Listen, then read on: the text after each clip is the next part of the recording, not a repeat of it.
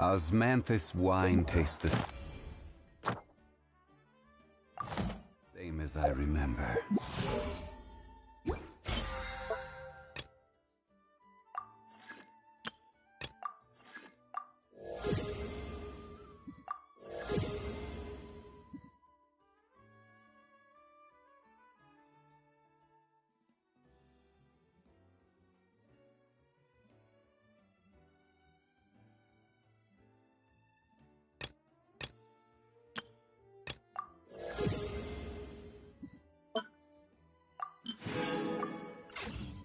But where are those who share the memory?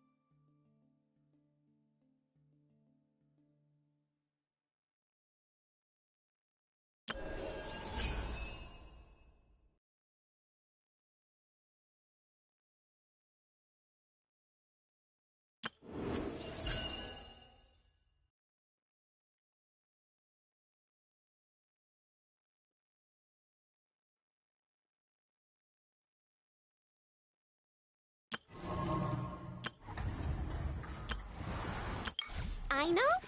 Present!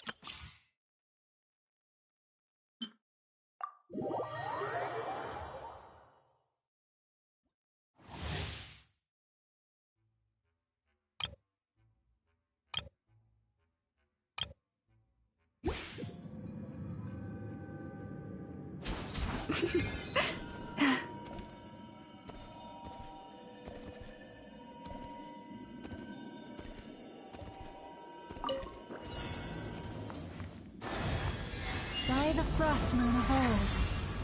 Yeah. Yeah. Yeah.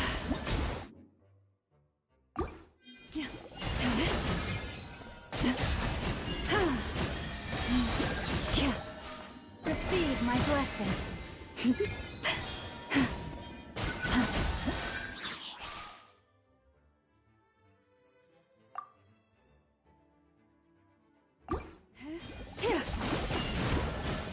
With one heart, we pray.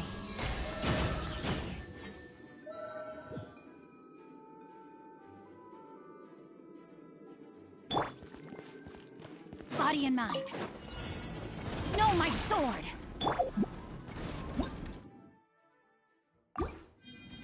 By the frost moon of old. Forest, protect us. Rain cutter! Grow, grow, grow! Make yourselves at home!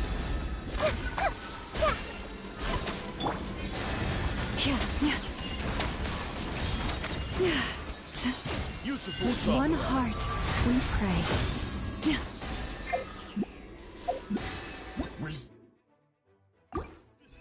Leave this fight. Oh, lightning terrified! Witness the power of Gugwa! Get for the everlasting forest. Our bond is strong!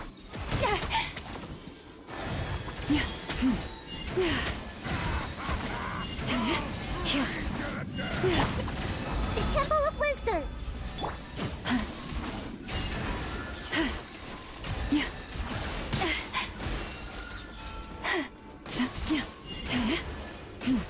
Forest, Dissipate! Know my sword! let me weave you a verse.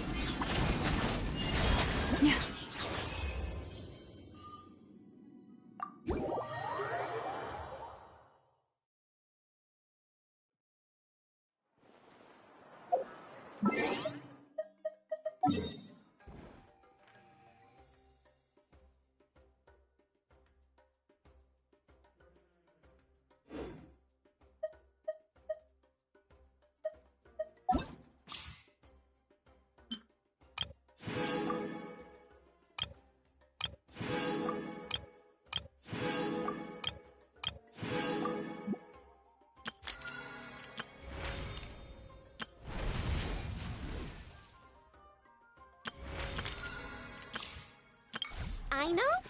Present!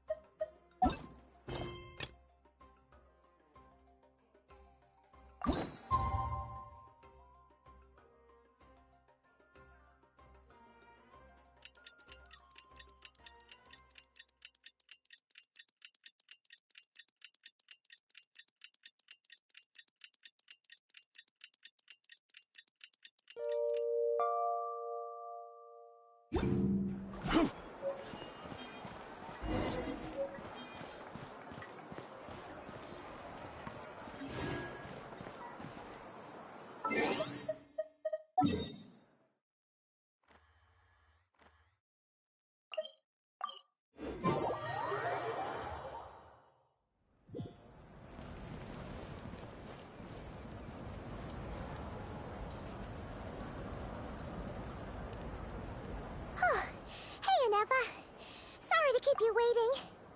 That is perfectly all right. My data indicates clear skies in the coming days. Current conditions for maritime travel, optimal. I'll be ready whenever you are. But are we really gonna set off without telling anyone again?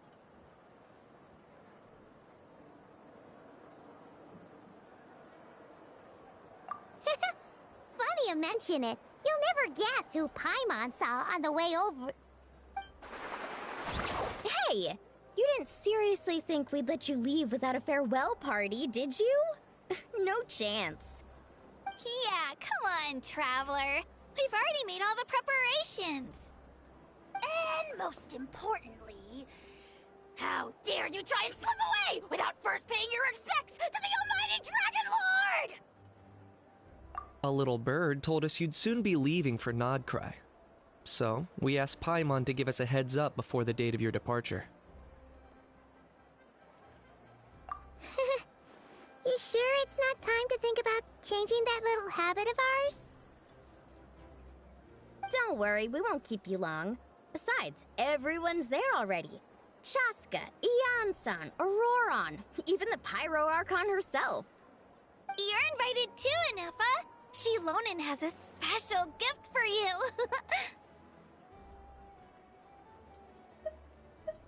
Accompaniment request accepted. Shilonen demonstrates excellent massage technique. My impression of her is exceedingly positive. Wait, so robots like massages too? Or is it just that Shilonen really knows how you're wired? Alright, enough with the chit-chat. Let's head to the venue. Woohoo! Party time!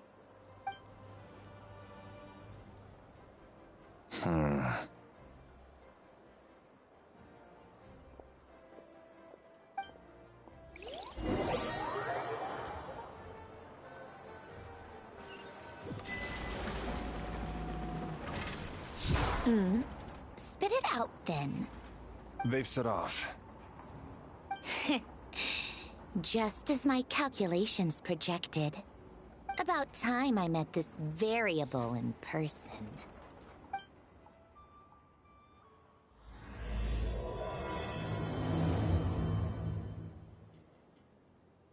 You know, every time we head to a new nation, there's always a point where it suddenly dawns on Paimon. This is it. The next chapter of our adventure has begun. This time, it was the moment she realized she just polished off the very last of her Saurus crackers. Should have stocked up better at the farewell party. In other words, Paimon has marked the geographic coordinates from 2 minutes and 40 seconds ago as the boundary between Natlan and Krai. This deviates somewhat from the official coordinates stored in my database. Paimon meant more in terms of how it felt on a psychological level. Anyway, what about you, Traveler? When did it really sink in for you? Huh. That actually kind of makes sense. What about you, Anefa? Come to think of it, maybe we should be asking the other way round. So, when you came over to Natlan, what was the moment you felt like you'd left Nodcry? In that case, probably when my sensors could no longer detect the moon's power. The moon? You mean, that one we can all see in the sky? Negative. I was referring to... Huh? Here we are. Paimon, Traveler, we have arrived in Nodcry. Oh, wow!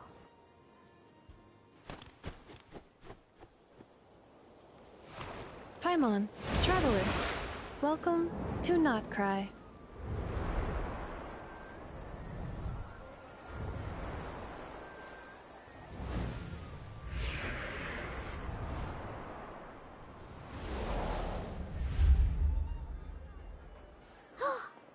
That must be Nasha Town up ahead! That's the place you were telling us about on the way over, right?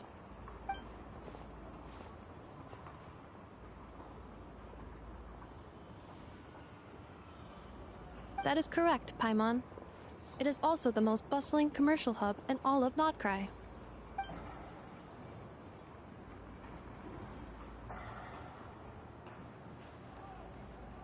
Oh, sounds like the perfect place to start trying out all the local specialties.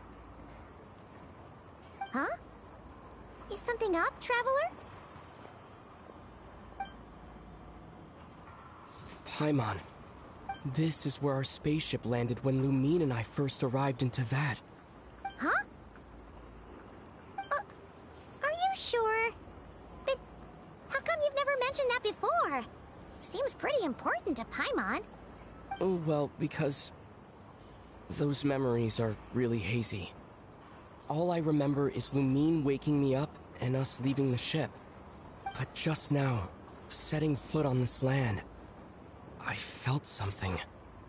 The kind of power I sensed in those moments. Are you referring to Kuvaki? What now? The locals refer to it as Kuvaki.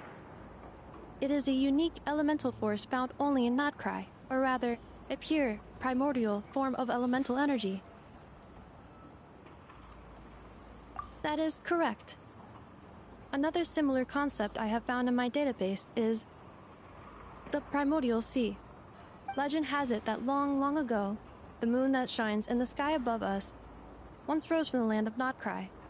Modern geological surveys and meteorite studies conducted in the region have since supported this claim. So, when you mentioned being able to detect the moon's power earlier, you were referring to Kuvaki?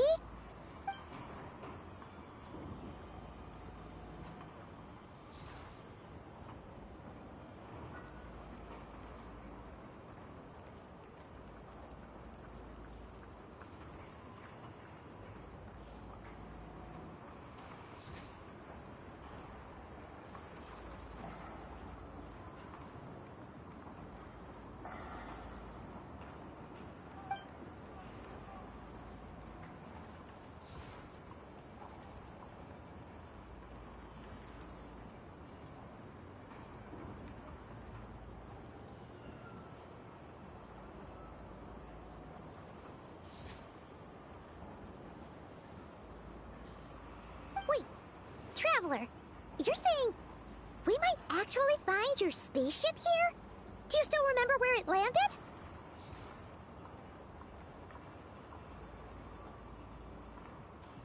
Nodcry is surrounded by the ocean. In other words, it could have been anywhere along its coastline.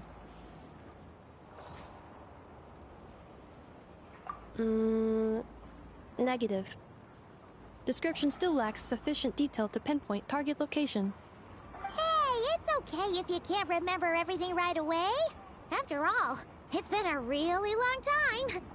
Let's just do what we've always done, and keep searching as we explore. Besides, what have you got to fear with your sidekick Paimon still here?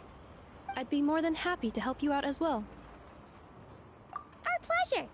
Anyway, just knowing that your spaceship's here in Nodcry surely counts as a big step forward, huh? Like we've crossed another boundary? Paimon! couldn't have put it better herself. You sure are a quick learner, Inefa.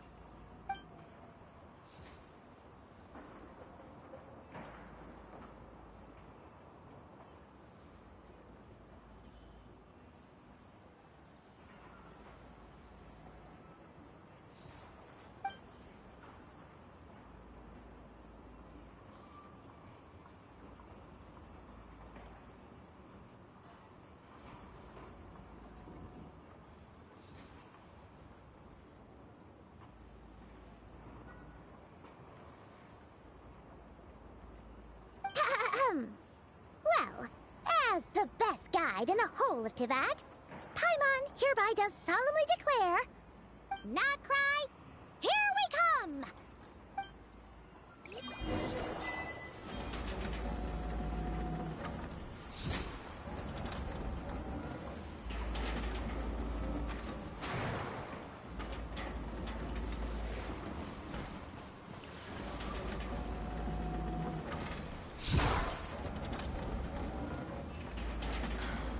Let me guess.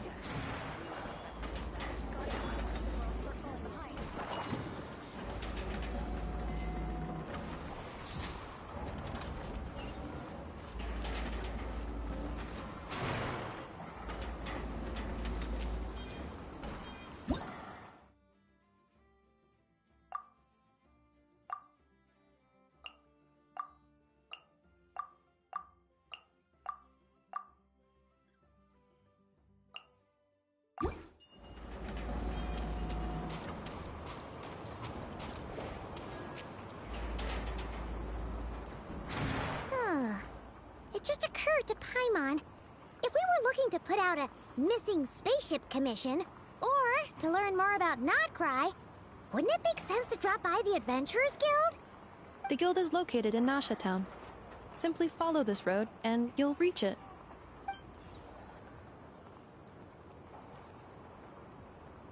Huh?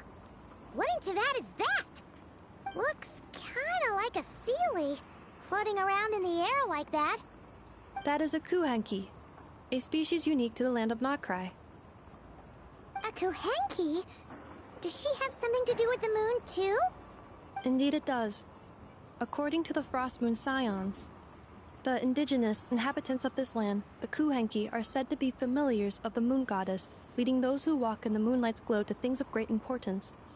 The moon goddess? Don't all people here worship the Tsaritsa? Although Nodcry lies on Snezhnaya's border regions, the people here have held their own unique beliefs since time immemorial.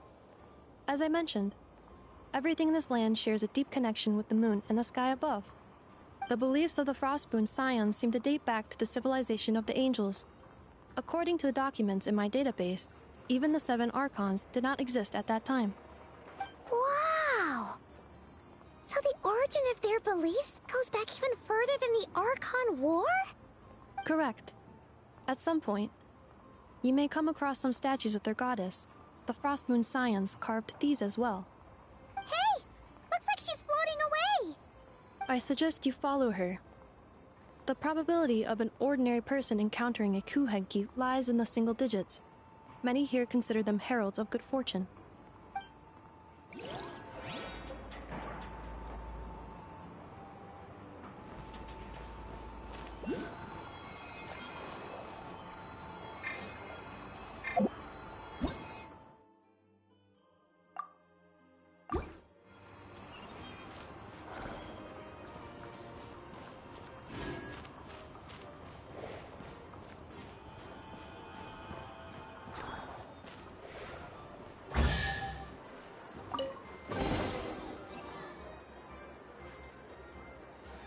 Is this a travel guide? Huh. It actually led us to something useful.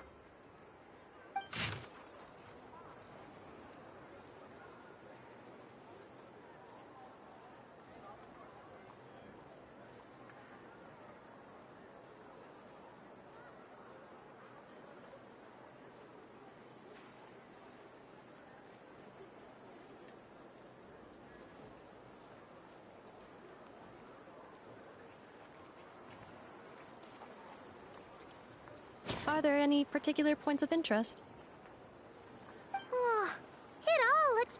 interesting to Paimon. If we have time, she'd love to see, well, pretty much everything. Recalibrating route. If we keep following the current path, we will arrive at an area of scenic beauty. From there, we will be able to identify both the Adventurers Guild and several must-visit specialty stores. Yikes! Why is Paimon suddenly getting the feeling that if she doesn't step it up soon, enough is gonna put her out of a job?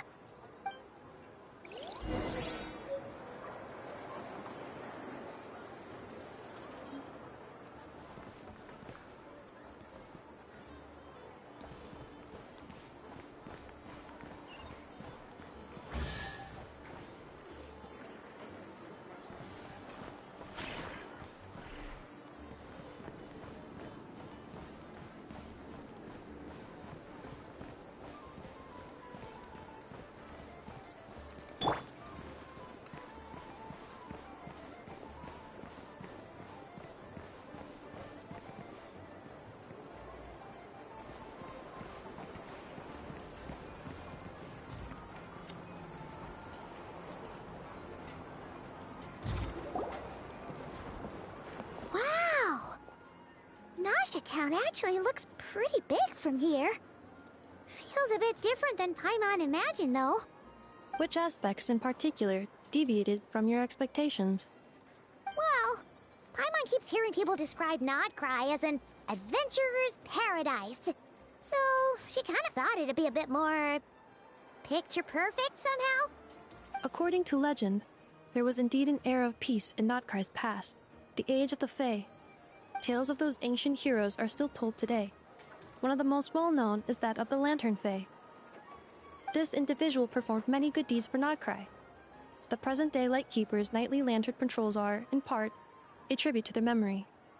But then, one day... What happened? There came a devastating abyssal calamity that swept across Krai, and for a time it was left desolate. Heartbroken by what had become of the land they had so cherished, that Fae extinguished their light, just as the abyss had extinguished all hope.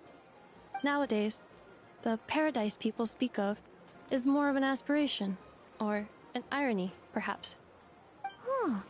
An irony?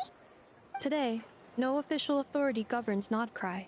In theory, at least, it is somewhere a person can do whatever they wish, and become whoever they want to be.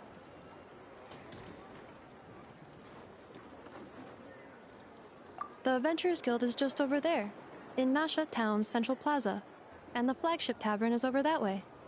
Hey, what's that building over there? You know, the biggest, tallest one. That is Aino's Boom and Blast Kuvaki energy cannon.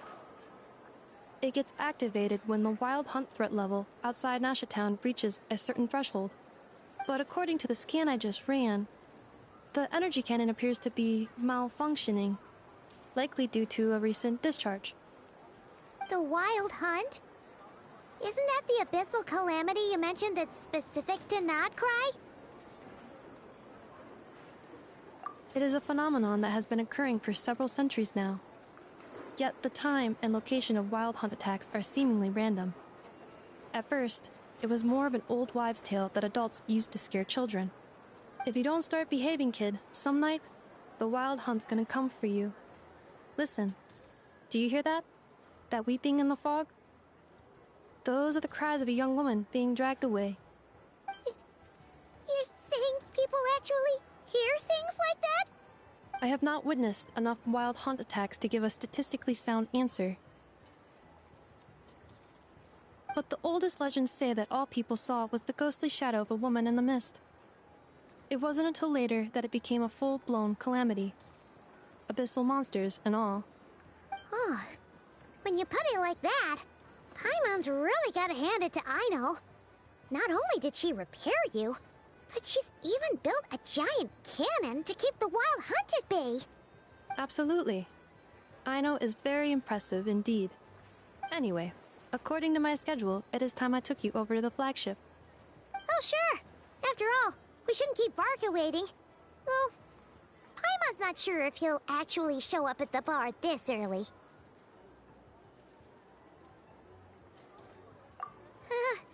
You're right about that.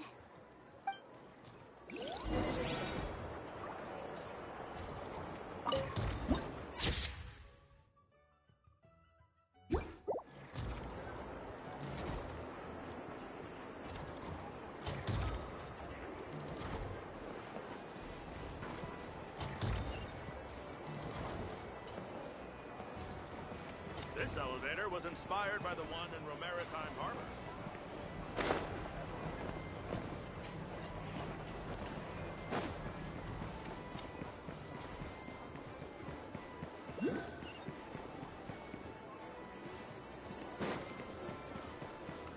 Huh. Isn't this the Adventurers Guild? Why isn't anyone here? Does that mean that Catherine and Nodcry actually gets to clock out? Anyway, let's come back later.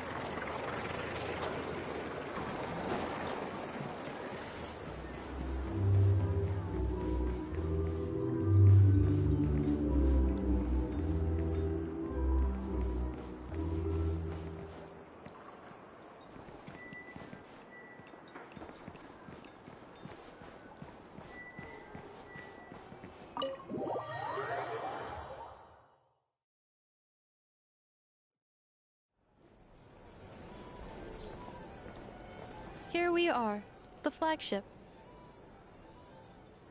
Varka told us to meet him here in his letter, right? Let's see. Varka? Varka!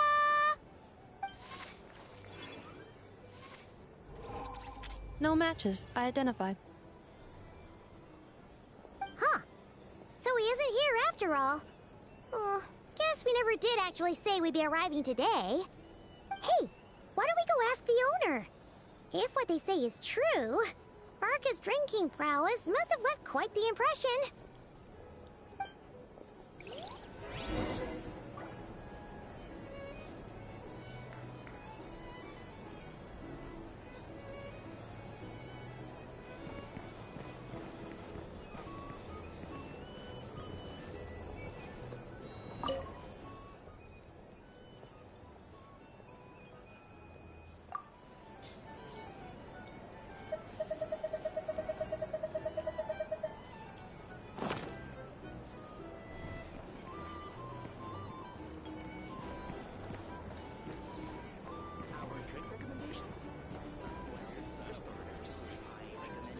Huh?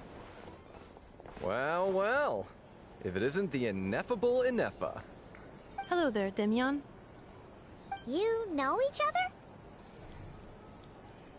Of course! Ineffa's a regular here at the flagship. So, robots are into booze too?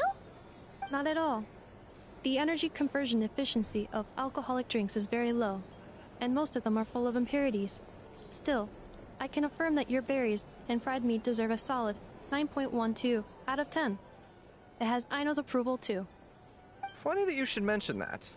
While you were away in Natlan, Varka would come in here every day to pick up a serving of berries and fried meat for Aino. Aww. He must have been worried sick that she wasn't eating properly on account of being so hung up about Ineffa being gone. Actually it's 'cause Varka found out that Aino went wild after Ineffa left, gorging herself on snacks she normally couldn't get her hands on. So it was more worry that she wasn't getting a balanced diet. I think I might have just put my foot in it. Anyway, since you're back from Natlan, these two must be the ones Varka mentioned. The Traveler and Paimon, yes? Yep, that's us. So, from the sounds of it, you must be a close friend of Varka's too. Varka? Goes without saying. After all, he's the only one around here who's ever managed to stay standing after 10 rounds of the roulette special. Paimon can't believe he's made such a name for himself. Though, guess it's hardly surprising how. Right now? Must be somewhere near Anvantinjarvi. That's quite far from here. Huh?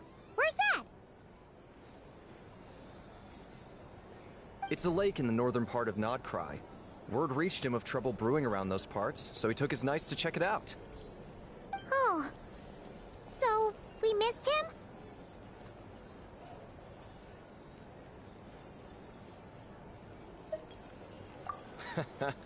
Varka knew you'd say that. So he specifically told me to make sure you stayed here and enjoyed yourselves. He sends his assurances that everything's under control. Well, if he's that confident, guess our only option is to accept. Anyway, it's not like there's any special cause for concern. He is the Grand Master, after all. Exactly. Plus, not only has he booked you into our finest room, he's paid for it in advance, too. Whoa! That's so generous of him! We might not have met yet, but Paimon's got a feeling that we'll get along with Varka like a house on fire. Oh, and by the way, he also asked me to serve up a portion of berries and fried meat for Anefa. That was prepaid as well. Thank you. No, thank you. I'm the one who should be grateful for your business. Traveler, Paimon, why don't you go ahead and drop off your luggage? I can use this time to go pick up some components that Aino asked me to bring back. Sure thing. Besides, now that we've got ourselves a map, once we're done unpacking, we might as well go for a stroll ourselves. Why don't we meet up again later? Oh. So you no longer require navigational assistance? No worries. We should be fine. We've got a rough idea of our way around town, so Paimon's reasonably confident we shouldn't get too lost. Thank you. This translates into an approximate time saving of 30%, meaning I will be able to see Aino about 45 minutes earlier than previously projected. Oh, right. You must miss her a lot, too. In that case, we better get a move on.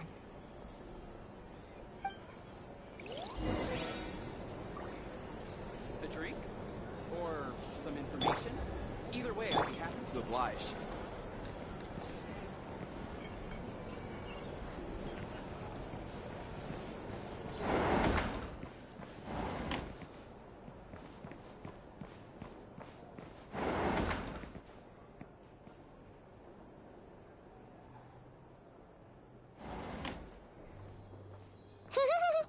Feels pretty nice having someone sort out our food and lodging for us, huh?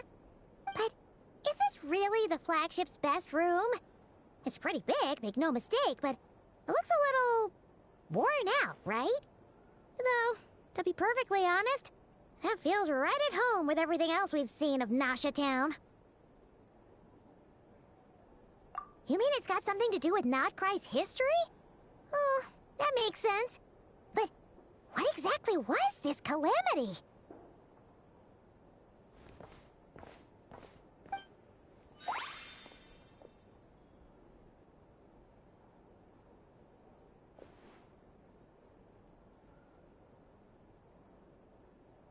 Oh, should we try the berries and fried meat too? Paimon's getting hungrier and hungrier every time someone mentions it. Oh, sorry about that. Paimon wasn't watching where she was going. Please, there's no need to apologize. If anything, I'm the one who should be sorry. Clearly, I shouldn't have gotten lost in my thoughts in the middle of a hallway. Wait a sec. Are you staying in the room next to ours? Ah, quite the perceptive one, I see. First things first. Allow me to introduce myself. My name is Kirill Chudamirovich Flintz, but please, just call me Flintz. Whoa, that's an impressively long name for sure. Ah, is that so? Names like mine ought to have been fairly common in Snezhnaya, at least in the past. Would I be correct then to assume that the two of you are travelers in this land? Yep, you sure would be. Paimon is Paimon, and this is the Traveler. We've been to a bunch of nations already, but we only just arrived in Krai today. What a rare honor it is to meet such worldly travelers. Are you here for travel too? If only I had the time to spare. No, I'm just staying the night. Oh, so you're here for business? That's certainly one way to put it. I'm a Ratnik of Krai, normally stationed near the burial grounds to the north. My sole cause for being here today was to repair this lantern of mine.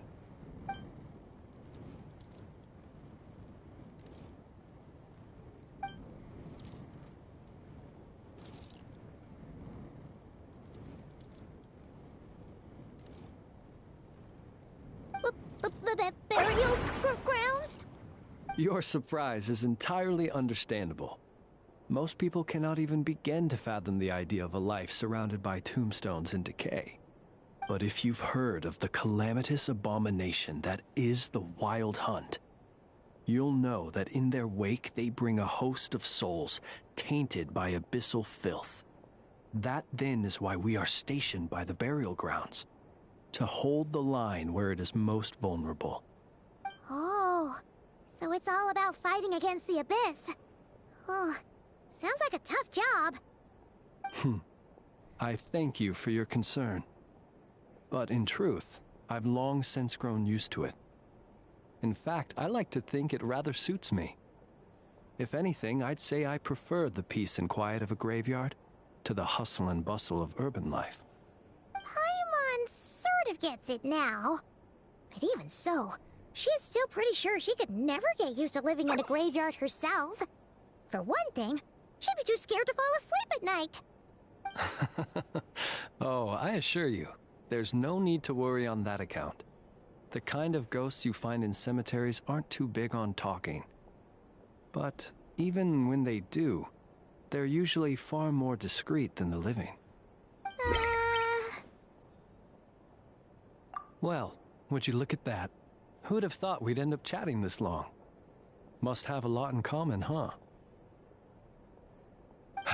Forgive me, but I must excuse myself, for the time of my appointment draws near. And in terms I'm sure you'll understand, a lanternless Ratnik is like a mapless traveler. A serious conundrum indeed. Oh, sure. In that case, you go right ahead. We won't keep you any longer. Not at all. Should the opportunity present itself, I'd gladly continue our conversation another time. You're always welcome to come visit my grave. I mean, the grave I stand watch over. Your visit would bring much-needed light to that place of final rest. Right. Well, if we get the chance. Then allow me to wish you a traditional Ratnik's farewell. See you by the graveside. Ugh. Jeez. What a weirdo. Not to badmouth him at all. In fact, he seemed pretty cultured, but at the same time, kinda spooky? Must be all that time he spent around graveyards. His lantern? No, not really. You mean, 'cause it was broken? Huh. Guess you've always had a nose for stuff like this. If you're worried, you can always ask him the next time we cross paths. Hey, don't you start spouting all that weird stuff too.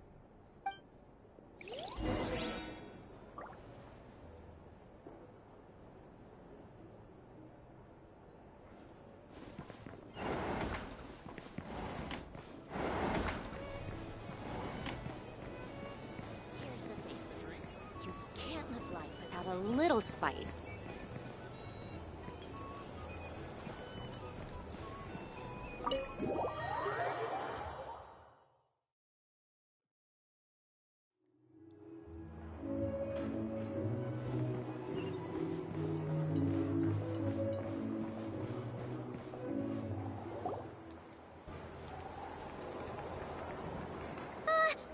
Paimon almost forgot something super important.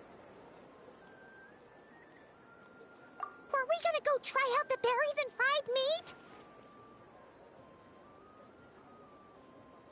But now, heading all the way back to the flagship feels like such a waste. Please, accept today's boon. Come night or day, may the blessings of the moon goddess shine down upon you. Huh?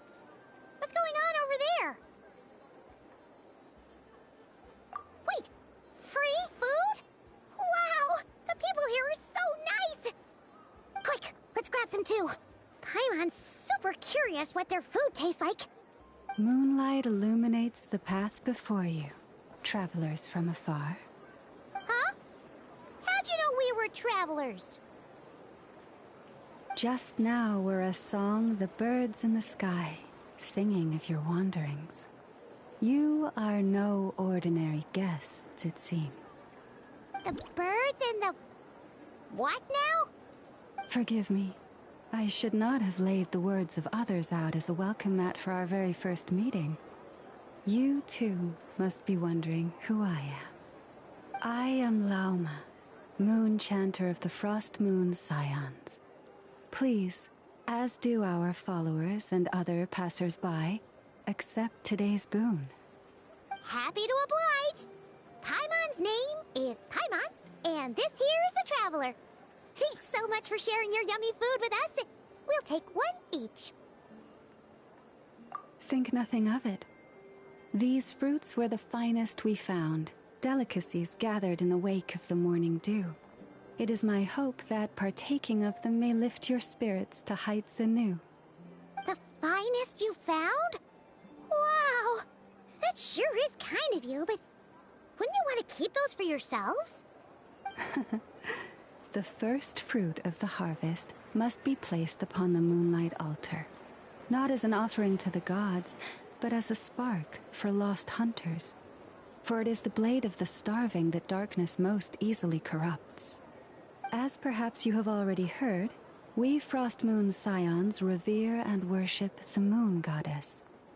We believe that together, virtue and compassion are the shining light that will lead us all out of the long, dark night. And now, with tides of haughty Fatui swarming into Krai, driven by greed, and greed alone, more than ever before, we must all unite under the banner of virtue. Huh, look who it is again. Those unsufferably kind-hearted Frost Moon Scions. Got enough for us too? That's right! 2 servings each! We're starving over here! The Fatui! After what you've been doing to our sacred statues, how dare you even show your faces? Wilhelmina, bestow today's boon upon our guests. You hear that? No slacking now. We'll have the very best you got. But, my lady, they... Please, you two, accept this meal. But remember this. Kindness is the first lantern left to guide those who stumble in ignorance. Come again? Let me finish. But should they still refuse to follow the moonlit path, then by our frosted blades shall we show them its shadow. You! Hey, look who it is. Whatever. Just you wait. We'll be coming for you next. Huh? Where's the meat?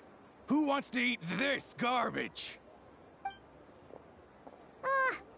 Those stooges really are the worst.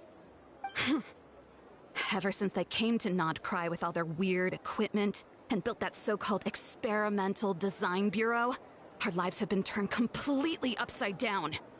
Judging from how they reacted just now, it seems the Fatui already know who you are. Well, we have gotten in their way in pretty much every nation we visited, so we're probably at the top of their blacklist by now. I see. Then, on behalf of the Frost Moon Scions, I thank you for the goodwill you have shown us. Because if they had gotten ahead of themselves just now, I'm sure you would have stepped in to help. Just as the birds and beasts put it, your arrival heralds joy to us all.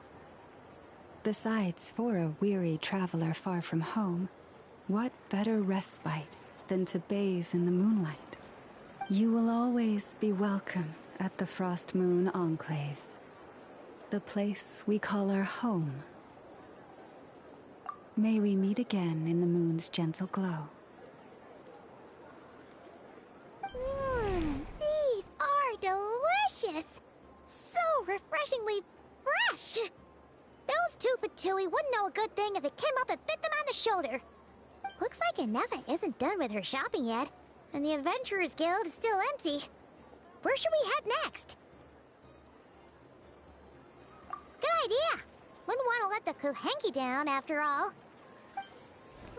Let's see... Okay. Paimon's got our route all figured out. So, all that's left to say is... don't fall behind! This is Nuts and Nuts. It's mostly a fruit shop, but there's a crafting bench, too. This is the Speranza, one of the travel guide's recommended restaurants. All the waiters here are kids. This is the Vesnitsi Prolegic Greenhouse. Apparently, their flowers are all made of metal, so they'll never wilt away. And this is the Rossum Workshop. If you ever need a weapon made, this is the place to go. And over here, they've got a super tall observation deck. Whoa! Take a look at that! You can see really far out into the distance. That way's north, and that looks like something built by the Fatui? And then over there to the west, that must be the place Lauma mentioned, where the Frost Moon Scions live. So, what'd you think?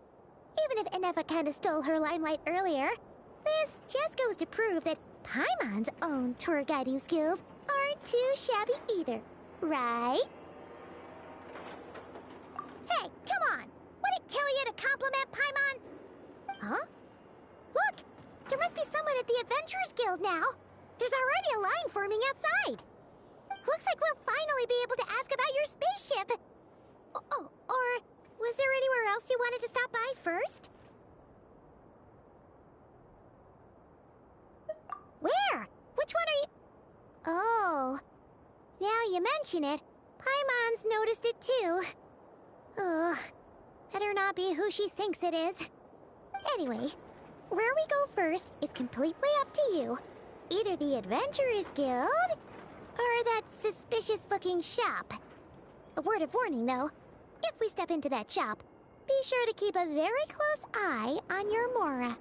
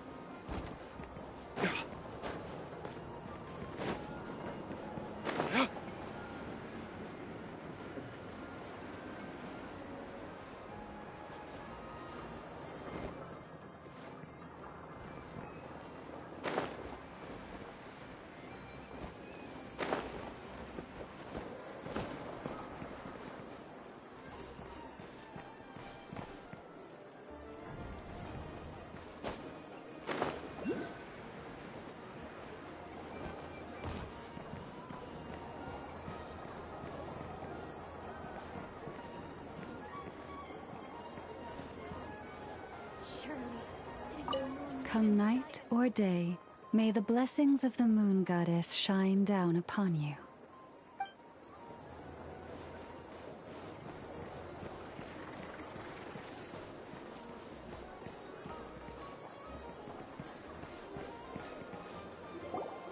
Lucky us! The line seems to be gone now!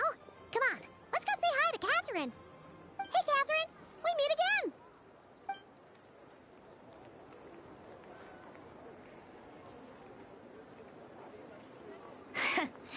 How ridiculous. Huh? They often say that mortals, shackled by their own flesh and blood, may fail to perceive the truth of this world, even when it is right beneath their very noses. Yet I had not expected to have the pleasure to witness such heights of absurdity firsthand.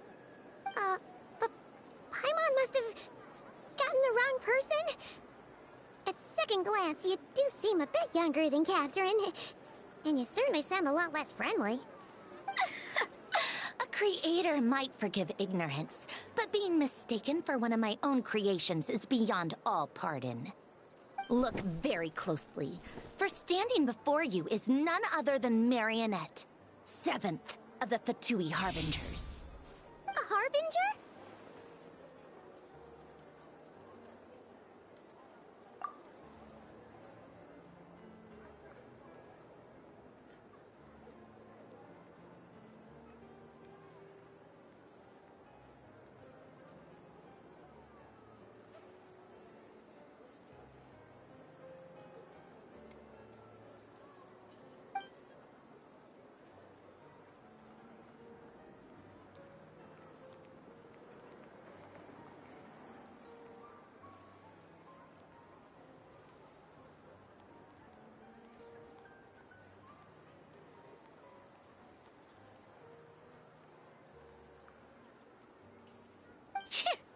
Today's encounter is merely a courtesy call. A friendly warning, if you will. You interfered with my work once before, with that little robot. I let it slide. After all, it was nothing more than a distraction, a side project at best.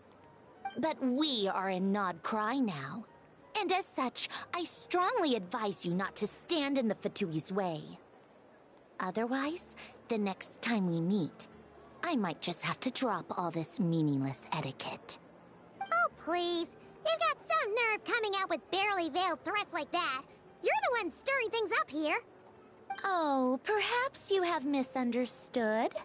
Just because Nod Krai lacks a ruler at present, that does not mean it should not be ruled. We Fatui are simply establishing a new order. Yeah, right.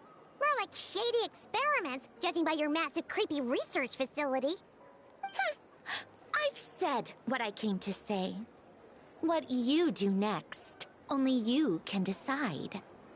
So why don't you start by using your already limited processing capacity to calculate your even more limited options?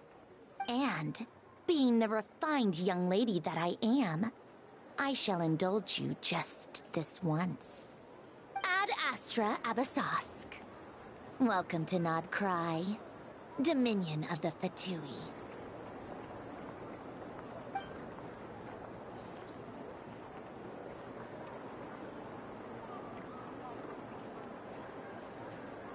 Ugh! Paimon's so mad right now! How can anyone so obviously evil be so annoyingly self-righteous? But if a Fatui Harbinger is here to greet us in person, that could only mean one thing. We'll have to be extra careful from here on out. Paimon hates feeling like she's being watched. Hey! The real Catherine's back! Ad Astra Abyssosque. Welcome to the Adventurers Guild. How may I help? I will do everything I can to assist you. Oh, you're so much nicer to talk to, Catherine. Please don't leave us again, okay? Hmm?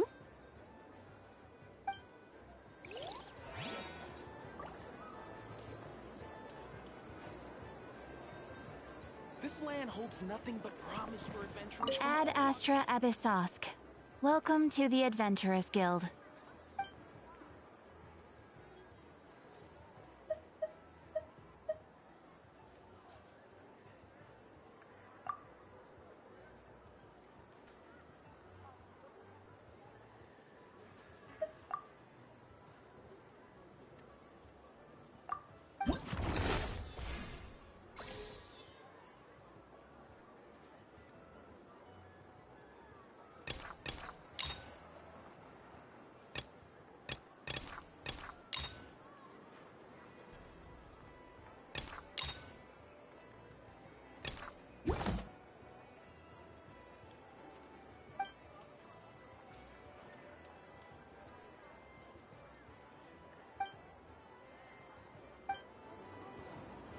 Ad Astra Ab... Ah, traveler. You have come at just the right time. I have something for you.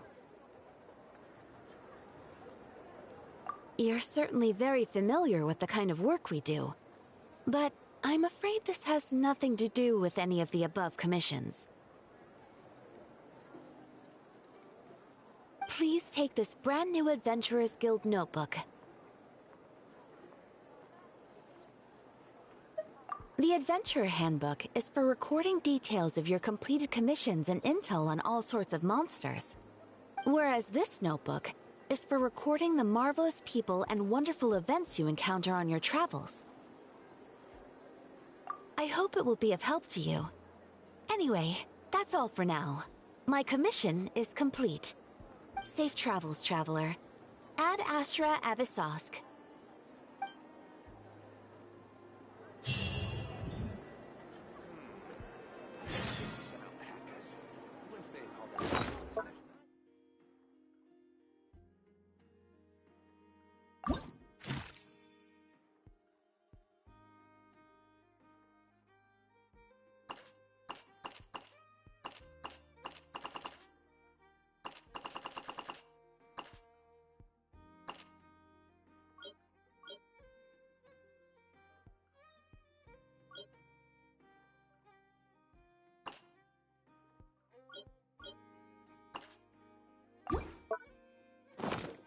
Every course of action has its risks.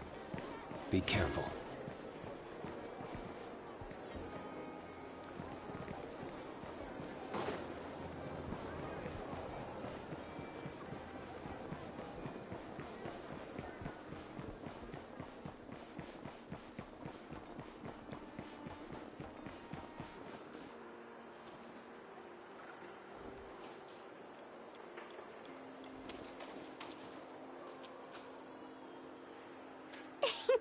Please, here you go. And if you ever need anything else, don't forget to make the great Lord Sangama Bay your first port of call. Oh dear. So it is the real deal. Of course it's the real deal. Everything you'll find here is 110% real, meaning every one of my deals is as real as a deal can... Wait a minute. Well, if it isn't my two most valued clients. And with no small thanks to your munificent patronage. Come. How could you just sneak into Not Krai like this without telling your dear Lord Sangama Bay? If I'd known earlier, I would have made an absolute pulled out all the stops to ensure that your boat ride over was as comfortable as humanly possible. Thank the Archons we didn't tell you. Oh, come now! You know as well as anyone how impeccably and conscientiously above board I am when it comes to doing business. Well, regardless of whether that's true or not, the main issue here is that we had no idea you had a branch in Not Krai. A clever merchant always has a backup plan, or two, or three up their sleeves. As the saying goes, a rabbit with many burrows fears not the hunter's arrows. A merchant with stores galore hears no debtors at the door. Since you're both here in Not Krai, would you care for some of my finest local souvenirs? Whatever you're looking for, I have it. Or if it's Sumeru you're missing, I've got that covered too. We literally just arrived. Do we look like we're on the hunt for tourist trinkets to take back for our friends? My, your high-minded tastes never cease to impress.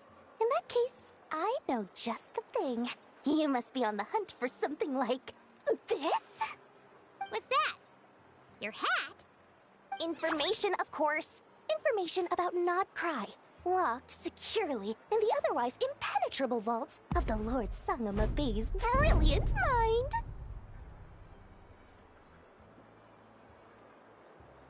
I knew it! I just knew you'd appreciate the value of my wares. On the back of all our pleasant dealings in the past, I'll even take a hit by throwing in some insider info for free. Wow. You sure are feeling uncharacteristically generous today. What do you mean by uncharacteristically? I am the most generous person. Forget it. Anyway, the long and the short of it is this. The moment I set up shop in Nodcry, it struck me how many different factions there were, all competing against each other for power and influence. Well, as they say, there's no time for business like a crisis. Things got even more turbulent after the Fatui pulled down 2 ancient moon's remnants. People began to catch a whiff of the coming chaos. And the more troubled the waters, the greater the potential profit. Not at all sorry to interrupt, but we're not here for Mora. Oh, really? But surely it was the tales of an adventurer's paradise that brought you here. The chance to take your very own slice of all the latest and greatest business opportunities? In that case, what would you like to know about? The Frost Moon Scions? You mean the people who believe in the Moon Goddess? They're not a bad bunch. It's just, well, they have such simple tastes. No luxuries, no indulgences, no nothing. Trying to earn a little more from that lot is like trying to squeeze blood from a stone. Still, things between them and the Fatui have gotten pretty tense. It's only a matter of time before the powder keg goes boom. And when that happens, that's when business will start to boom too. Oh, they're an organization set up to keep the locals safe. Apparently, they have a long and glorious history, and they're made up entirely of volunteers. But seriously, a volunteer organization in Nodcry? This place is hardly a magnet for noble hearts. No pay, all work. That's not a business model, and it's certainly not for me.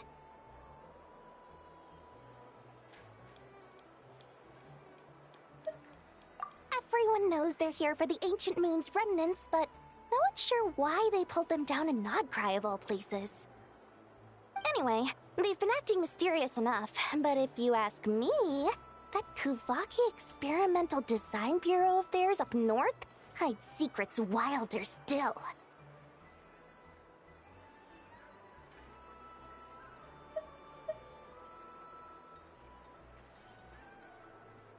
That bunch of booze-loving monsters? Ugh, don't even get me started. As fellow Outlanders, I thought they'd be easy pickings, but somehow, every single one of our business negotiations wound up at the flagship. I've done plenty of deals with heavy drinkers before, but those guys? I never once made it to the contract signing before blacking out. I'm getting flashbacks of the hangovers just thinking about it.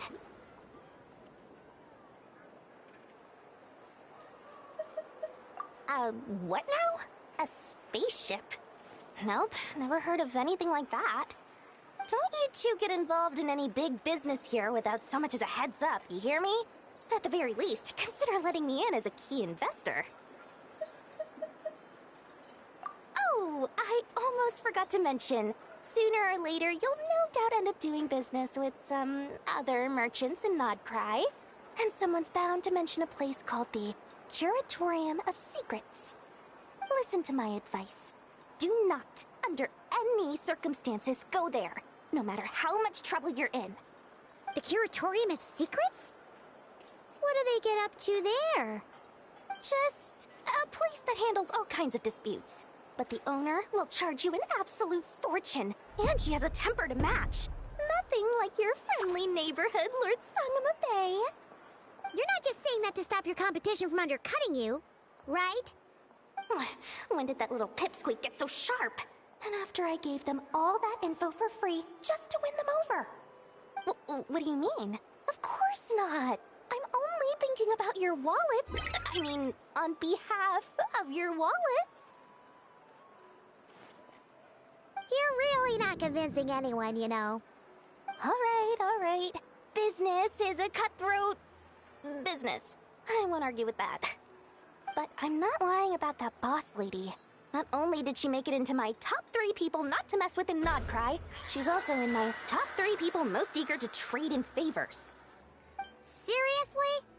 It feels like you're just bad-mouthing your rival now.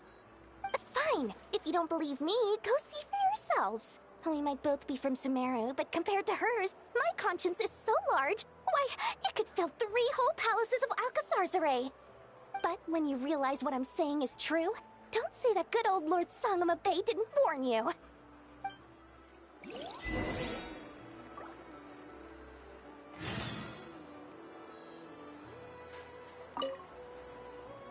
Anyway, don't be a stranger now. We might be a Nod Cry, but don't forget, Dory's doors are always open for you.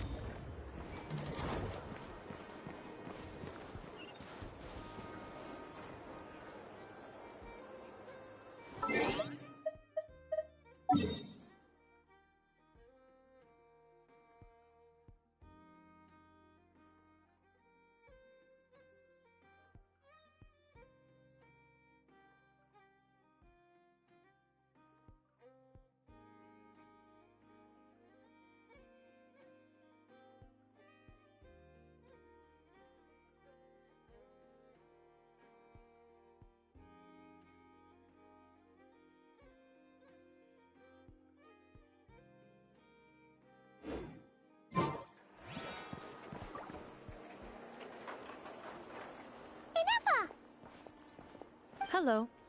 I was just about to start tracking your whereabouts. Did you manage to get everything Aino asked for? I did. What about you?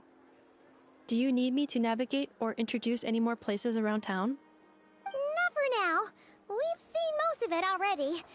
We probably need some time to process everything we've learned, though. Any progress with the spaceship? No. Catherine came back just now, so we asked her, but even she hasn't heard a thing. One possible explanation is the vast stretch of time that has elapsed. Additionally, given the limited resources available in Nod Cry, it is entirely plausible that the wreck was scrapped for parts, or even mistaken for a pile of broken machinery. Aww.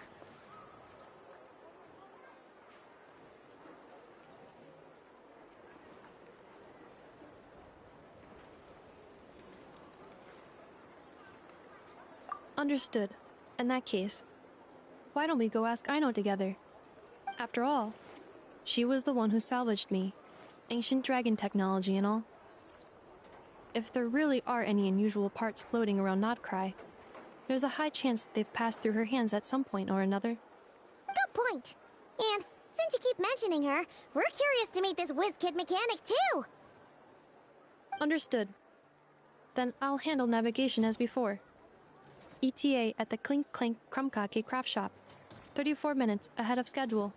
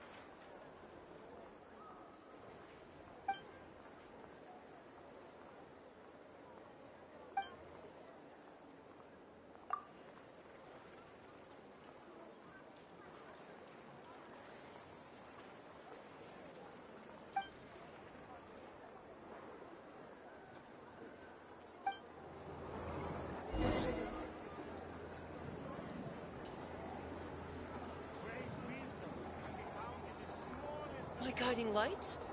Well, it's actually praise the Moon Maiden!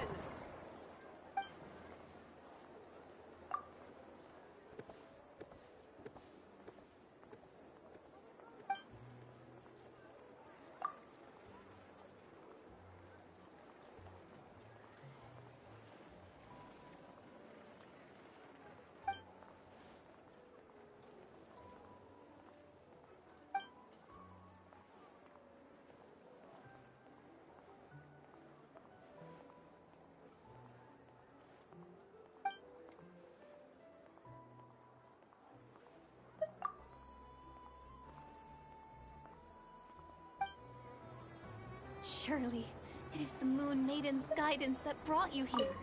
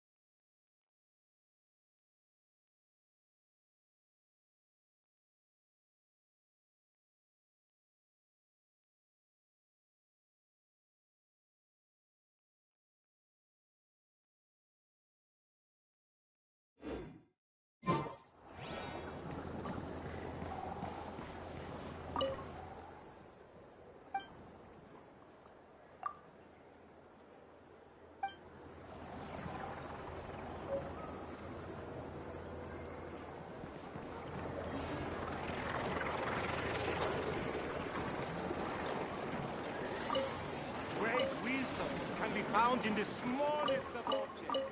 Come, take a look.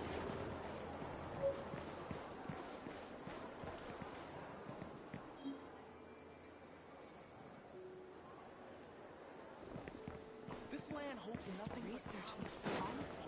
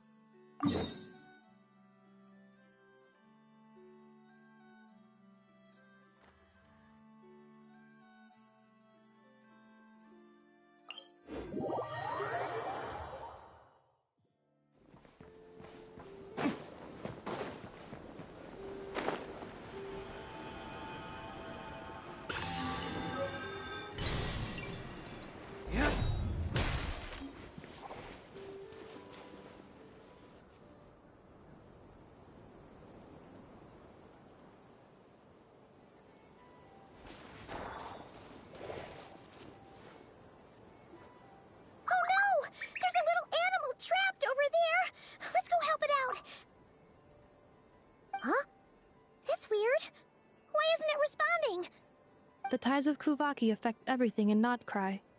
So much so that many creatures have evolved a kind of dependency upon it, growing stronger or weaker as it waxes and wanes. This little animal must have been caught here unprepared. So you're saying we need to use Kuvaki? Paimon will leave it to you guys then. Don't be scared! We'll get you out of there soon!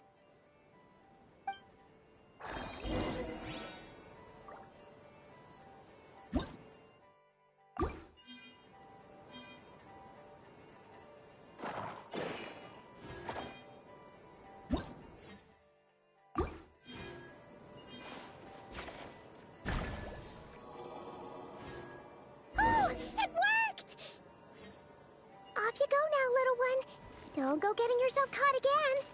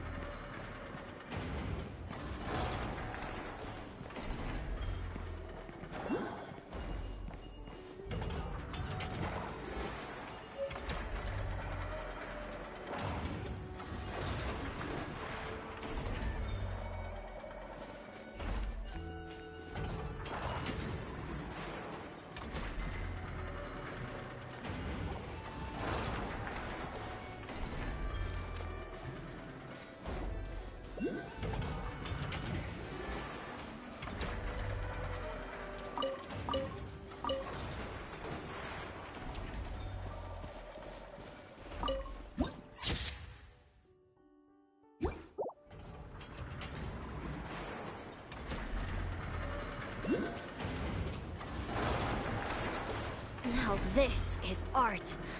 If only I could show those old geezers back at the auction house.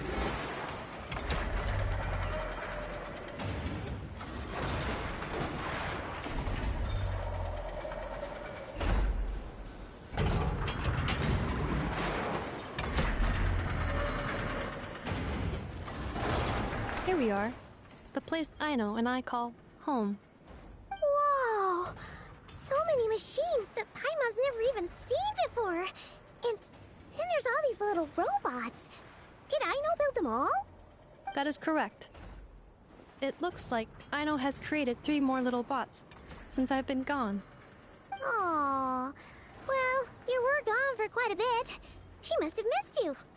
I missed her too. I want her to see what I've become. Let's not keep her waiting any longer then. Come on!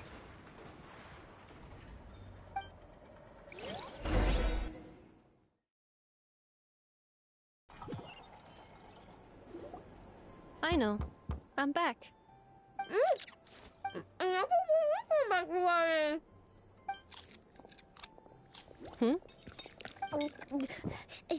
Ineffa? You're back significantly earlier than I expected. Like a whole 30 minutes at least. Everything went very smoothly, which saved me quite a bit of time, so I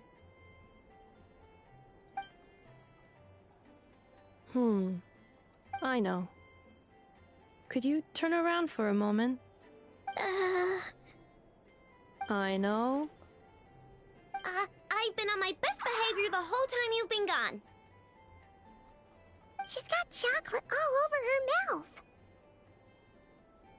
I know. While I was away, did you strictly abide by my tailor-made snack intake schedule? Oh, of course I did. 1 whole cake, 1 crumb cupcake, and 1 pack of chocolates a day, right? It was either a cake or a crumb cake or a pack of chocolates per day. Oh, shoot. When did you finish the snack stash I left for you? Literally just earlier today. Let me just go run a scan on that. I meant today, a week ago. And then you restocked an entire week's worth on your own initiative? 2 weeks worth. Why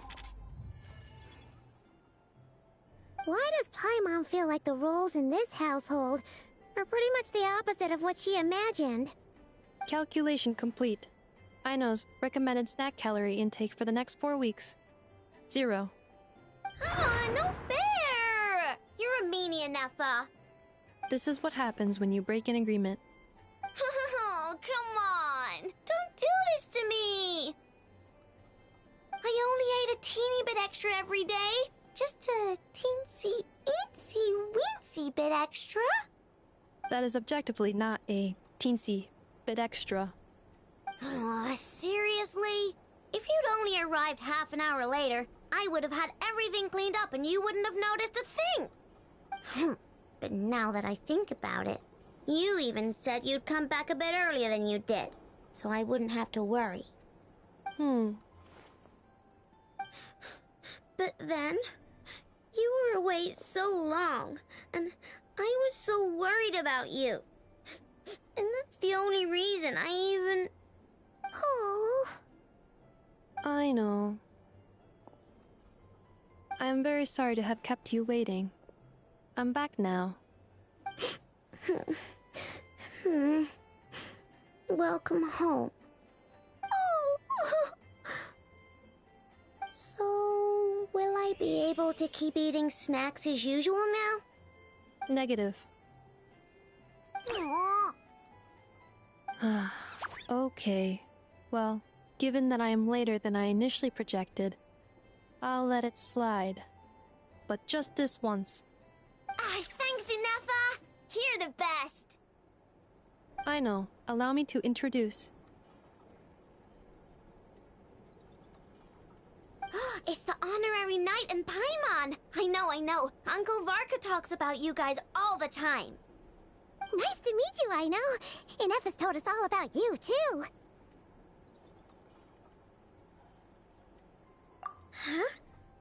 Really? She actually said that about me? Well, she's not wrong. Oh yeah, so, you're here to see Uncle Varka, right? A couple of days ago, he suddenly said he had to head out on business, and that he might not be back for a while. He asked me to let you know if I saw you.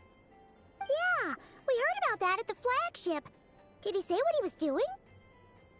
Nope. Just told me to take good care of you guys and make sure you feel right at home. Oh, shoot. Please, take a seat.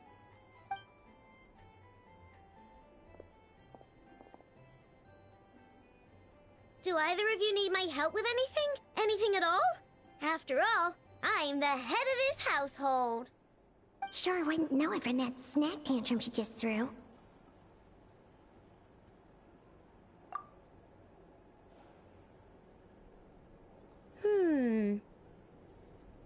A spaceship, huh? From outside to that? Exactly. So, ring any bells?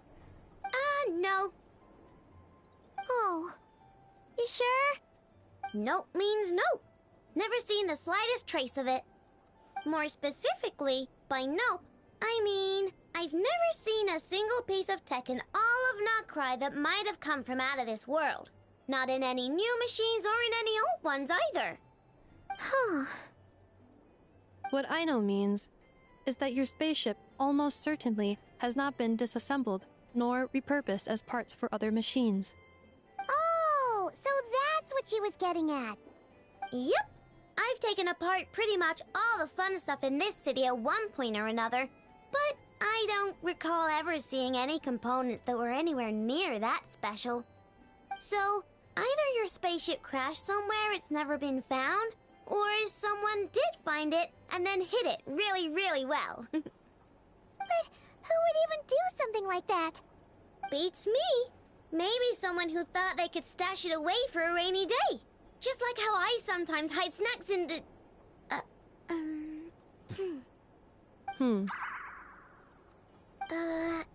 Anyway... Long story short, I definitely haven't seen anything like that. Besides, sounds like it would practically be ancient history by now. If anyone still has any leads on what really happened, it'd be the Frost Moon Scions. The Frost Moon Scions? Huh? Haven't heard of them yet? Didn't Inefa tell you about their rituals? There wasn't enough time to delve deeper into their history and traditions. What kind of rituals are we talking about? I've never actually seen them myself. Just heard bits and pieces here and there.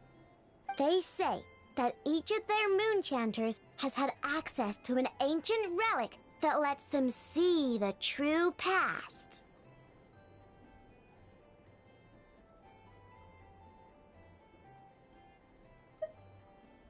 Not sure exactly how it's meant to work. I can't get my head around anything that can't be explained by either machines or science. And to tell you the truth, I don't like it much either. Looks like we'll have to try our luck with the Frost Moon Scions. Aw, leaving so soon? Sure you don't want to hang out a little longer? It's getting late, I know, and these two still need to head over to Hisi Island. It would not be convenient for them to linger much longer. Aww. Alright then. Don't worry. We'll be sure to drop in on you as often as we can. Really? You promise? Sounds like my type of visitors. You're welcome anytime. I'll be staying to look after Aino today, so I won't be going with you. Hey, don't sweat it. We'll find our way just fine. I'm glad to hear that. Also, I must admit, I have very much missed the charging bed that Aino made for me. Oh, are you here to play with me? My name's Aino, and I'm an inventor. Me and Anefa live together. I could probably eat all the cakes and cookies in the world because I love them so much. But my favorite kind of all is Lakaberry crumb cake. Come visit my Clink Clank Crumb-Cake craft shop whenever you want. Anyway, that's me. What about you? Tell me something about you, then we'll be friends.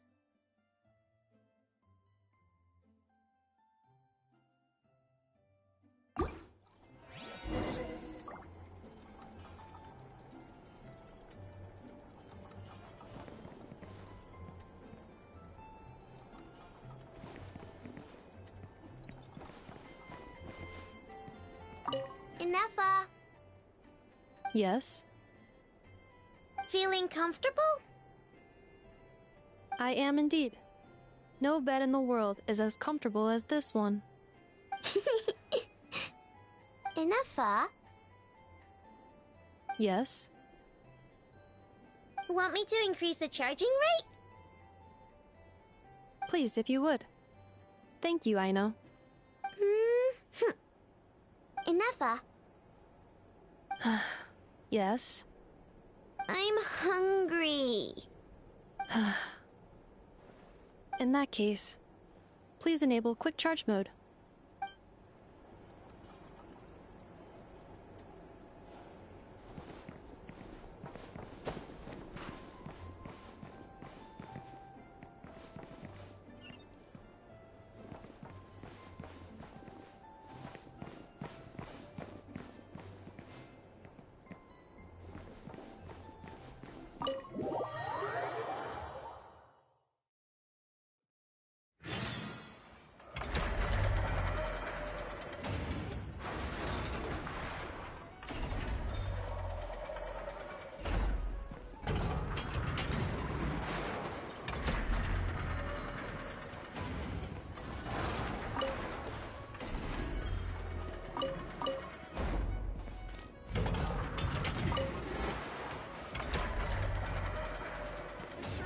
No way, that's a human. Even your heads would get there?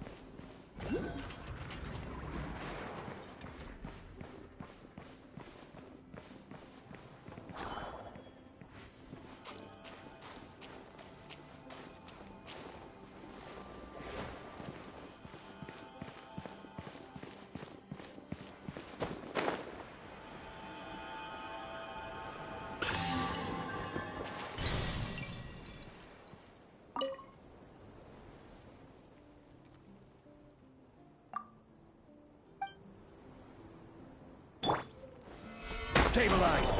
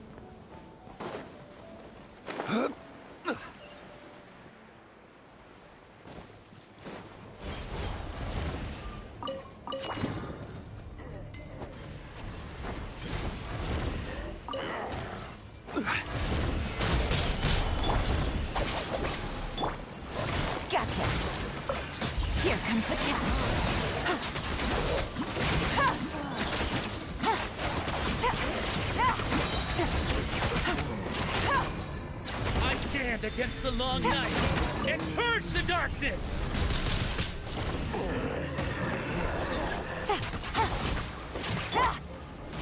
Gather! Our bond is strong. I'll settle this. Order guide you. Dawn, break forth!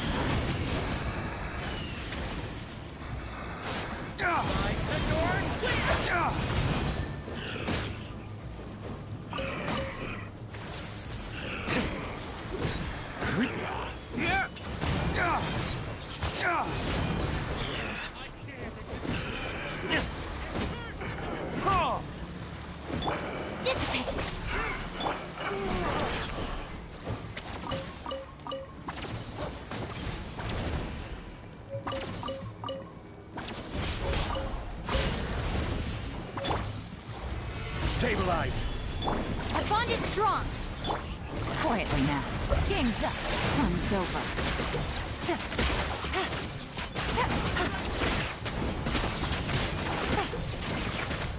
I stand against the long night and purge the darkness! Lightning terrified! Flames, purge! Strike them down! I will have order. Solidify! Busted. Things are about to get dicey.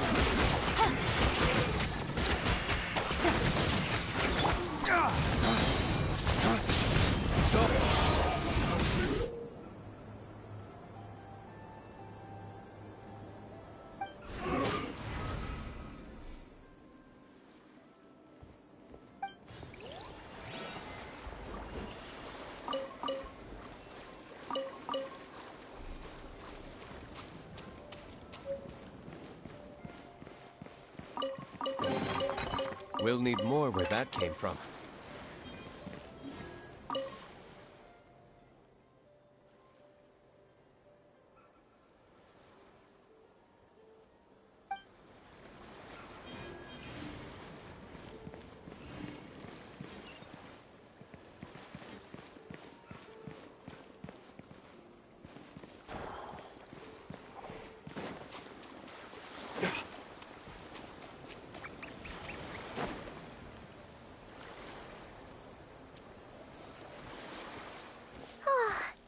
Anafa and Aino reunited like that sure was heartwarming.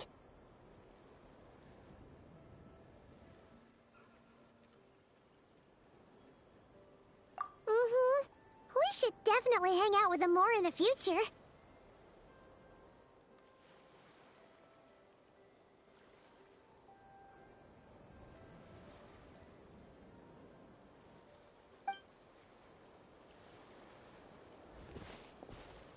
Speaking of homes, we must already be close to where the Frost Moon Scions live.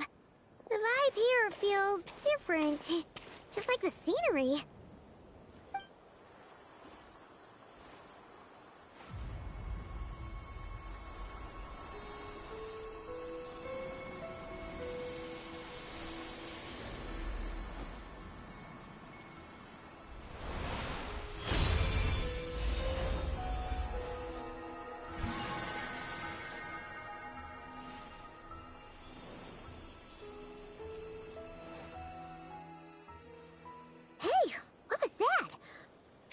Some sort of breeze blew by, and then the petals suddenly turned into...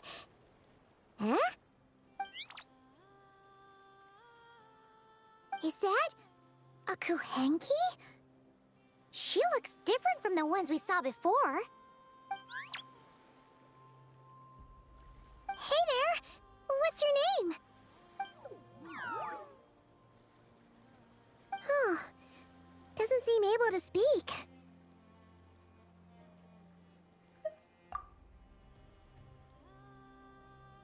No idea what she wants. Unless you want to stop, maybe we should just keep moving?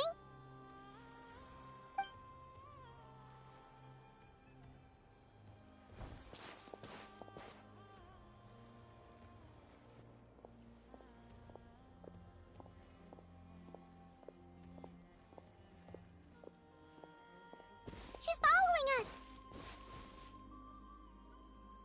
Go on. Go on now. We've got stuff to do. Best you find someone else to hang out with.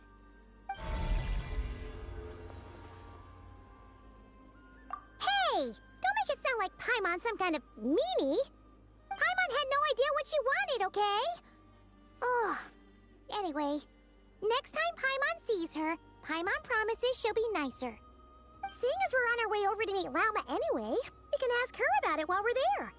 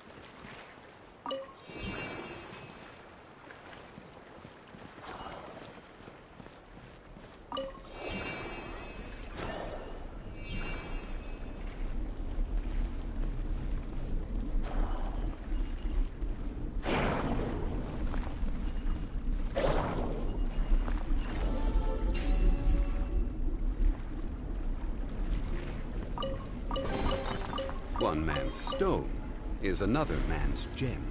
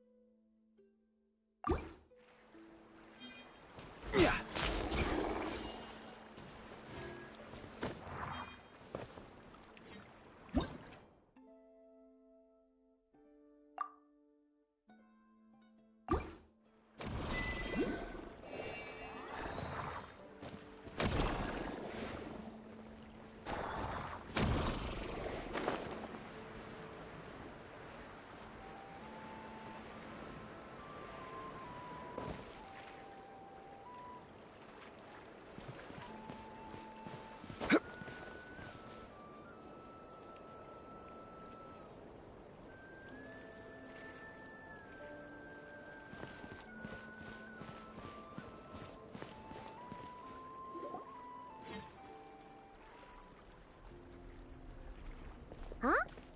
Hey, look! Isn't that Lauma? The moon chanter? Let me take a look at your wound. You must be more careful.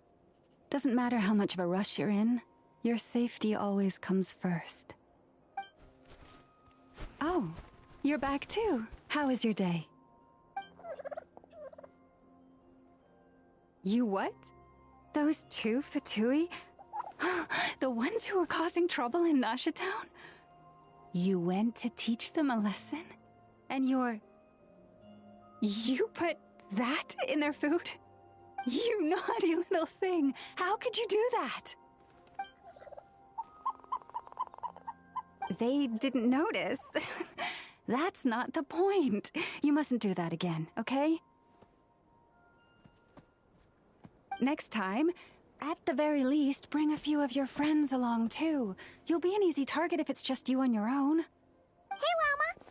Still remember us? Oh, it's the Traveler and Paimon, isn't it? Welcome to Hisi Island. Not at all. Those who come with kindness in their hearts are always welcome with the Frost Moon Scions. Were you just talking to those animals? I was indeed. The Frost Moon Scions bloodline is unique, for throughout our history, there have been many among us who could communicate with all living things. What was that? Oh, is that so? She says she was trapped in a plant earlier, and that you were the ones who rescued her. She wants me to thank you on her behalf. Oh, it was nothing. Barely lifted a finger. If you both are free, why don't you join us at the Frost Moon Enclave for dinner? Consider it a small token of thanks for your kindness. We'd love to! And actually, we had something we wanted to ask you anyway.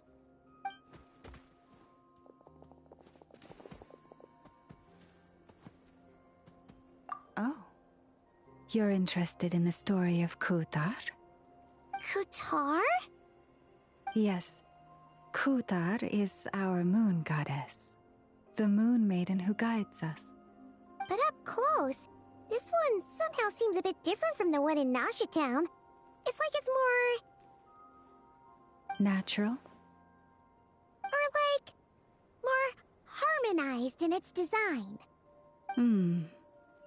That is because, ever since the Fatui arrived in Krai, they have been modifying and defacing our statues as they please.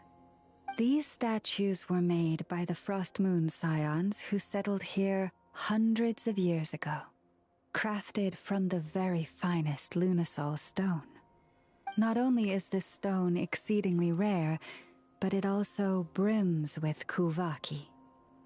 I suppose the latter must be what caught the Fatui's eye. For a time, we put up fierce resistance. But now, this is the only one left that still retains her original form. We heard they even pulled some ancient moon's remnants down from the sky. That's right. The two largest remnants landed in Krai. One here on Hisi Island, and the other on Paha Isle. The Fatui built their research facility on top of the remnant over on Paha Isle, but they've had their sights set on the one here, too.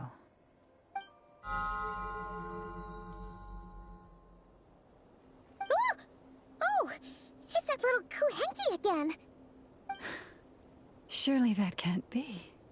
Hey! We've been wondering what was up with it, too. It just appeared out of some petals and hasn't stopped following us since. No, that is no ordinary Kuhenki. These we name Luonnotar, beings born from the moon goddess's blessing. Can you understand what it's saying? We honestly haven't got the slightest idea why it's been following us. I'm afraid not. I cannot fathom its thinking any better than you can. Sometimes a long time must elapse before the moon goddess's blessings turn into Luonnotar. Perhaps you two were simply there to witness that transformation. Oh, maybe. Legend has it that the Luonnotar bring good fortune. Given that it seems to have taken a liking to you both, why don't you let it come along with you? Really? Then you can start by helping us find some more treasure chests along the way. Capiche?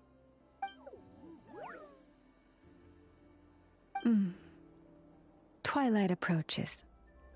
If you would hear more of the moon's story, then let us make our way to the Frost Moon Enclave. Beneath the gentle moonlight, I shall share this tale in full.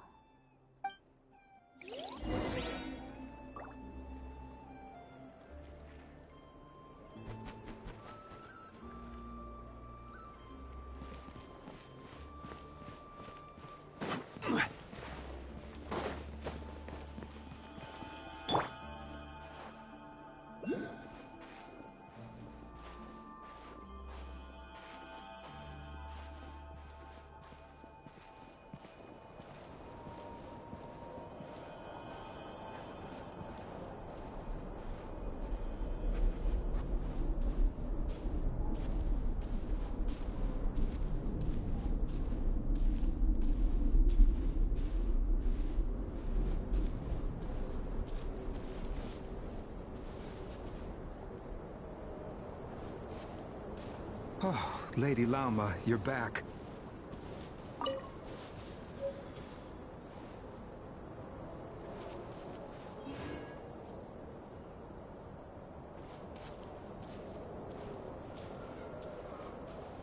Come day or night, may the blessings of the Moon Goddess shine down upon you.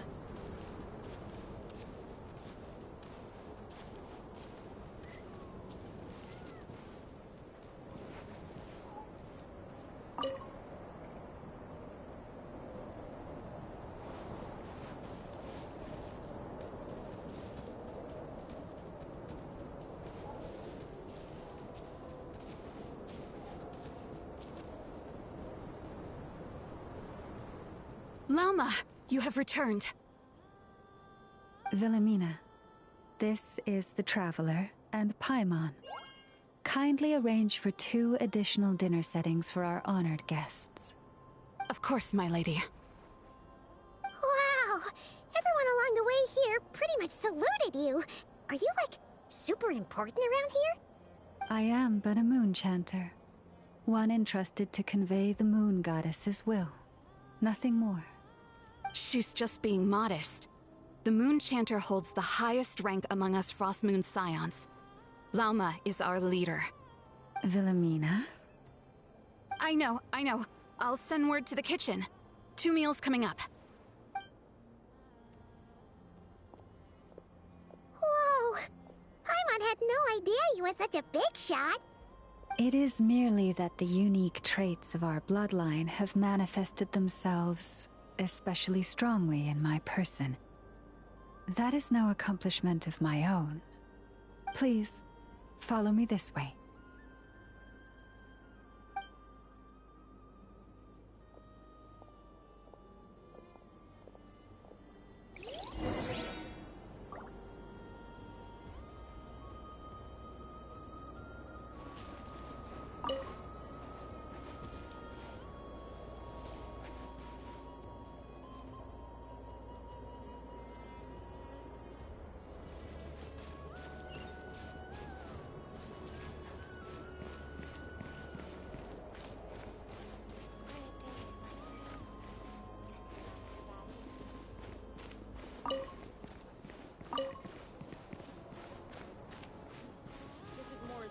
Price already. Prices like these are just outrageous.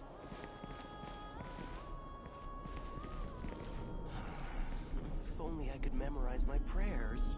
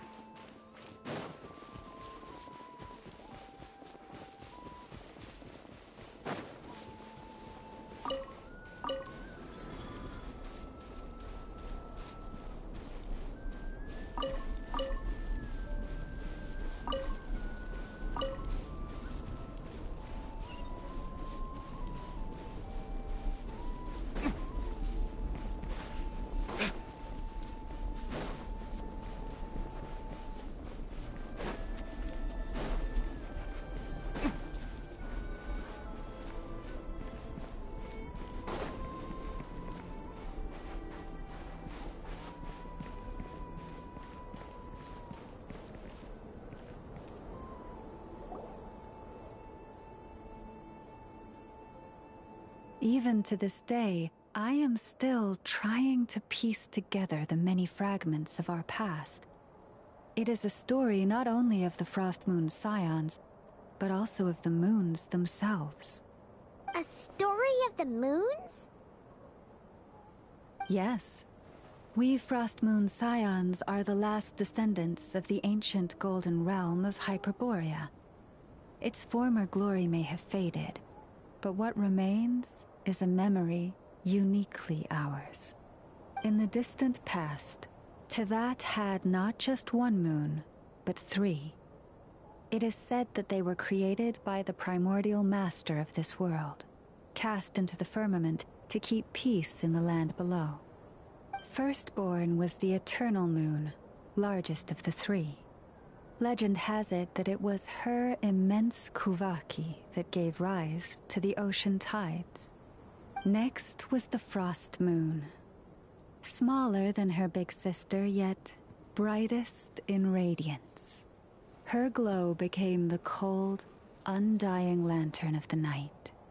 Finally came the iridescent moon, smallest of the sisters. Most of the time, her light was barely visible to the naked eye. Yet when she shone, her fleeting halos were all the more mysterious for it. Wow! Sounds like it all happened so long ago. So, what happened to them afterwards? Afterwards, well, as you have seen, the 3 moon goddesses perished.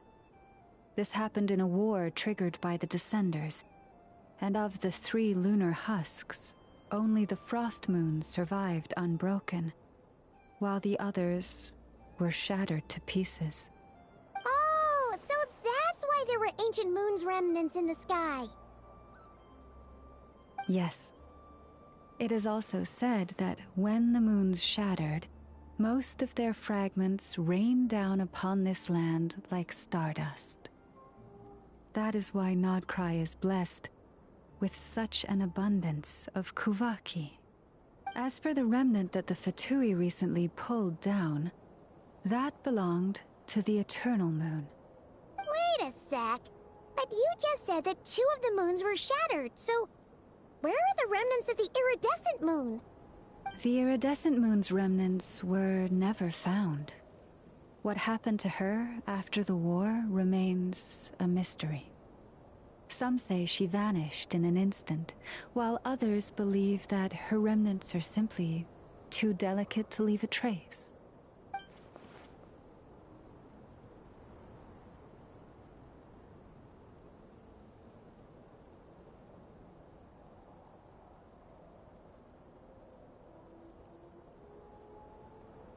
Yet, though the era of the 3 moons has long since faded into legend, successive generations of Frost Moon Scions have always passed down a prophecy that one day the moon goddess would return.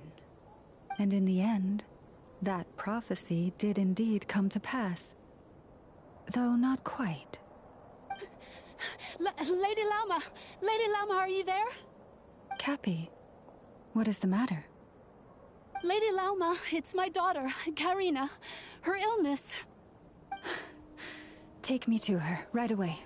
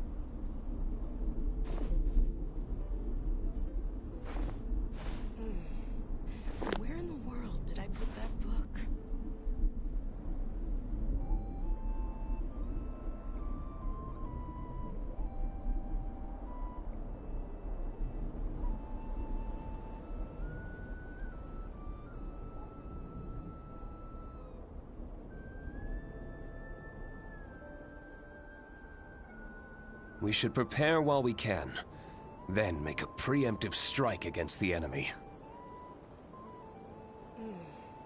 Now where in the world did I put that book?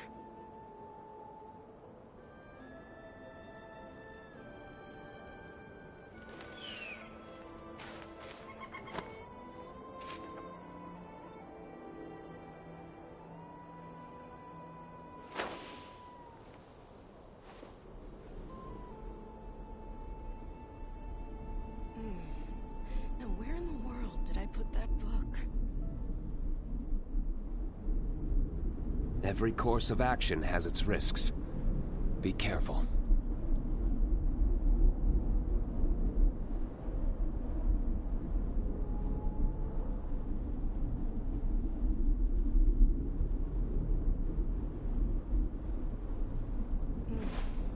Now where in the world did I put that book?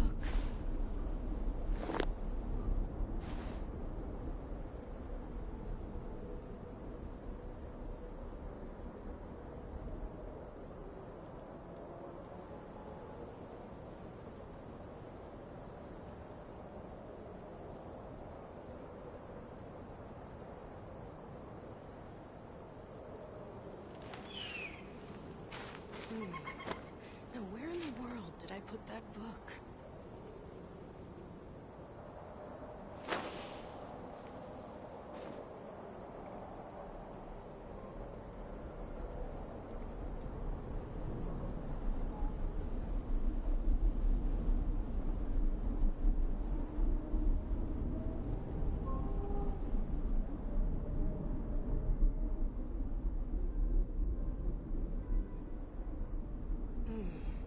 Let's take a moment to rest and plan our next move.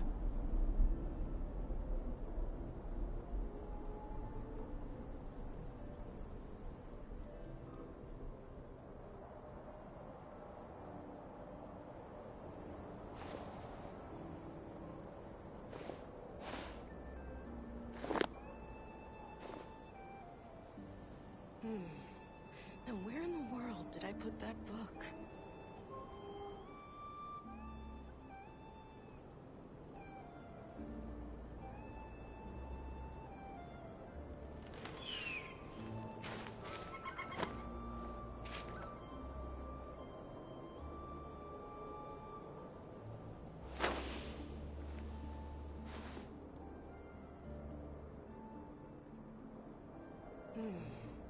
Now where in the world did I put that book?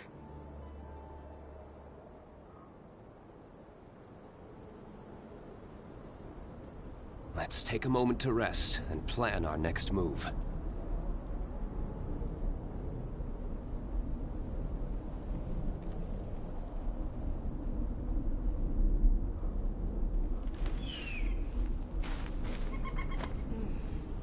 Now where in the world did I put that book?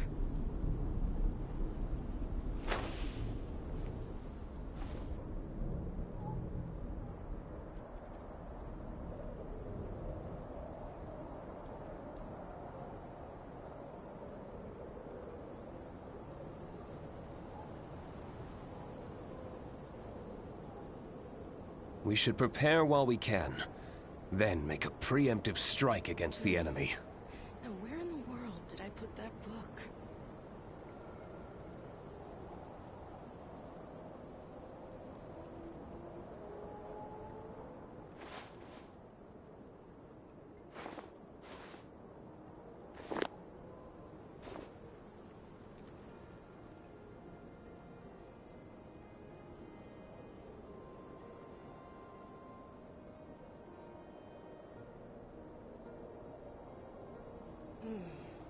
Now where in the world did I put that book?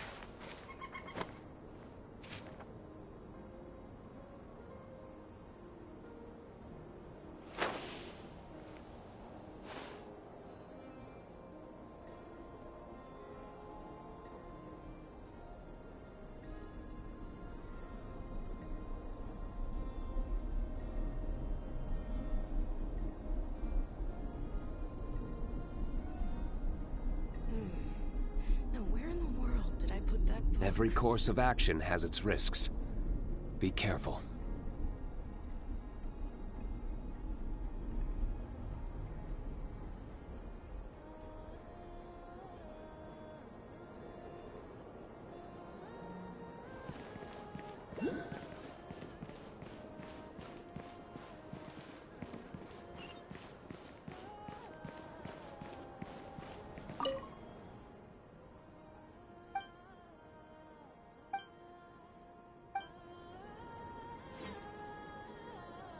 Now where in the world did I put that book?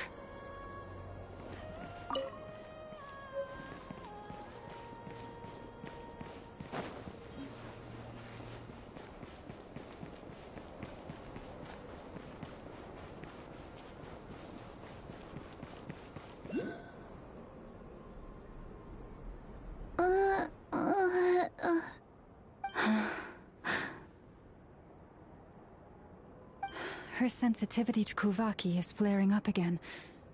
After her last treatment, did you follow my advice and seek medical help in Nasha Town? But those doctors are all Snezhnayan.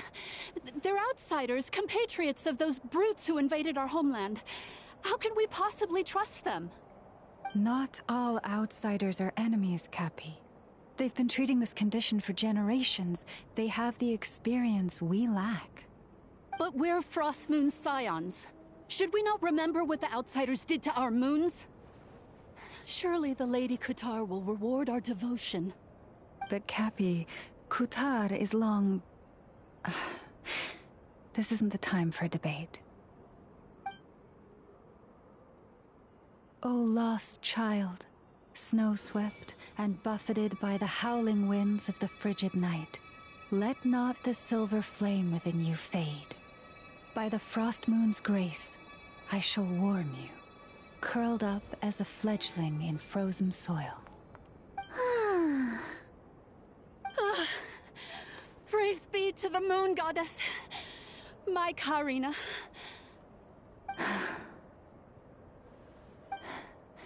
Remember, she must take powdered laka berries daily. It will ease her symptoms.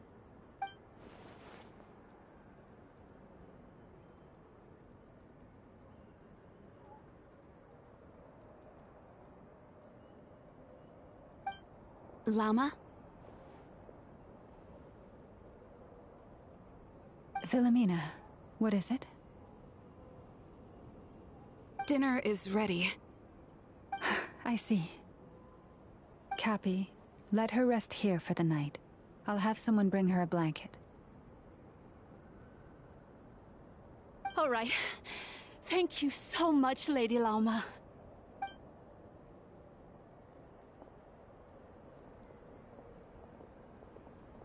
Will she be all right?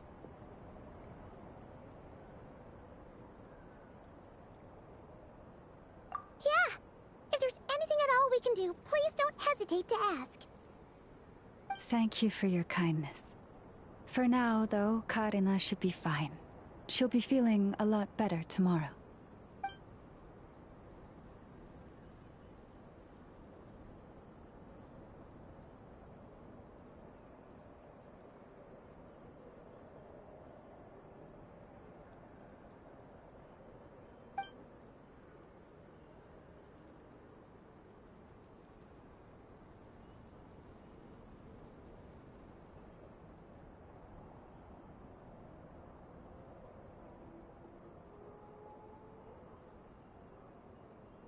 Please, do not be worried. Come, let us head to dinner. I believe you still have some questions for me.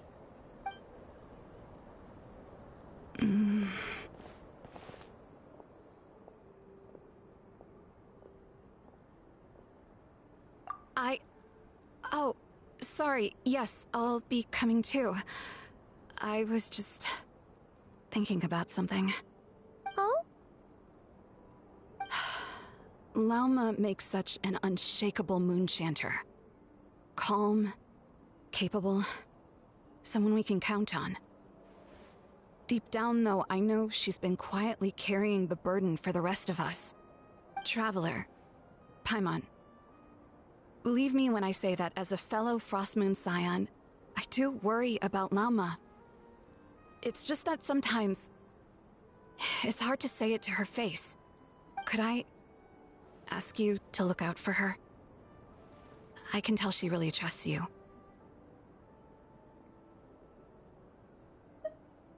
Thank you. It means a lot. Sometimes I really admire her strength.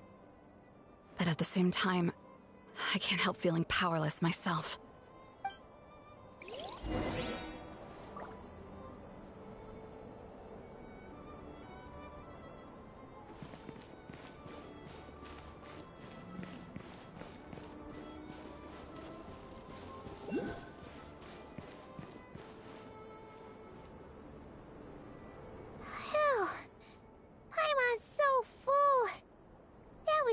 better than the stuff you gave us before.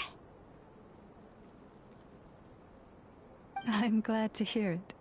Thank you for accepting such simple hospitality. Hey, we should be the ones thanking you. Seriously, that was seriously scrumptious. How did you even manage to finish it? This slop's barely edible. Then again, I guess that's what you'd expect from savages. It's you! Those rude old Fatui we just met back in Nasha Town!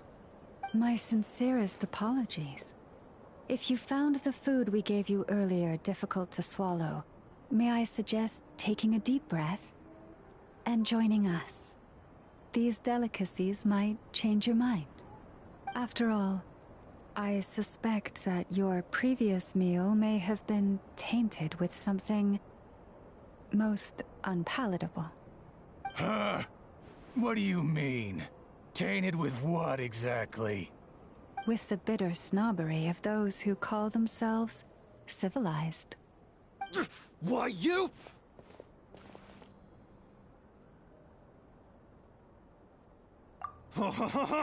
Looking for a fight? Sure, I'd be more than... Hold it. We're not here to brawl. Yet. We're here on official business. Orders from above. We're here to deliver the Frostmoon Scions a warning. Or rather, a final ultimatum. You have 3 days to hand over the relic and reveal the whereabouts of your so-called Kutar. If you fail to do so, the Fatui will immediately begin the cleansing of Hisi Island. Which, by the way, is the sovereign territory of the Tsaritsa of Snezhnaya. What insolence!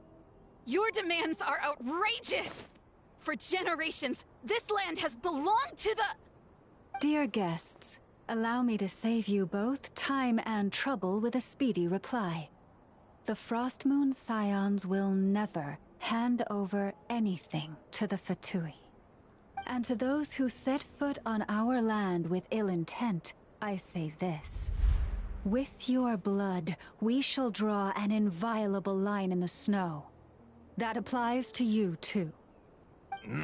Stubborn savages, the lot of you! Now it's your time. Who's that?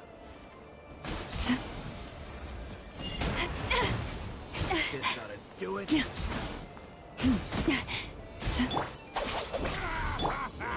Gather!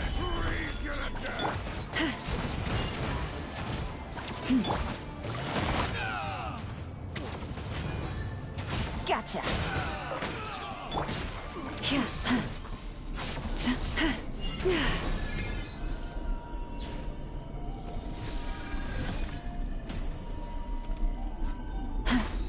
Branch into song.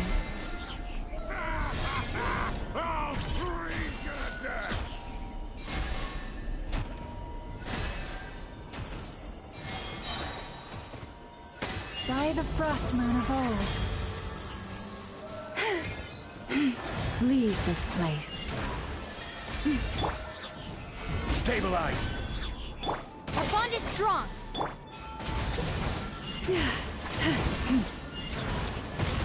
You're pretty sharp. You'll pay for this. Mark my words.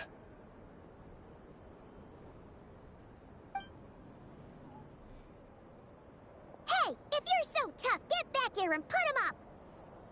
Huh. Guess all they're good for is running away. I'm so sorry. You've had to put up with far too much unpleasantness today. Come on, it's not your fault. We don't like bullies like them either. But still, they mention a relic and Kutar. What exactly could they be after? Oh yeah, so this might not be the best time to bring this up, but we kinda have a favor to ask of you, Lama.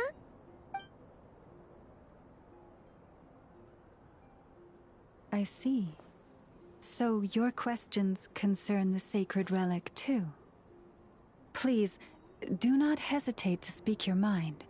Unlike those insolent intruders, You walk in the moonlight with open hearts. You stood by us when we needed your help, so it's only right that I return the favor. But let us continue this conversation somewhere more fitting. As it happens, there's something I'd like to show you, too.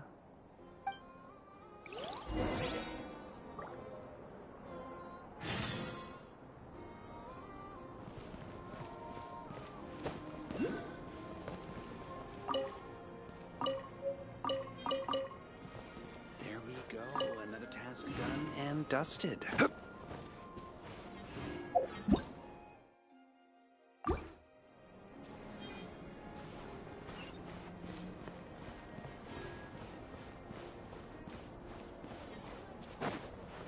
Whoa! Now that's one huge statue.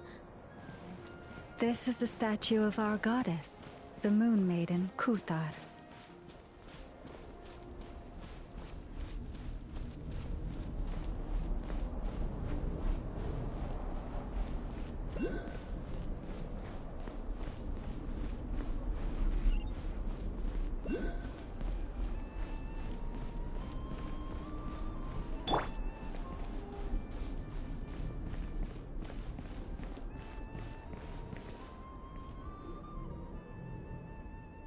Wow!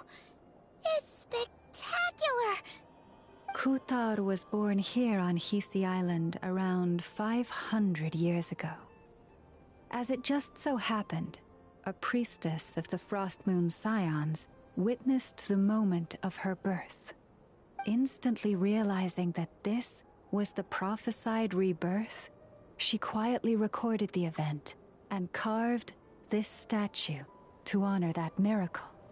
According to legend, Kuthar's birth was accompanied by the sudden appearance of many Kuhenki, who wove the moonlight that bathed her into silken vestments fit for a goddess. Hey! It's like it knows we're talking about it. From that day forth, the Kuhenki have been regarded as Kuthar's familiars. Some believe that their habit of guiding travelers to hidden treasure stems from an instinct. The same one that not only drives them to protect the moon goddess, but also to make her smile. After all, according to the records, Kuthar always looked lonely as she gazed up at the distant moon.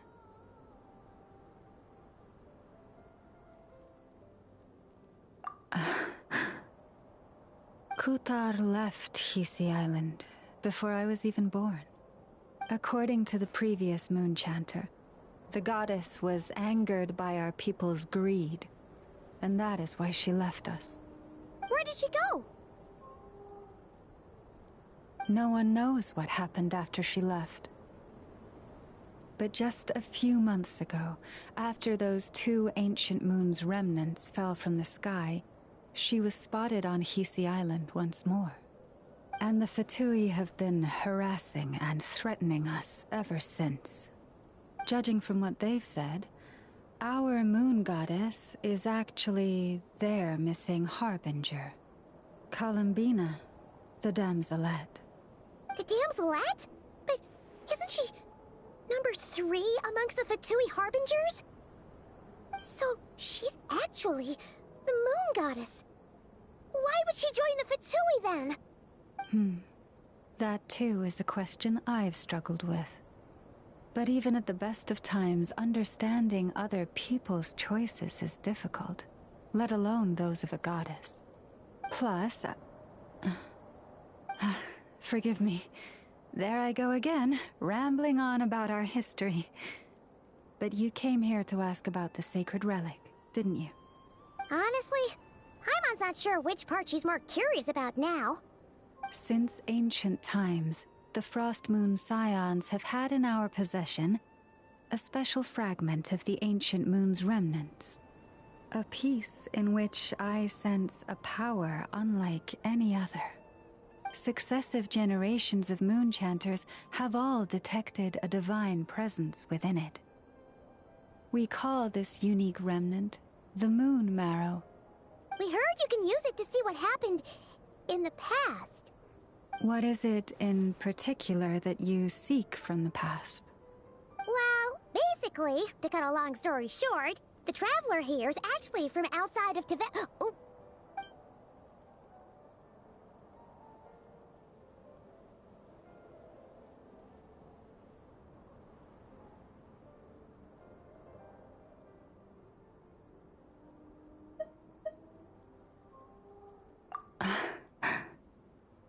Thank you.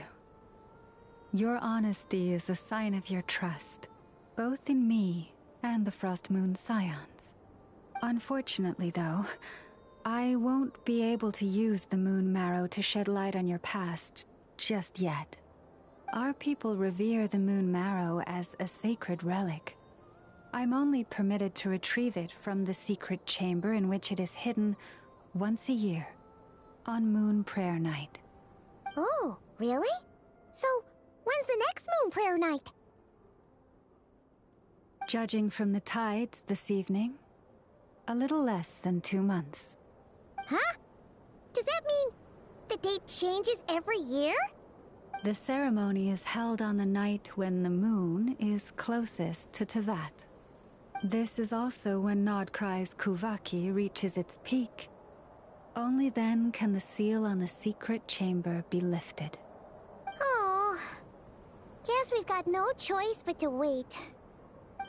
I am truly sorry that I cannot help you sooner. But, as the Moon Chanter, I swear that I will do everything I can to help you find the answers you seek. Think nothing of it. After all you've done for us, you deserve nothing less.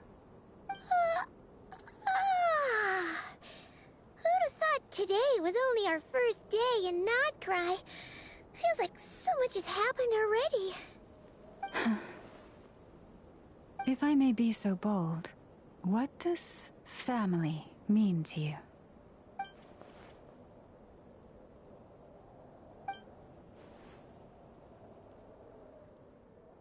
If you are aware of something, a secret that could hurt your family, would you be honest with them? Or try to hide it?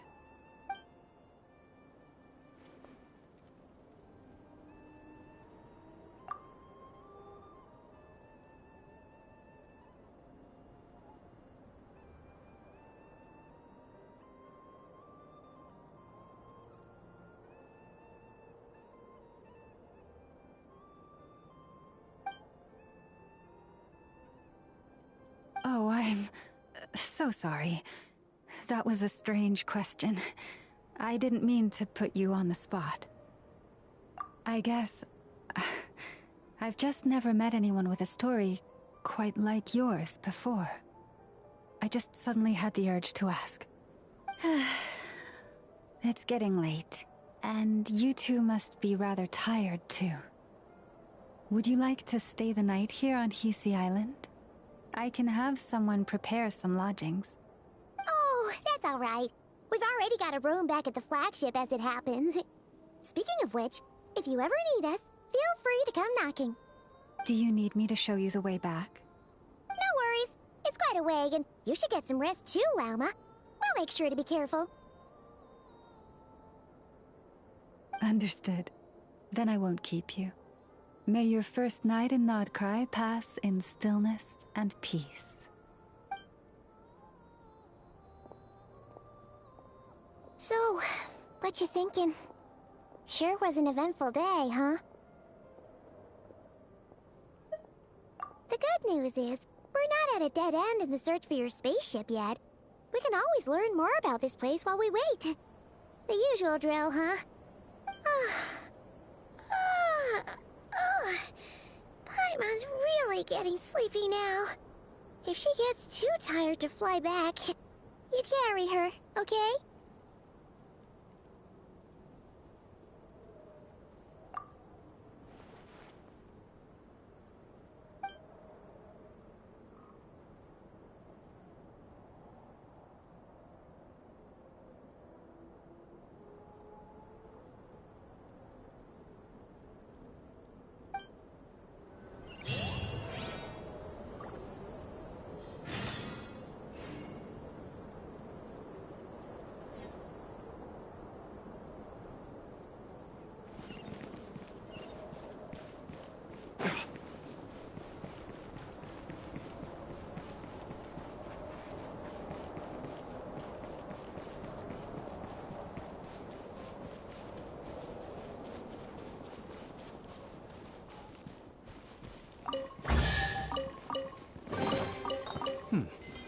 Better than nothing.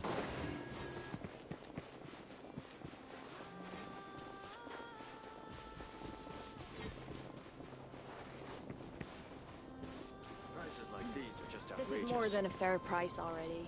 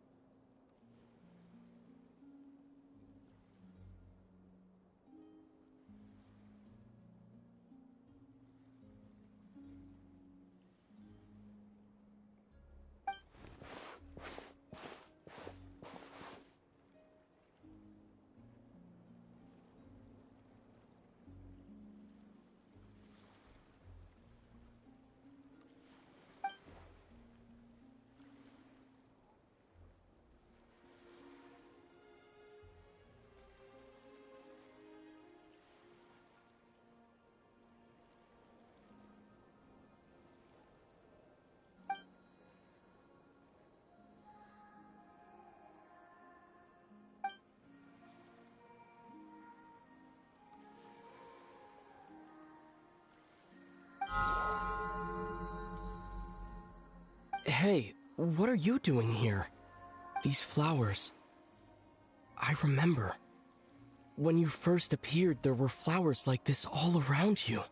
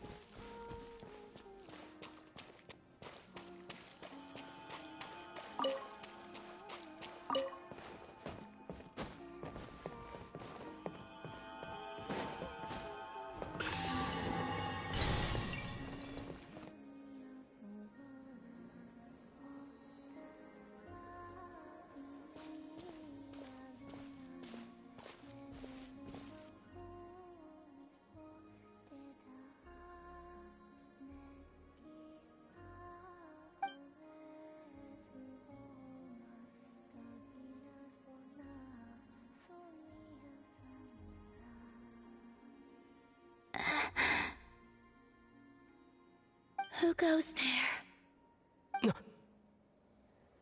How did you get in here? I am but a passing traveler. I followed your song here. I'm very sorry if I've intruded. Akuhenki. She brought you here.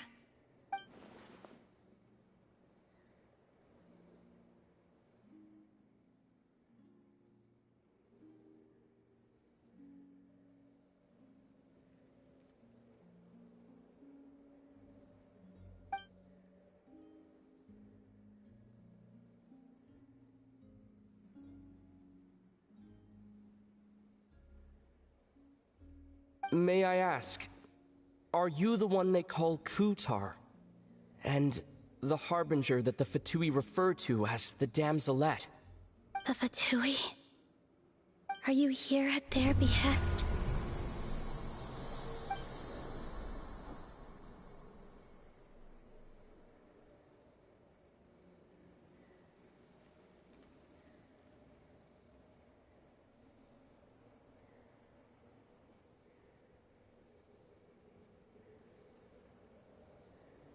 Please, don't get me wrong. I have no intention of doing anything for the Fatui. I just wanted to ask you about Krai and the moons. The moons? Do not believe in what you can see. What truly matters is what you cannot.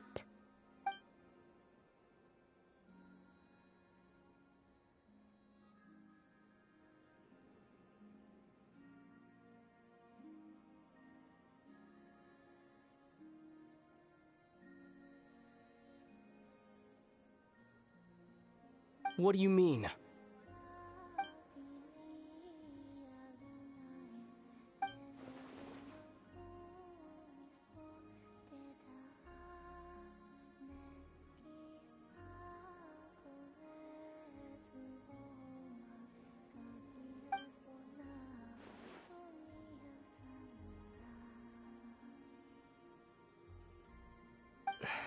Listen, I'm the Traveler.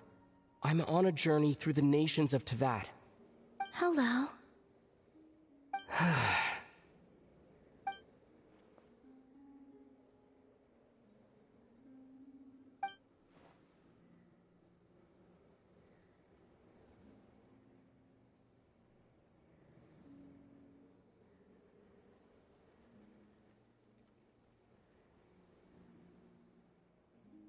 Could you tell me your name?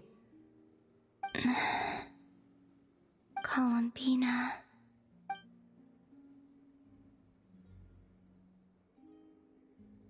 Kutar, the Damselette, the moon goddess.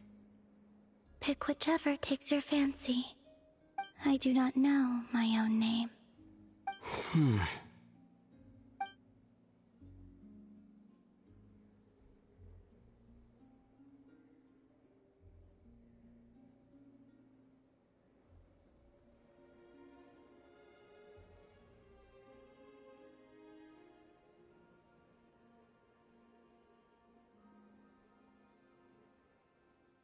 Then, Columbina.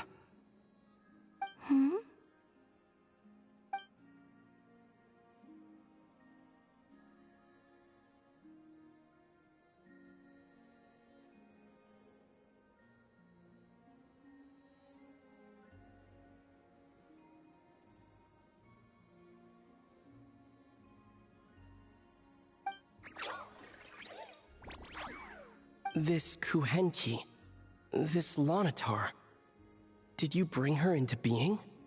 Come here, little one.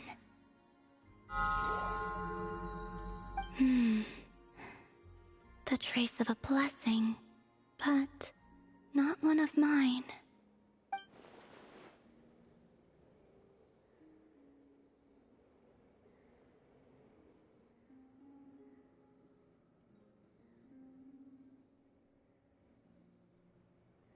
People always assume I can do many things. Assume I have done many things. But I haven't. All I ever wanted was to.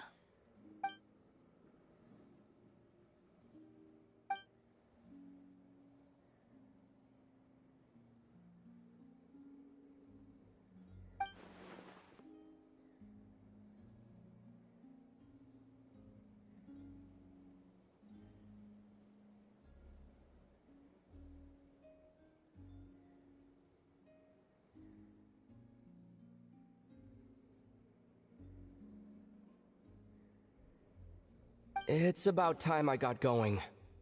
I'm very sorry for disturbing you today.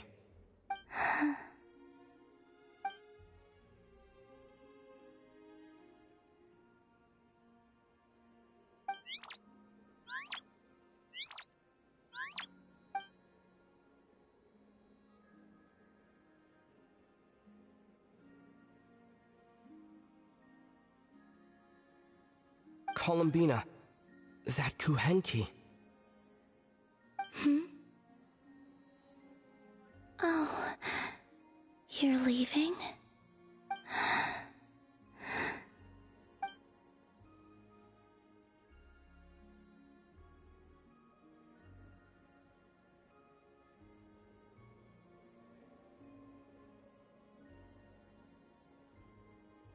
Go then.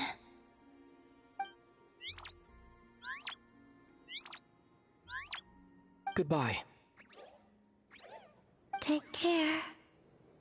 The moon can be treacherous.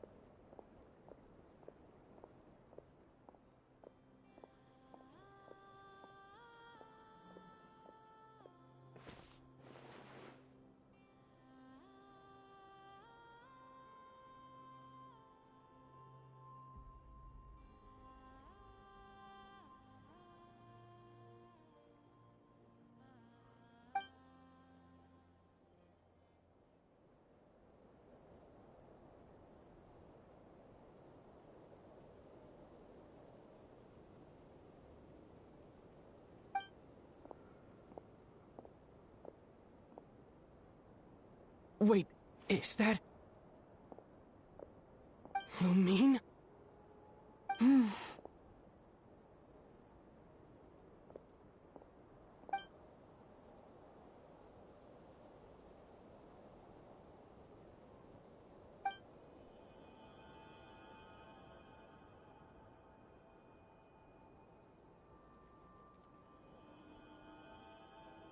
Lumine!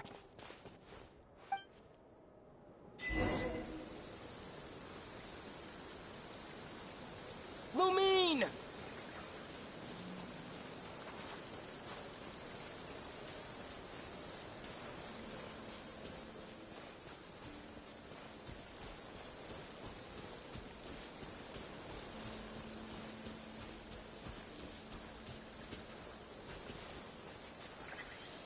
Lumine! Ether, it's you.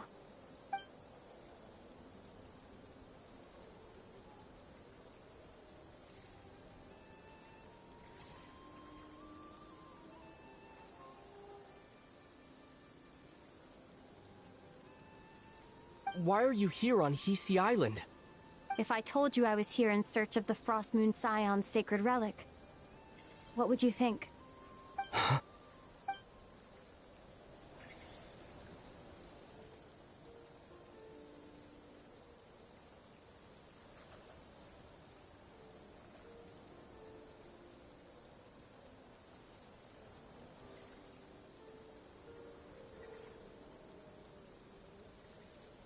Are you also here to uncover the truth about our past? That's right. What happened to us in the past, how we came to Tevat, why our spaceship crashed here. There are things I want to know too.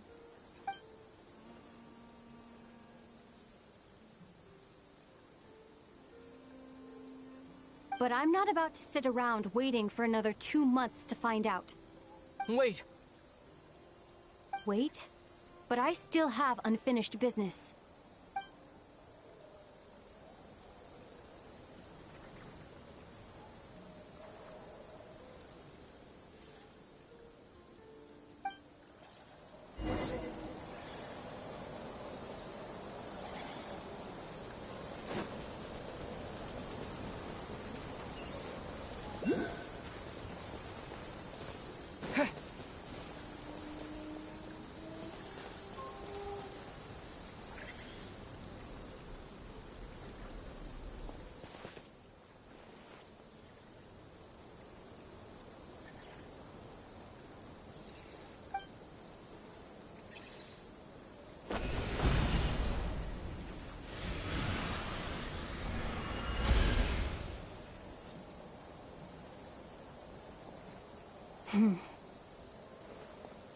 Hold on a second.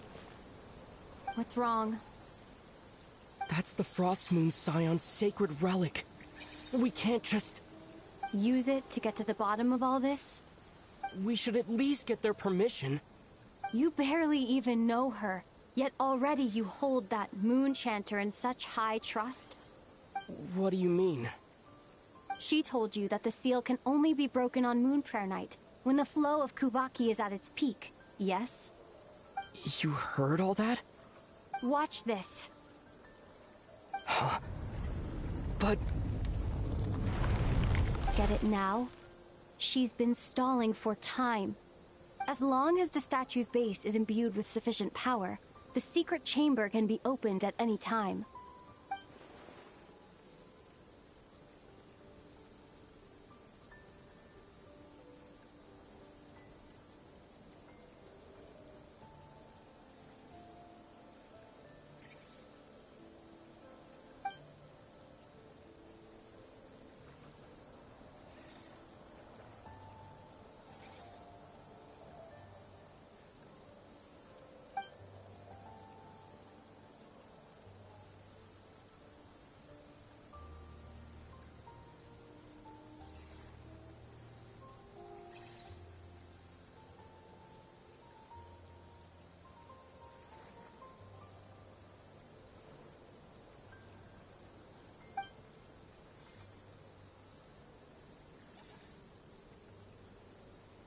Is it such a sin when I don't put all my cards on the table for you, but not when someone else is doing it?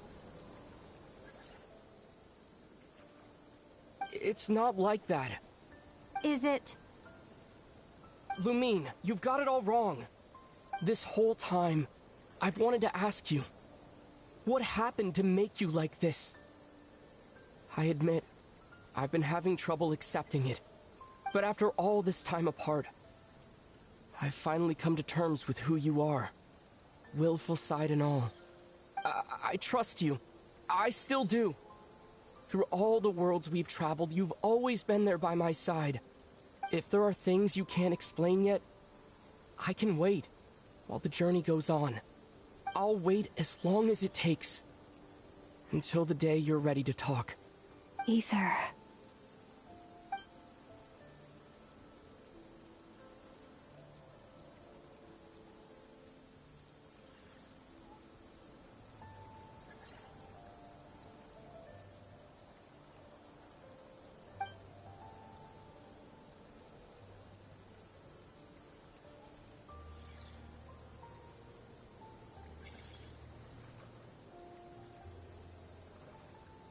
I'm not looking to borrow the moon marrow simply because of our past.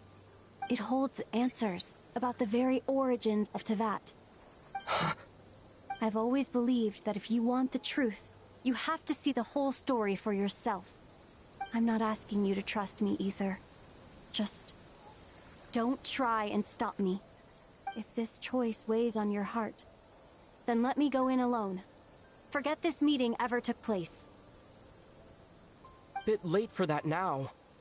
But maybe this is the chance I've been waiting for all along, even if it fades with the morning light. I want to go with you. You sure? Yeah. Then let's go. Lumine. It's been ages since we went on an adventure together.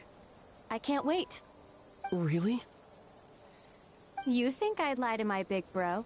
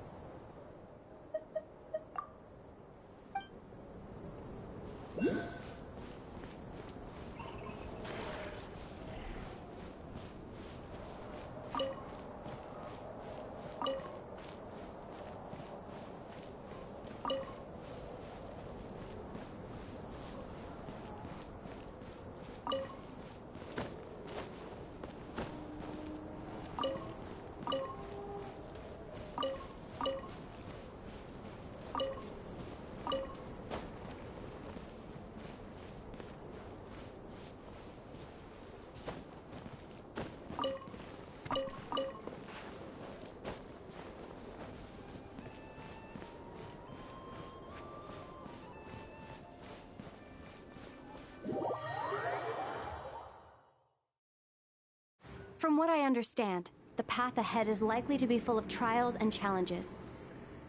A deterrence against intruders, and a test for those who truly seek entrance. I doubt the two of us will have any problems. I agree. Still, if we get separated, things could get tricky. Best we move together and watch each other's backs. Even the sound of your footsteps takes me right back. As a warrior, as a traveler, as my big brother.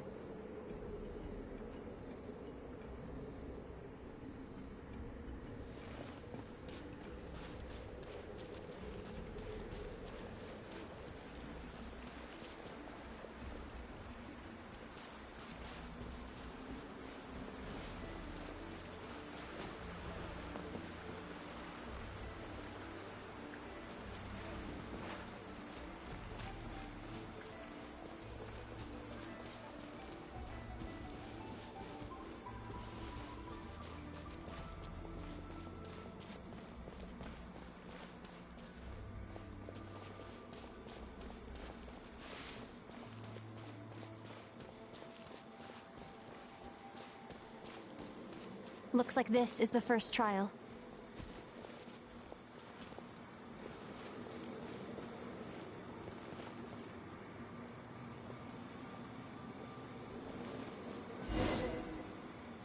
Ether, do you understand how Kuvaki works? How it exacts force through push and pull? Let's see. How about this?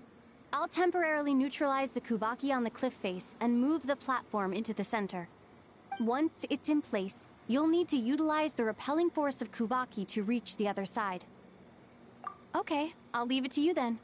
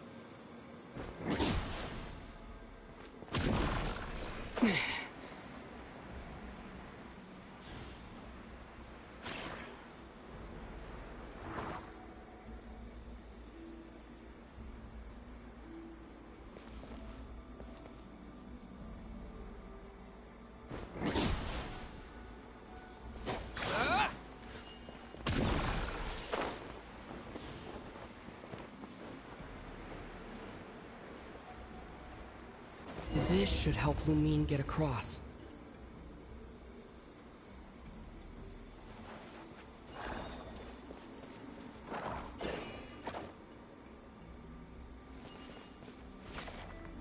Lumine!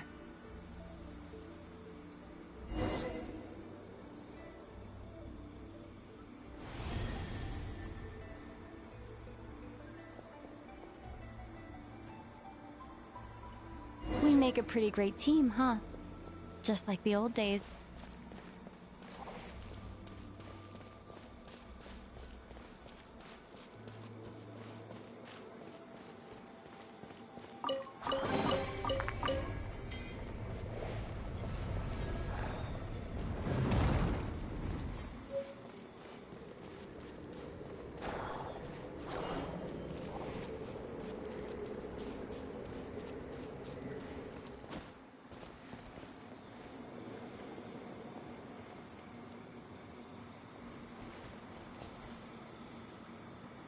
A wide open space.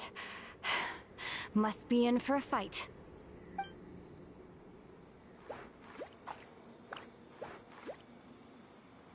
Was that it? What a letdown.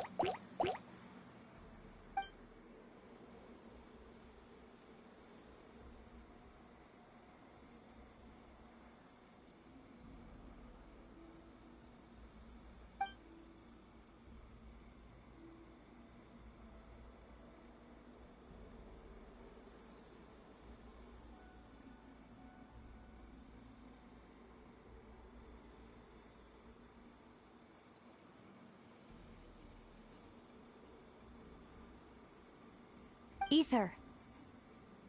What is it? Why are you looking at me like that?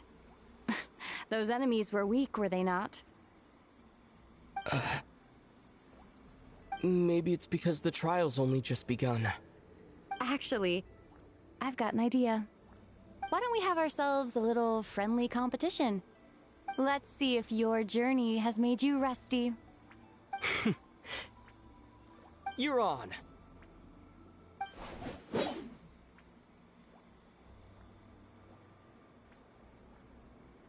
I won't lose to you, Lumine.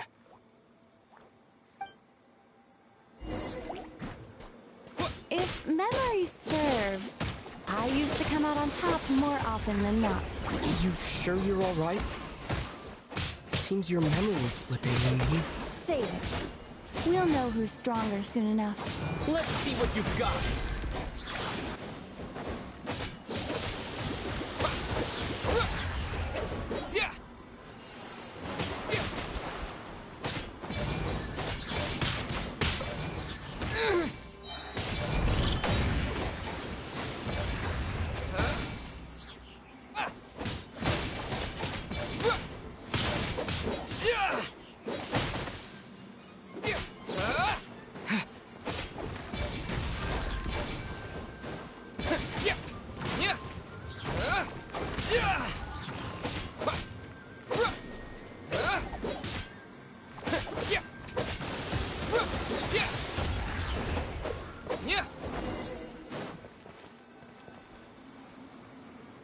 Been slacking off on your combat training?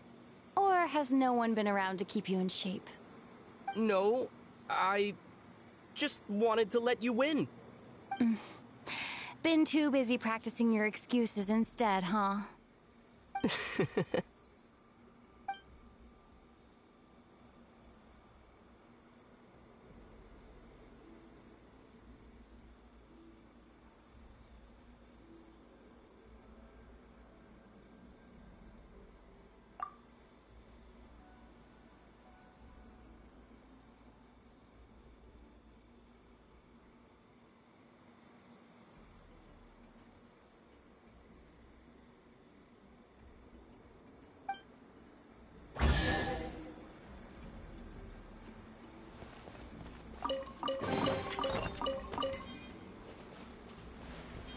Let's keep moving.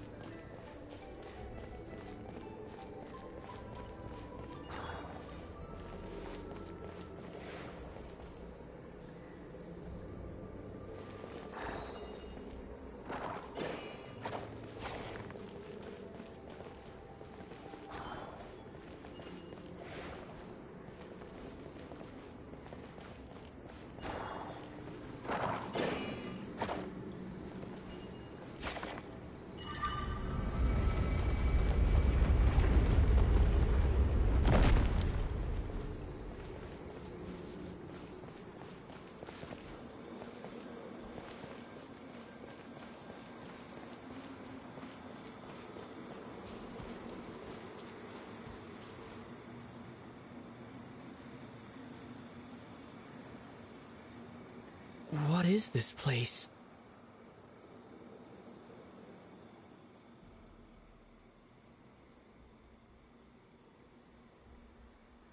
No sign of any monsters. Feels like a ritual site. But something's missing. It's ahead. Inside that thing that looks like a mirror. I can feel it. But maybe it's sealed within. Can you open it using Kuvaki? Apparently not. Do you think it might have something to do with the Frost Moon Scion's bloodline?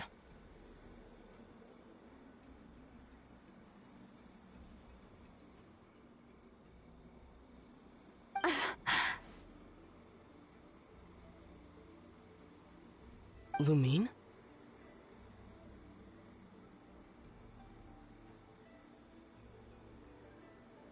If this is about strength of blood, what could possibly stop us?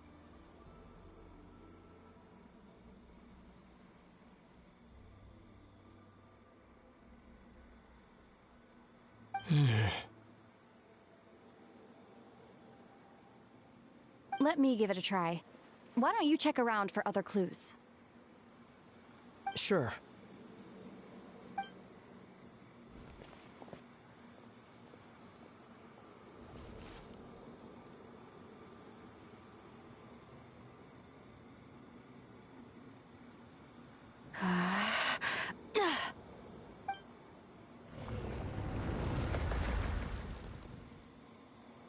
Found it. This should do the trick. Okay.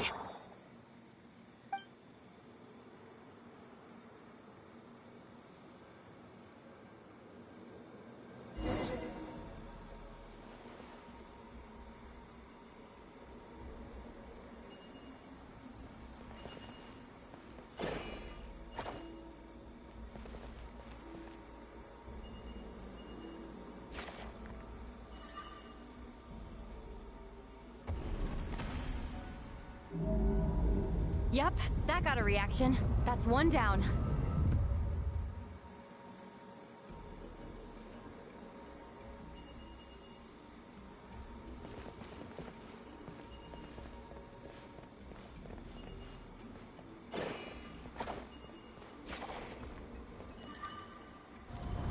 Nicely done.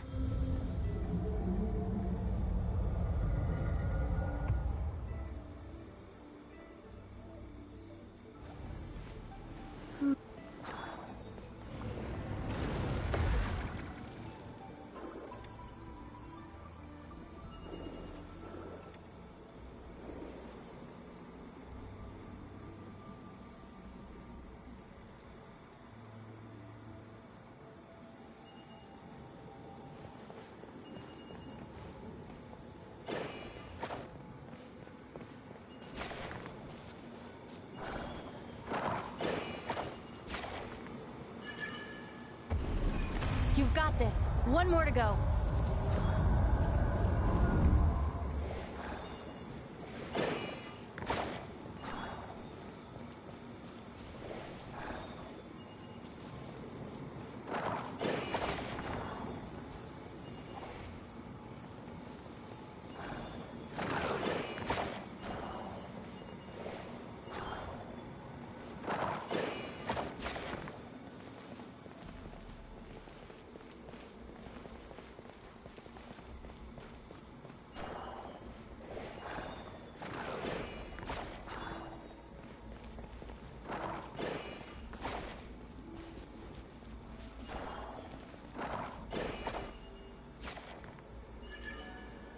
Good work, Ether.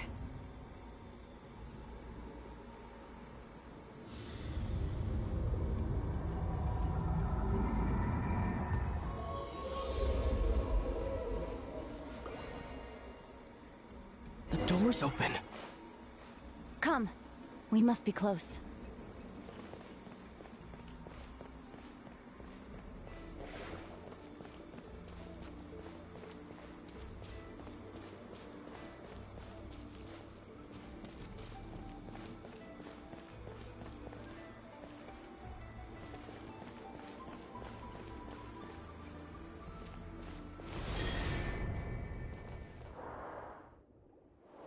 Stay on your toes now.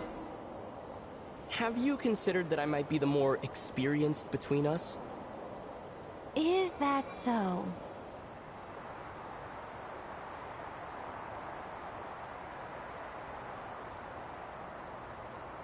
So, will you be heading off again after we're done here? Maybe, maybe not. Another cryptic response. Don't worry about things that haven't happened yet.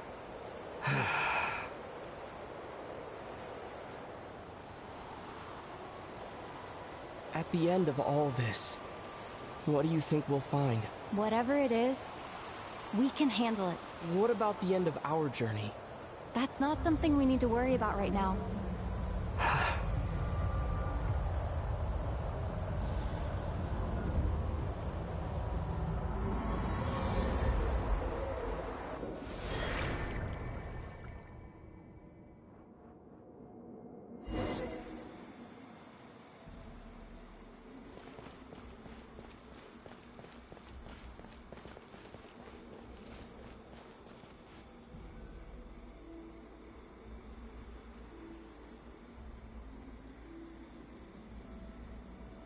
Looks like the final trial is just up ahead.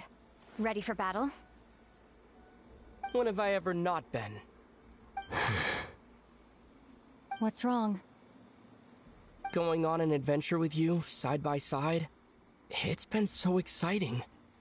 But at the same time, it just feels surreal, I guess. Maybe because it's been so long.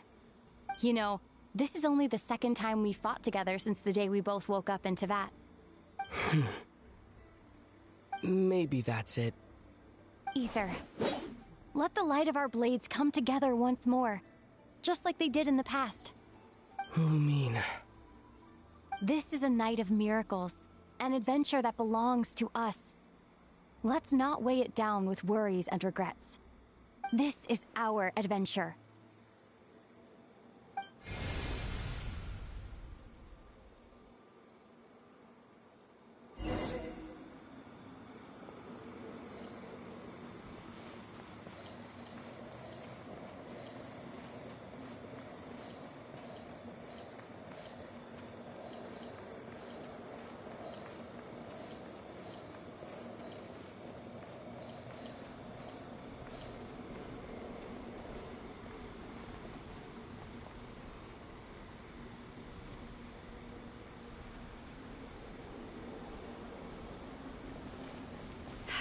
Here goes nothing.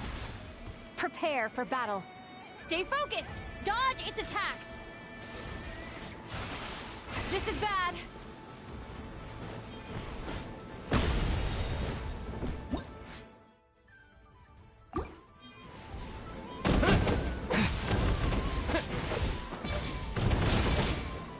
Don't forget to heal yourself!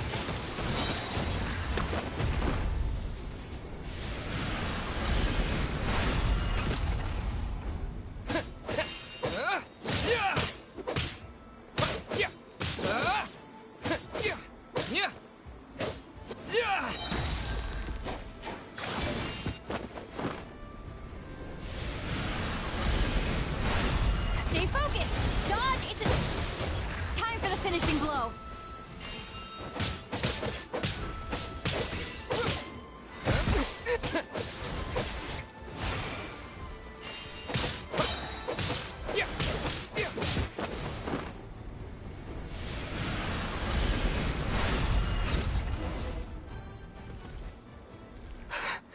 It's over.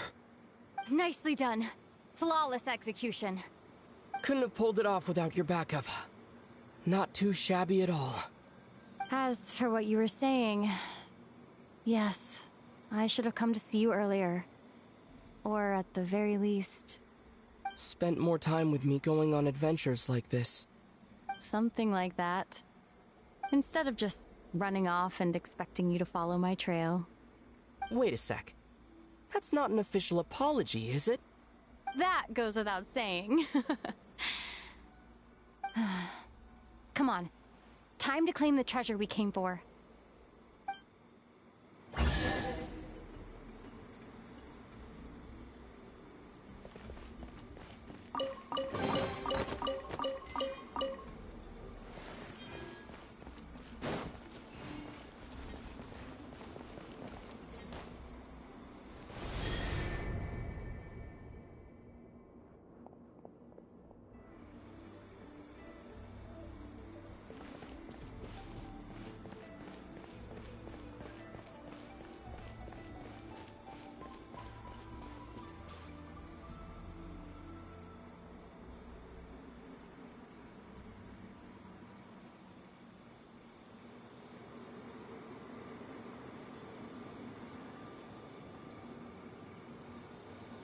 So this is the Moon Marrow.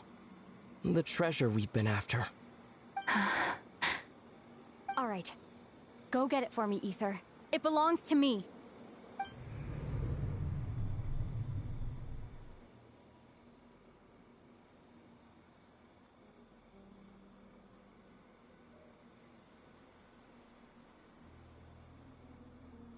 What's wrong, Ether? After everything we've just been through, you still don't trust me? Don't you want to know the truth too, just like I do? Rest assured, I'll share the truth with you afterwards. Now, go bring it to me.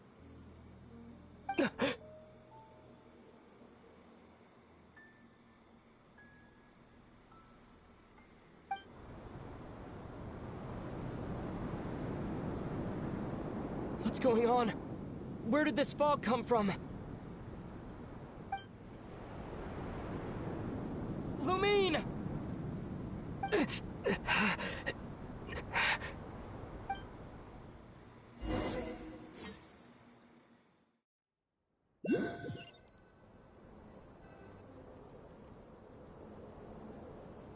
Lumine!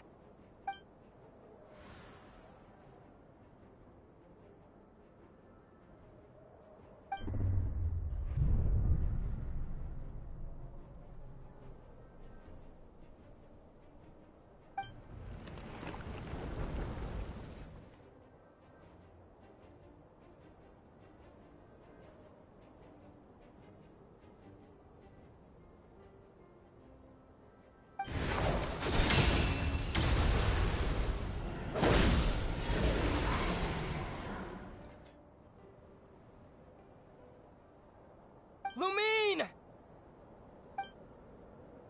Huh? What are you doing here?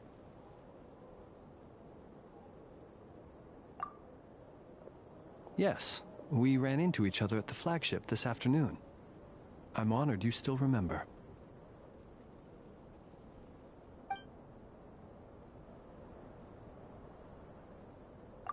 Are you looking for something here?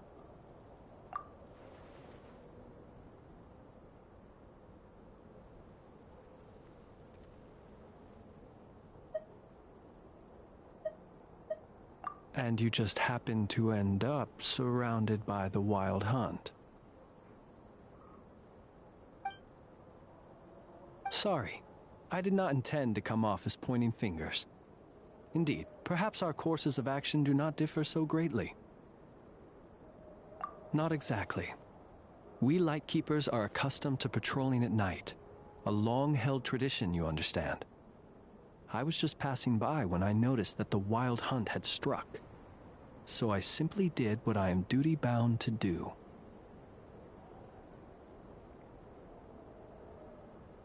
As a matter of fact, I just saw someone leaving in quite the hurry. Was that your companion?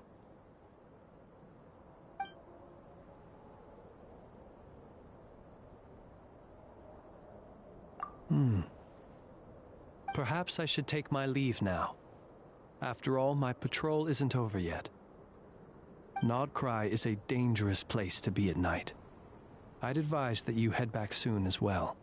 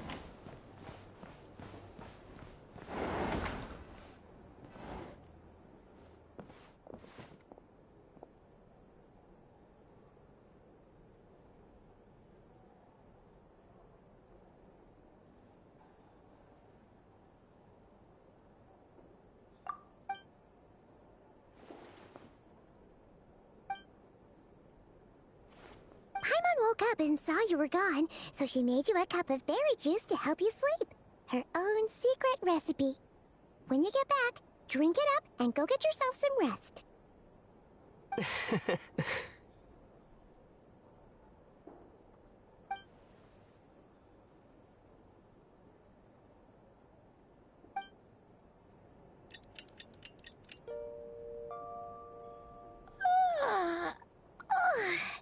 Good morning? If now still counts as morning.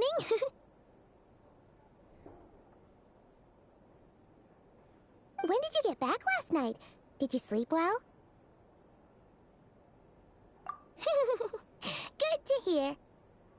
So, where'd you wander off to on your midnight stroll?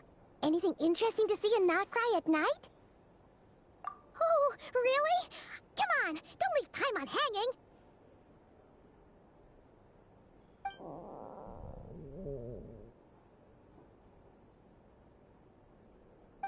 All right. Guess we'll have to feed your stomach before we feed Paimon's curiosity. Let's go grab something to eat while we talk.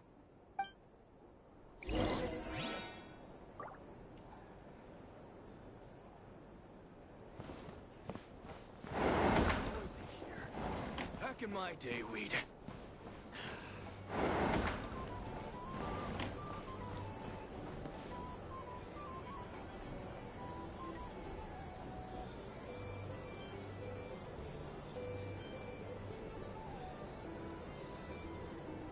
Phew! This is just the best, huh? Free food, free lodgings. This park is friend for life material, that's for sure. Hey, did you hear what happened? Hear about what? You know, all that commotion over at the Frost Moon Scions. Crazy, huh?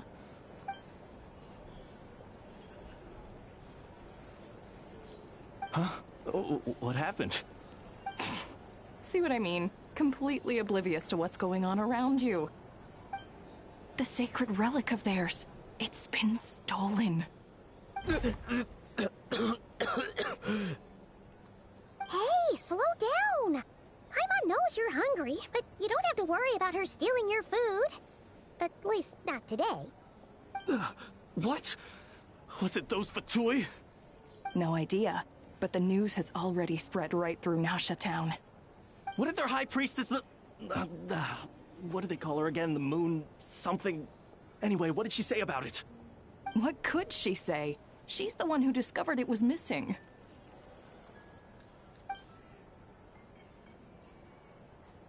She was in Nasha Town first thing this morning, hoping to launch a joint investigation with the Voynich Guild. Whoa! Did you hear that? Lelma and the others, their sacred relic's been stolen! Who in Tivat would even have the nerve? Paimon bets it was that bunch of good-for-nothing, rule-breaking, troublemaking Fatui!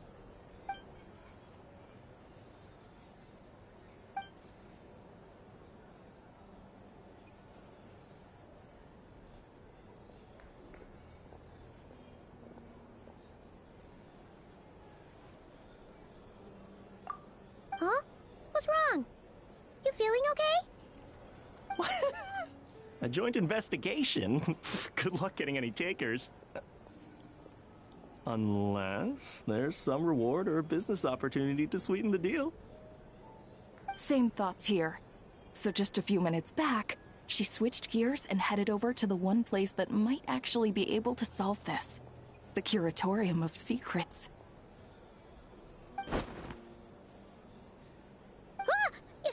You scared, Paimon! What is it? Huh? Okay, just... Hey! Paimon's not a baby, you know! Quit pulling her arm!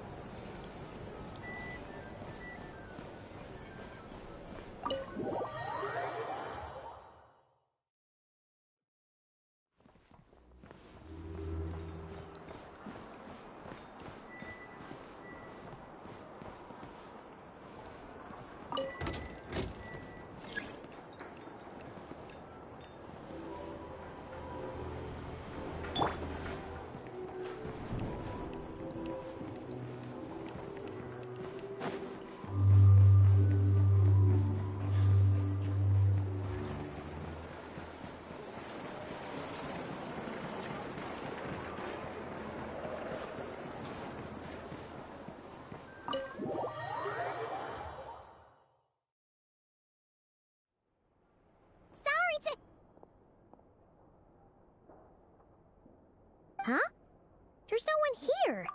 But didn't they just say Lauma came this way a few minutes ago? No one except for a cat watching over the front desk. Excuse meow? Are we supposed to check in here?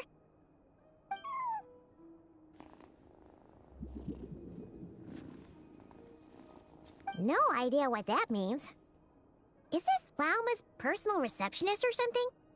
Pretty sure she'd be the only person who could actually understand it.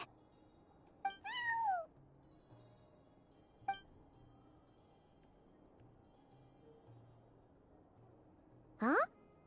It's heading into that room!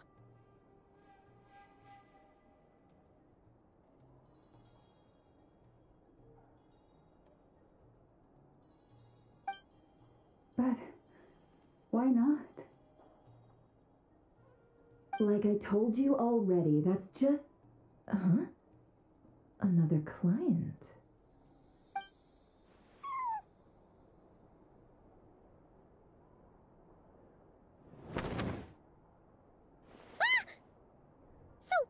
You were in this room the whole time? Something I can do for you? Traveler. Paimon. Oh, you're acquainted then? Yes, they visited Hisi Island yesterday. We had dinner together.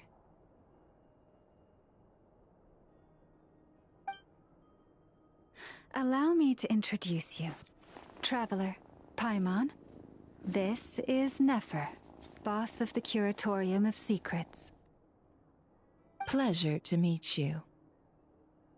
They are travelers who arrived in Krai just yesterday. Greeted by the birds and beasts of this land, they are kind-hearted souls who walk in the moonlight's glow.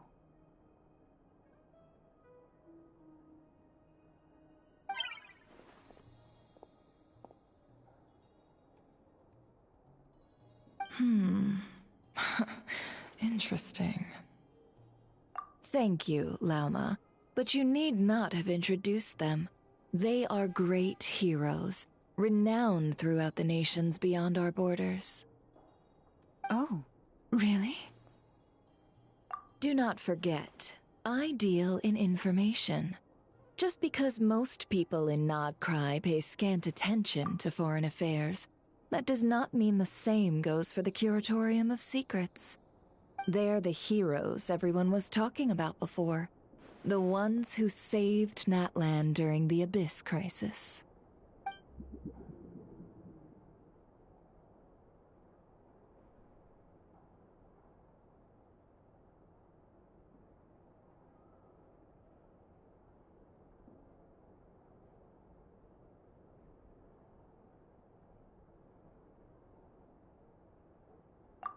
I see. We Frostmoon Scions seldom leave our domain, so I had not heard of your heroic deeds. Please, forgive my ignorance. It's no big deal. We were hoping to keep a low profile anyway. If we had to list all of our titles and good deeds, we'd be talking till sundown, and then some. Huh? What's wrong? Still not feeling great?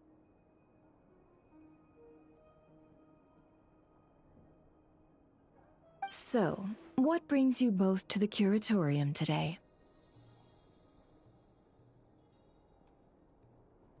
Oh, so basically, we were just eating when we overheard people talking about how the Frostmoon Scion's relic had been stolen, and then he dragged Paimon over here. I see. Ah, I see. So you came over here because you were worried about Lauma. A combination truly befitting of great heroes. Strong at arms and pure of heart.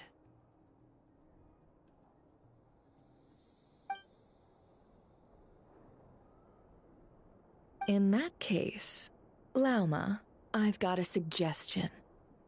Why not ask these battle-hardened heroes to take the commission for you?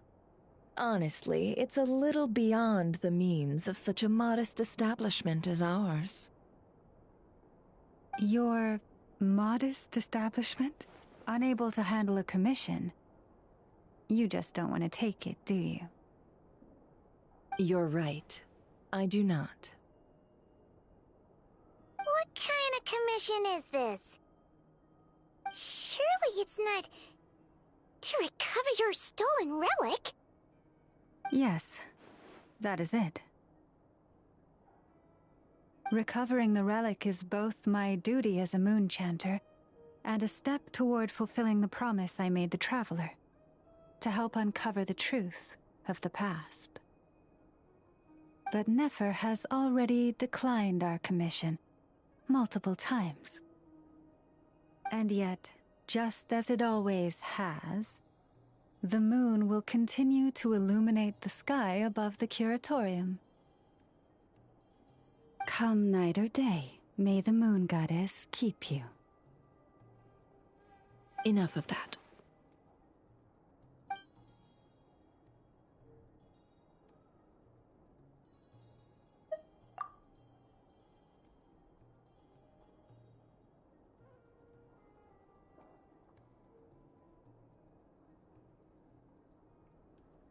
Oh.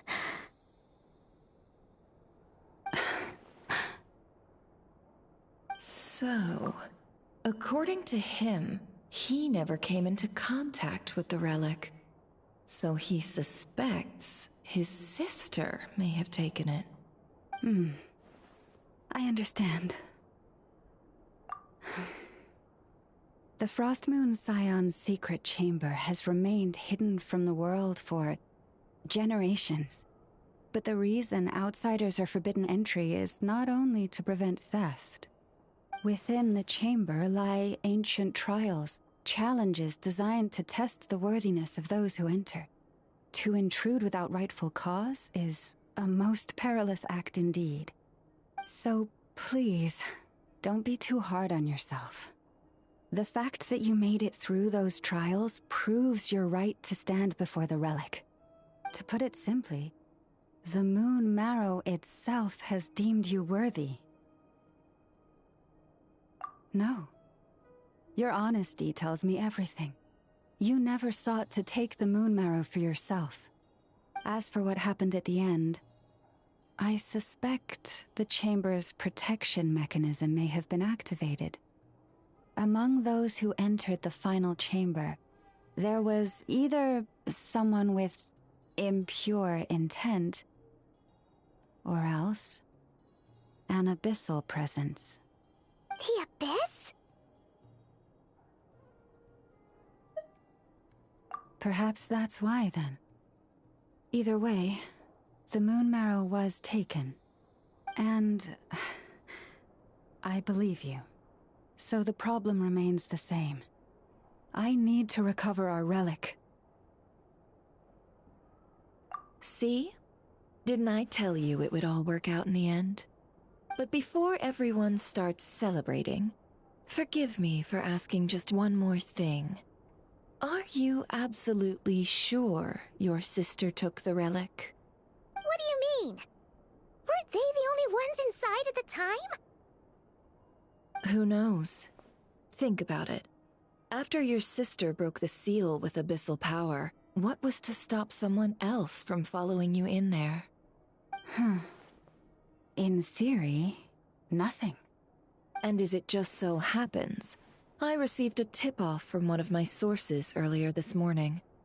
Word is, today of all days, the Fatui suddenly called off their search for the relic. What? Huh? Why? Well, either they woke up this morning and suddenly decided they'd lost all interest, or... Exactly.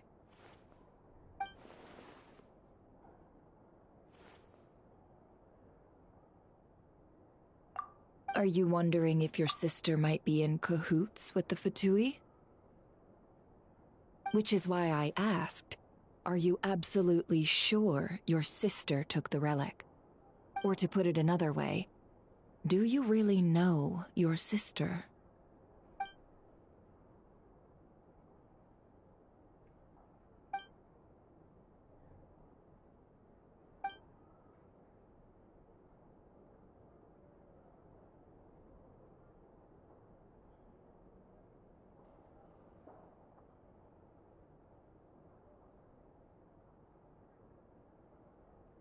In other words, it's highly likely that the Fatui already have the moon marrow.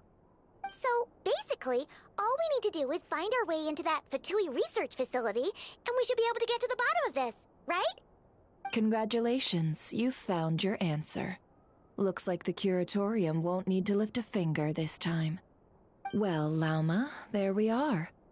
On behalf of our long-standing cooperation and the great hero by your side, I'll waive your consultation fee. But just this once. You're really not planning on helping us? I think I've helped more than enough already. If we're to stand any chance of infiltrating that facility, we'll need the help of a specialist. Just so you don't get the wrong idea, let me make myself crystal clear. The Curatorium of Secrets has always striven to abide by a policy of strict neutrality. We do not take sides with any faction in Nod Krai. I cannot help the leader of the Frostmoon Scions sneak into a Fatui facility. That would make me their enemy.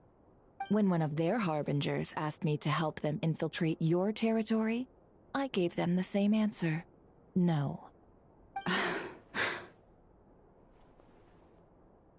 All right. I understand. But I do have one final request. I promise it's my last. It had better be. No matter who it is, I want you to help us persuade the next person who walks through that door to join us. What is she up to? You're that desperate for help? What if it's a member of the Fatui? It doesn't matter. You're welcome to tell them everything, even about our plans to infiltrate the Experimental Design Bureau. All I'm asking is for you to say one thing, just one thing to help persuade them. If you do that, I promise I won't ask you for anything else. Made up your mind? Fine. Fine, I'll play along with your little game. Besides, as long as I'm not personally involved, no one can accuse us of taking sides. Boss, I'm back!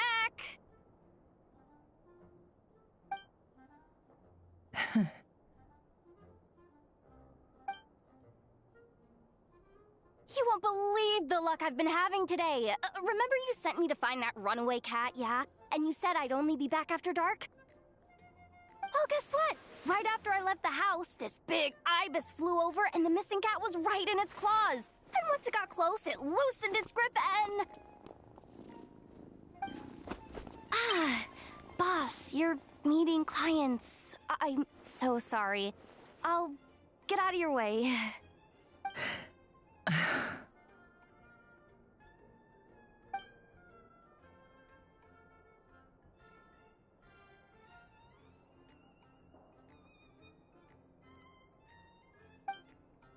Yehoda, dear, come here. Huh? Me? Is something the matter? Oh, hi there. My dear Yehoda, I have a request. Yikes! Why does the boss sound so scary? Did I do something wrong? Would you be so kind as to accompany these 3 delightful clients of ours and help them infiltrate the Fatui's Kuvaki Experimental Design Bureau? What is going on here? Boss usually just says things like, hey, go do this, or you, go take care of that. Why is she being so scarily polite? And wait a sec. The Fatui's research facility? That's basically a death sentence. Made your mind up yet, my dear?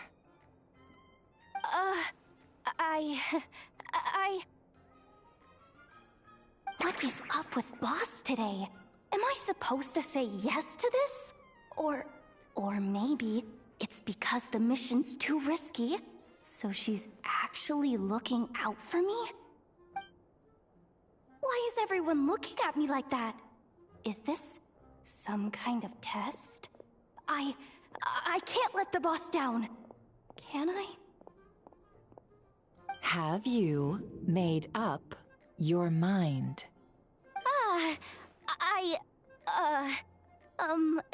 That's... Sure, why not? Really? You really don't mind helping us? Huh? Oh, yes. I mean, no. Of course, I guess I do? Oh, thanks so much! We owe you big time! On behalf of the Frost Moon Scions, too, thank you, Yehoda, for your help. What the?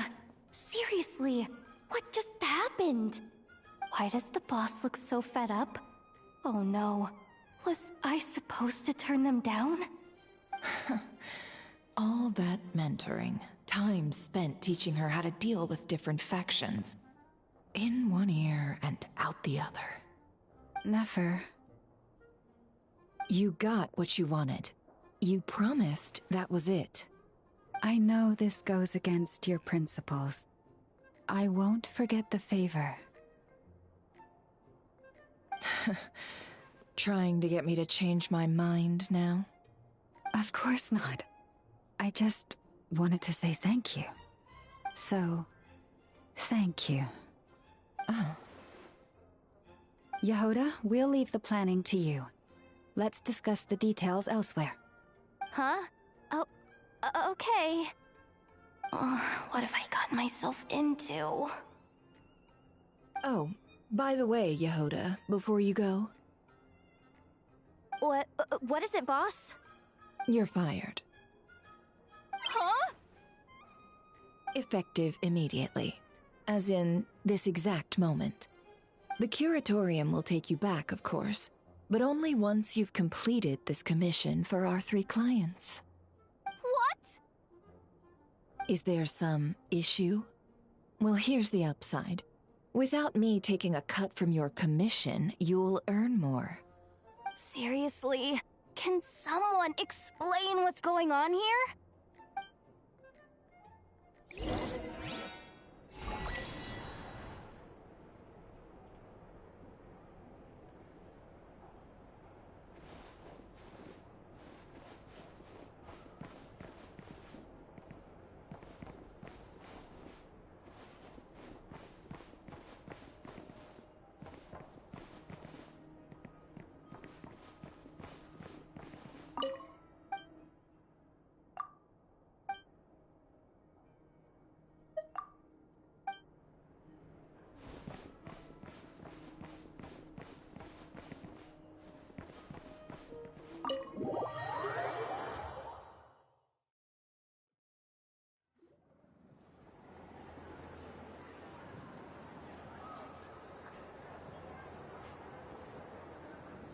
Are we sure Yehoda's alright?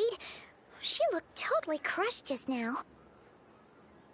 She'll be fine. She's just in shock. But one thing's for sure. The Curatorium's professional standards are beyond question. The fact that she only requested 1 day to prepare says it all. As an apology, I'll ask my animal friends to help her out more often in the future. Also, thank you for being honest with me. It means a lot. Was it really, though? As far as I see it, trusting your family is never wrong. In this case, let's call it a misjudgment. But the truth is, we all make mistakes every now and then. What matters is how we deal with the consequences. So, in return for your sincerity, there's something I'd like to share with the 2 of you as well. Oh? What is it? Perhaps it is something best said under the moon's gentle light. Would the 2 of you meet me on Hisi Island tonight? Oh, it does sound important. You're right, there's too many people here. Somewhere quieter makes a lot more sense. Thank you both for understanding. Then let us meet beneath the moonlight.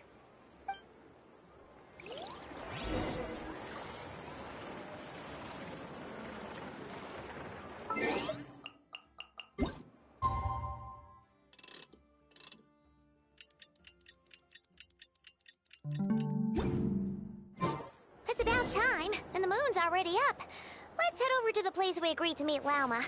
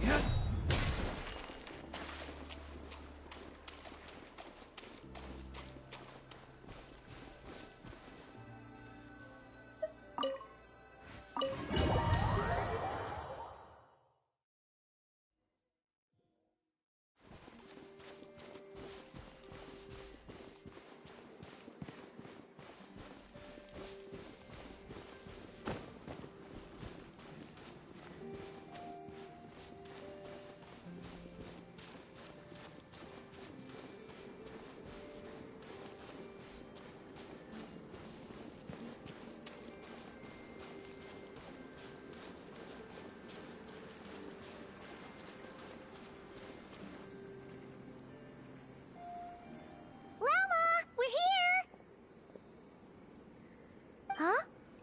Lauma, are you praying? I am indeed. For the moment I was born, my people exclaimed, "Behold, eyes like the moonlit tide, antlers like the crescent moon, and blood that glimmers silver as the moon's reflection." From as far back as I can remember, I was revered as the Frost Moon's emissary and the Moontide Maiden. The first words I ever learned were prayers to the Frost Moon. The first gestures, those of our sacred rites. Wow, that must have been tough. Back then, I didn't know any better. It all just seemed so natural. The Frost Moon Scion's bloodline has long since begun to run thin. Nowadays, even those of us with antlers are few and far between, let alone those attuned to the power of Kuvaki. But I...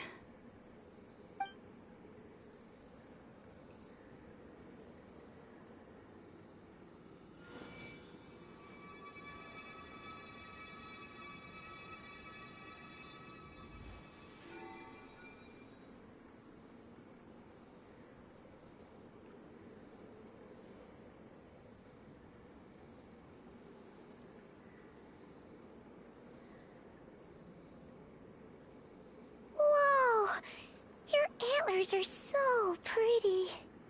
They say it's an extraordinarily rare condition. Once in a century, if that. I am unusually sensitive to the moonlight, as well as to the Kuvaki's ebb and flow.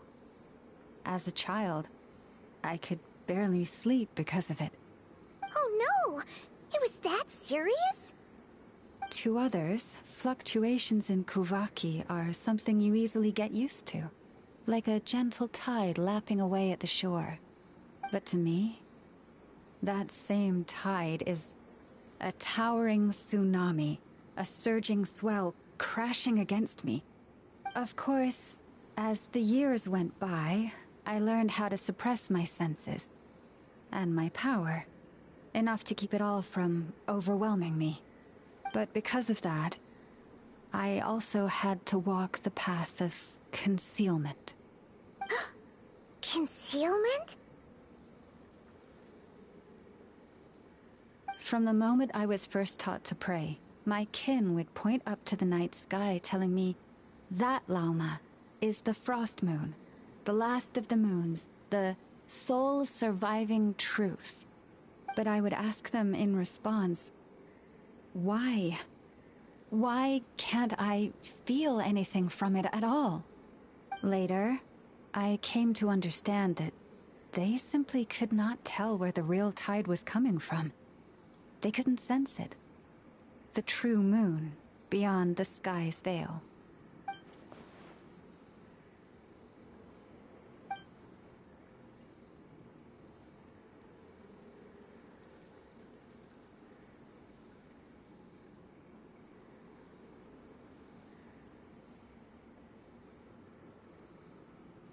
The moon is false. I reached that conclusion long ago. But there was no one I could tell. Not a single soul. At least, not until now. Am I the one who's wrong? Is it the moon that is false, or my own senses? I asked myself such questions time and time again.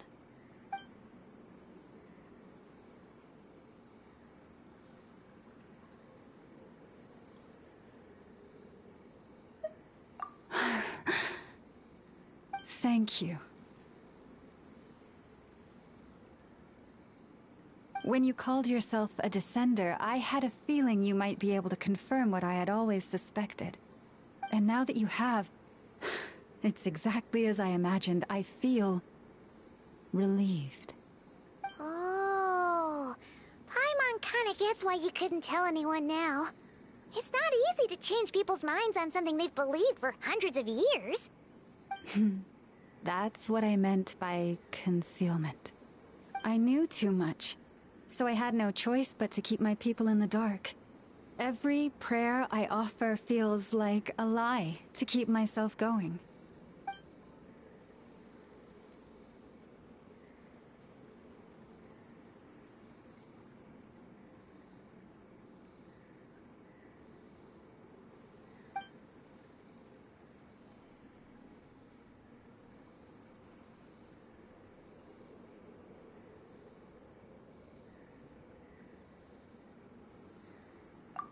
You've already met our Kutar, haven't you?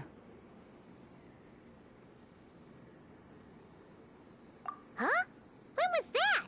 And, more importantly, when were you planning on telling Paimon? Ah, no wonder.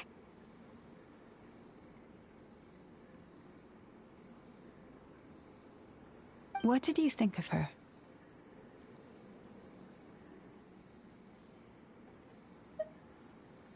What exactly do you mean by up in the clouds? I understand what you mean. She is quite indifferent to the world outside herself. But I find it hard to hold that against her. Yes, it was shortly after the fall of the ancient moon's remnants. I asked her what the Frost Moon Scions meant to her, and why she left in the first place. Yeah? So, why did she? Perhaps it's better if you ask her yourselves. Things tend to get lost in translation when you speak on someone's behalf. What I can say for certain is this. Even when I had no one to confide in, I still had a family. I still had the Frost Moon Scions. But that girl, born beneath the moonlight, perhaps she's never felt she had either. The truth is, though, she might have had it all, if only the Frost Moon Scions hadn't let her down.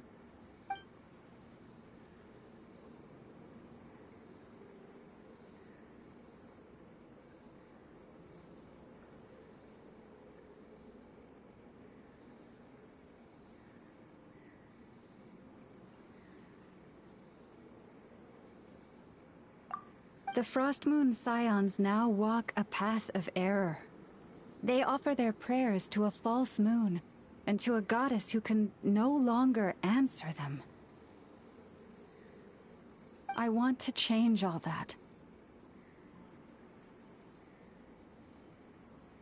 But with the Fatui closing in on us day by day, the Frostmoon Scions must stand united, now more than ever. I just need to wait for the right moment. Lady Lauma! Lady Lauma! Cappy? Has Karina's condition deteriorated again? Traveler, Paimon, we'll have to continue this conversation later. We'll come too!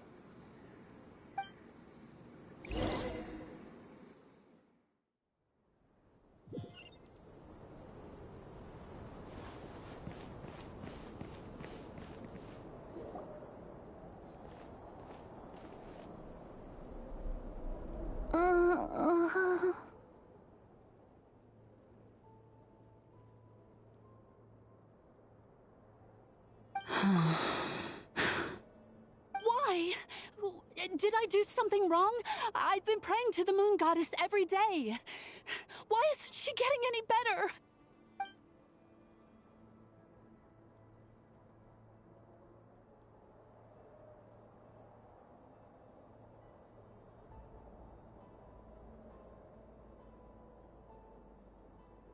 Cappy, I need you to wait outside.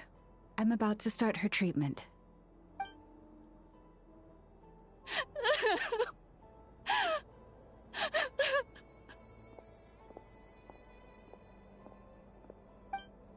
Is there anything we can do to help? Just don't be alarmed by what you're about to see. And please, don't let her mother see it.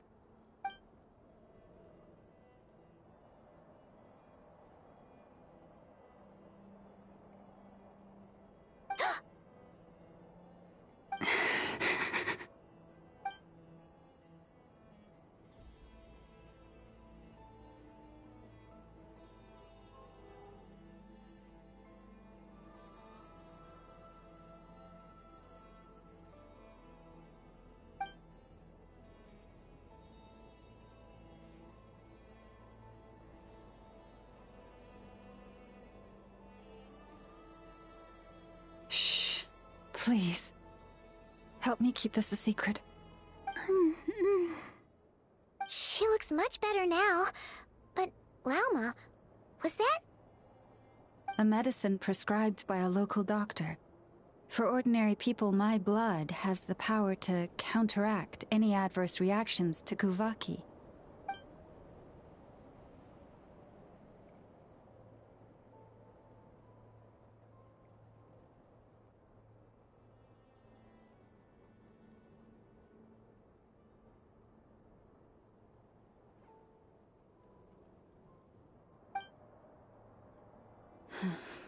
So, now you know another of my little secrets. I had hoped to guide the Scions out of error before Karina's illness reached this stage, but clearly, I was too late.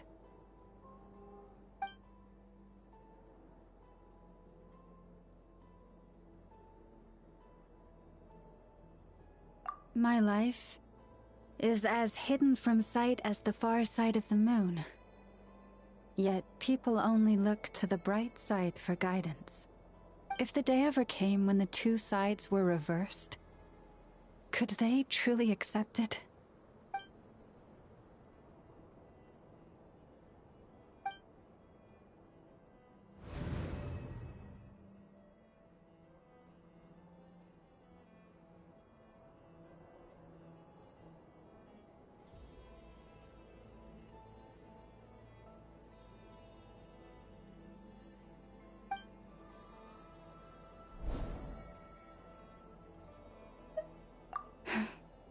Hearing you say that puts my heart at ease.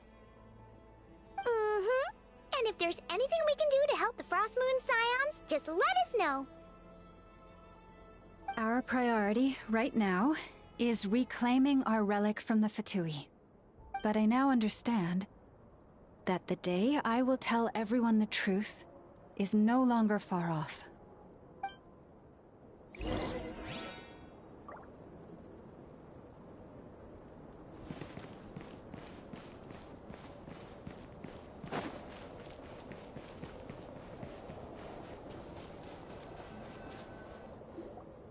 Wow!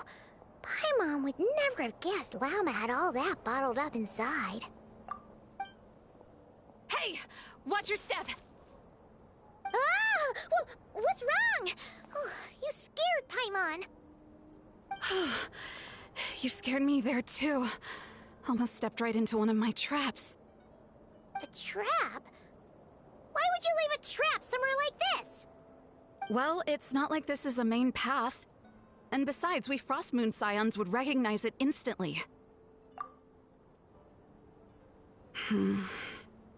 Alright.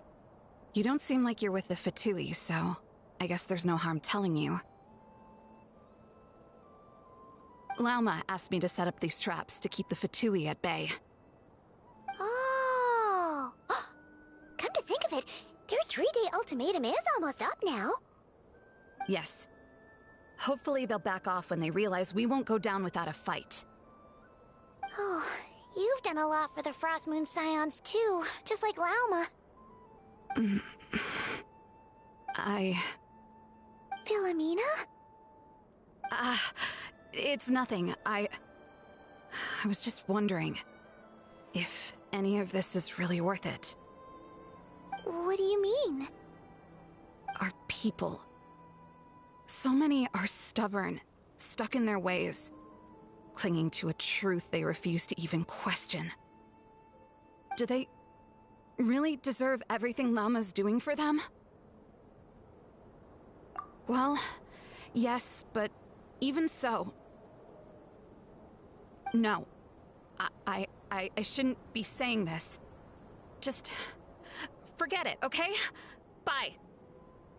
Huh? Why did I say all that? Or really...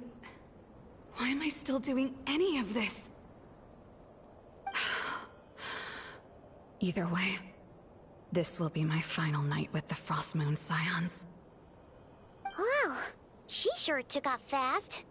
So, are we heading back to the flagship for a break, or what?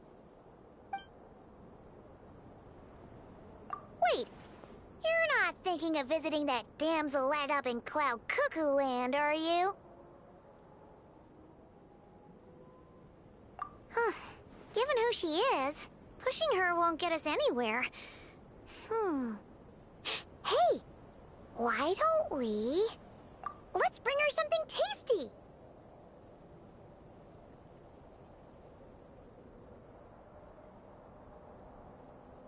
If she doesn't want to talk, we'll have to win her over with food.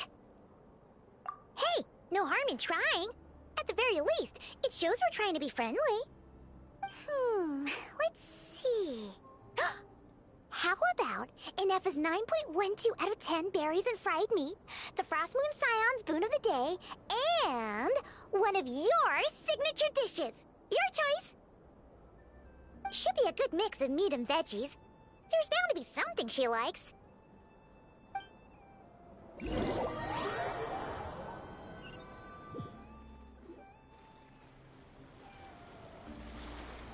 Alright, food's packed and ready. This is the place, right?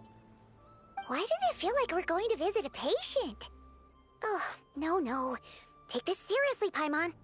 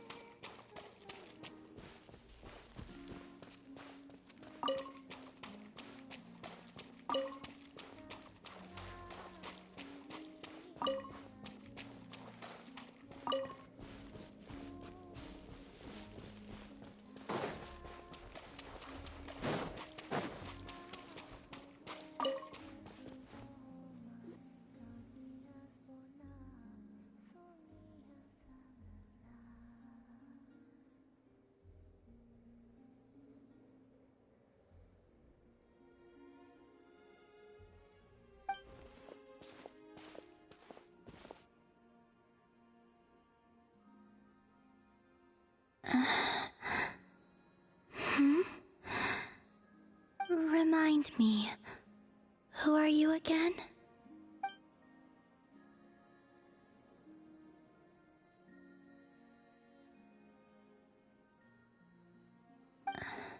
A different one floats by your side today. A different one? What's that even supposed to mean? Ugh, there goes Paimon's perfect conversation starter. Hi there! Paimon is Paimon, and this is the Traveler.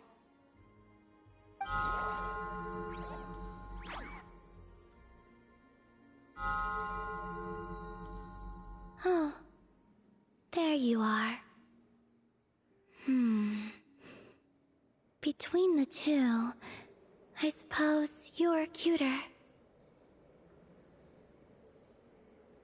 Wait, what do you mean Paimon's less cute than that floaty thing? Columbina. What is it? What's your favorite kind of food? Is this a treat? Or an offering? Let's go with treat. Anyway, this is all the Traveler's cooking, so please, help yourself.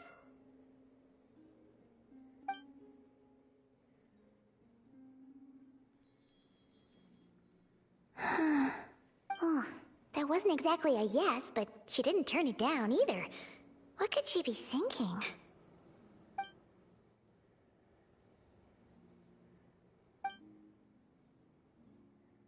So, what do you want to ask? Hey, she's actually playing along! Quick, now's our shot. You know the moon in the sky isn't real, don't you? I know there is only one moon in the sky. It is simply that some can see it, and some cannot.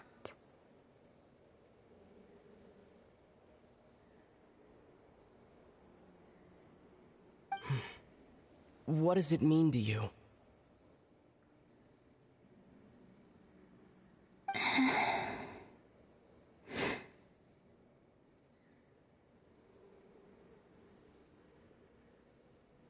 The missing prologue.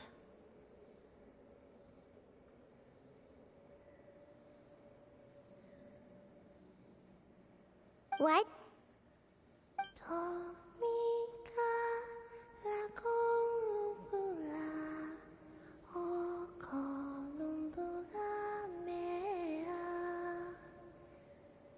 Huh?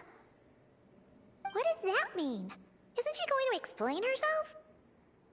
Can you tell me more about that melody? You were humming it last time, too. It must be important to you.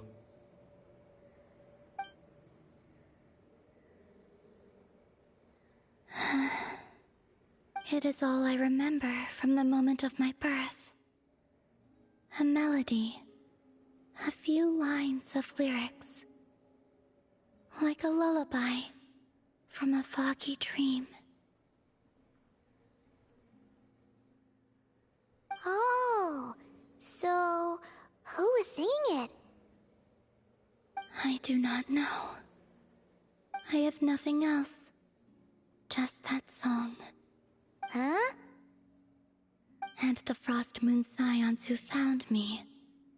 They had nothing either, but hope.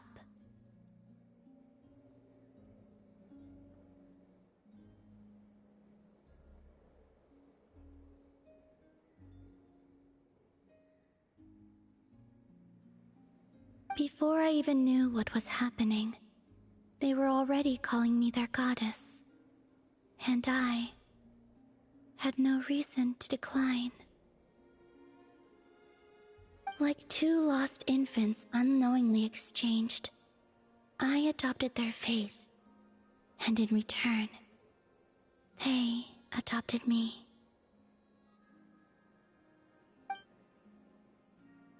But my adoption drops you into the story halfway through. What came before was scribbled onto the wrong pages, never even bound into the book. That sense of something missing only served to nurture their greed and doubt. And thus, I came to realize that this place was never truly my home. Greed and doubt?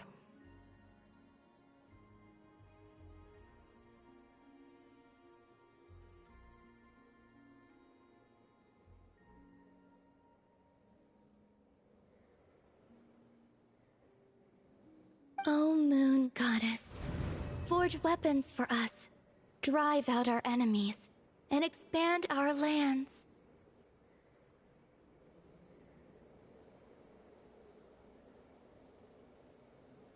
O Moon Goddess, heal our wounds, ease our suffering, grant us strength. They asked for everything, and I obliged. Until the day came when no answer could be given. If mortals can turn to the gods when they are powerless, then who do the gods turn to when they have nothing left to give? You've got Paimon there. In those days, the Frost Moon Scions cared more for faith than for truth.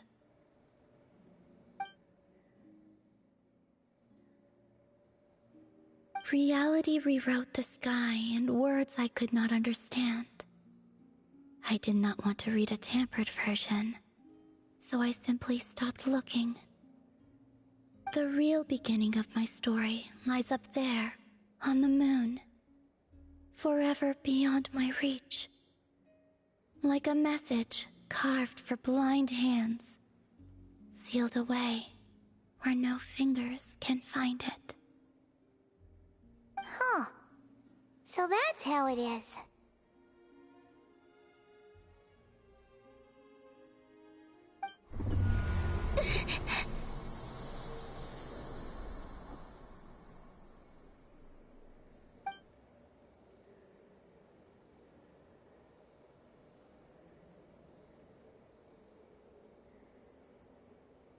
What's wrong?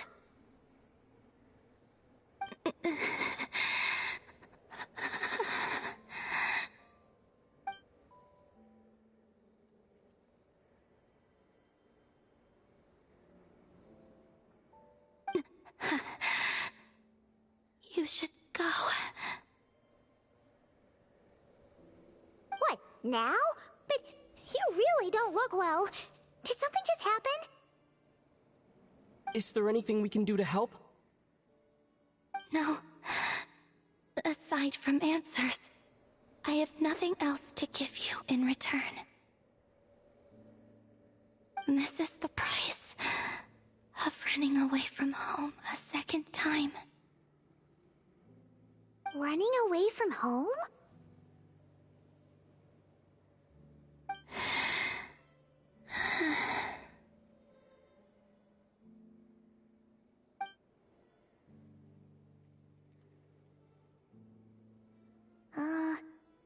Is she heading towards the food? Did all of Paimon's questions make her hungry? Do you still have many questions? I know I should offer more in return for your kindness, but I'm feeling a little worn out. Oh, we're so sorry about that. The Tsaritsa was right. Freedom always comes with a price. She said I could treat the Fatui as a second family, a second home. But in the end, they were no different. All they wanted in truth was my power as the Moon Goddess. I'd rather not dwell on such unhappy memories.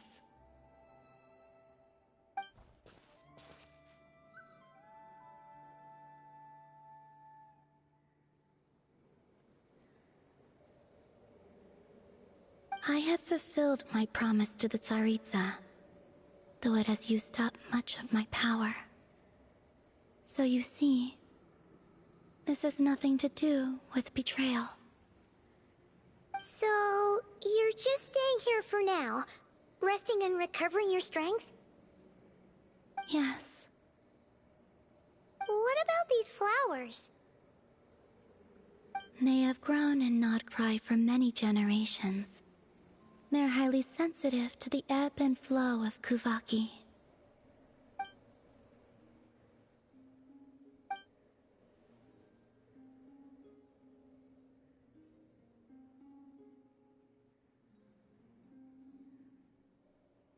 At times, I thought about using that relic the Frost Moon Scions had hidden away. I could sense the power within it. But going out is such a hassle. People might see me, and I promised Lauma I wouldn't show myself to anyone. Besides, I know it's gone now anyway. Really? Lauma asked you to stay in hiding? Uh-oh, she's looking back at the food again. But Paimon's still got some little crumb cookies here. You could have these for dessert if you wanted. Lauma said she wishes to change the Frost Moon Scions, which is why she asked me to stay out of sight. I don't really understand what she meant, and to be honest, it's not something that concerns me. But I wasn't planning to see anyone anyway. If they found their way here themselves, that's hardly my fault.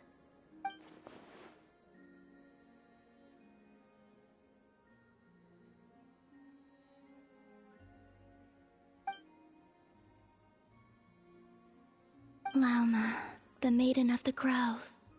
She is quite unlike any Frost Moon Scion I have ever met before. After hearing my story, she actually apologized for how the Frost Moon Scions treated me back then. She told us she feels like she's been living on the far side of the moon. Is that so? I actually got the opposite impression. She's been keeping her true power hidden away, afraid that people might be dazzled by its brilliance, and that they'd no longer be willing to look her way.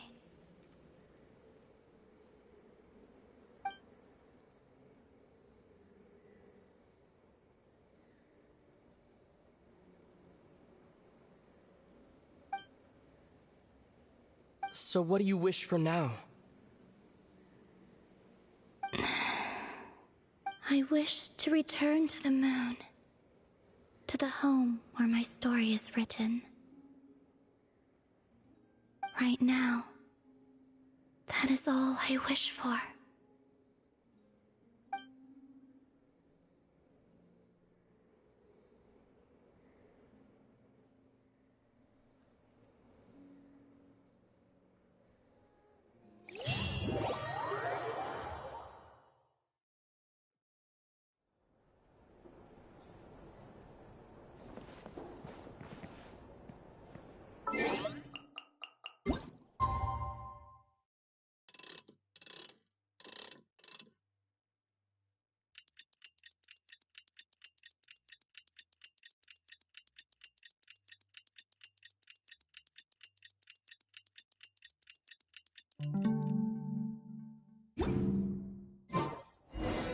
Tonight's the night we infiltrate the Fatoi's Experimental Design Bureau. Come on, we better go meet up with the others.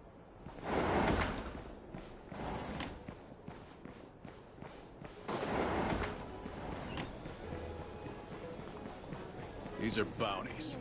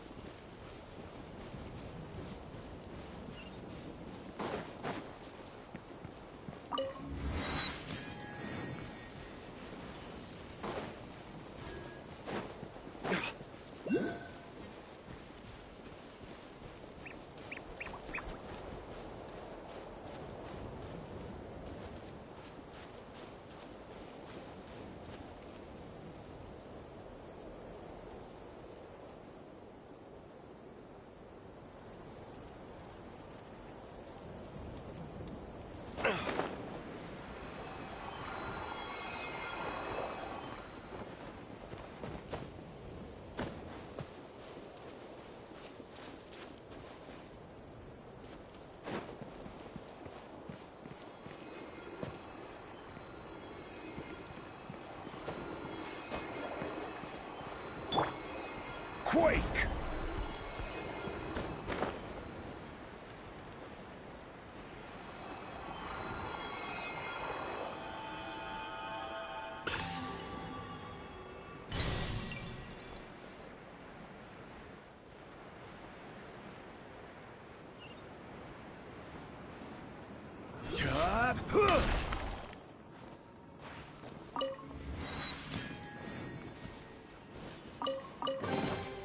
Certainly worth the extra mile.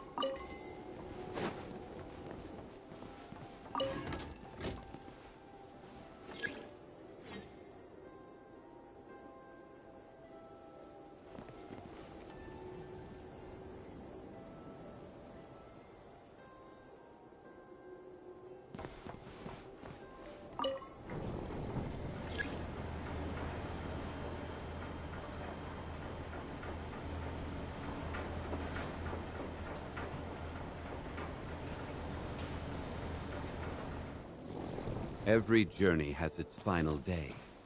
Don't rush.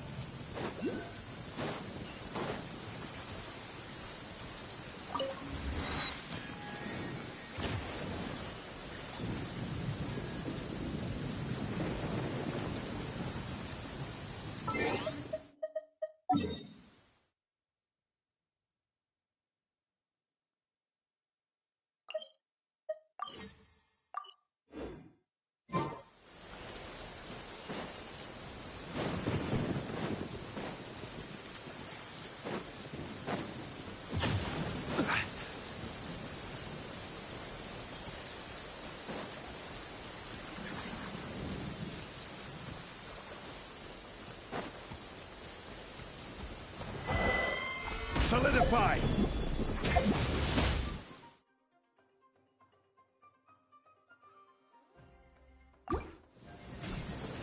Yeah! Dissipate! Here comes the catch.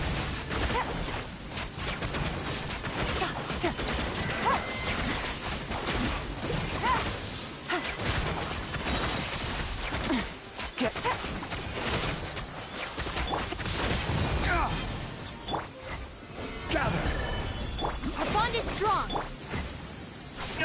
Dawn, break forth!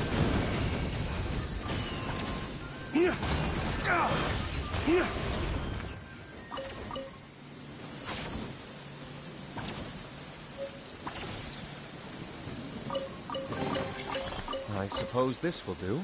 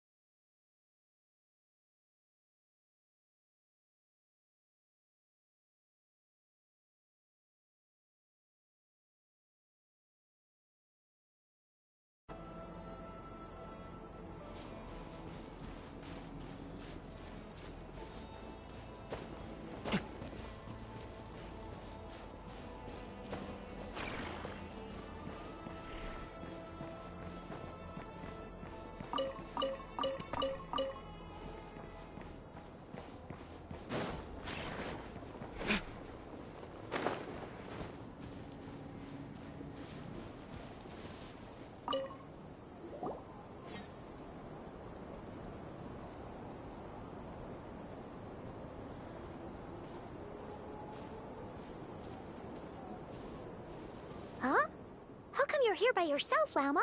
Where's Yehoda? I haven't seen her. Seriously? Don't tell Paimon she's ditched us on our first mission together. I don't believe so. Nefer and I have our differences, but that shouldn't interfere with our shared objective. Recovering the relic is my duty. But as far as she's concerned, there's plenty to gain here too. In Nodcry, it's common knowledge that the Curatorium has a nose for profit and opportunity. The same way aphids flit from flower to flower in a never-ending quest to make honey. Huh. Sounds like you know her pretty well. Still, Yehoda sure is taking her sweet time.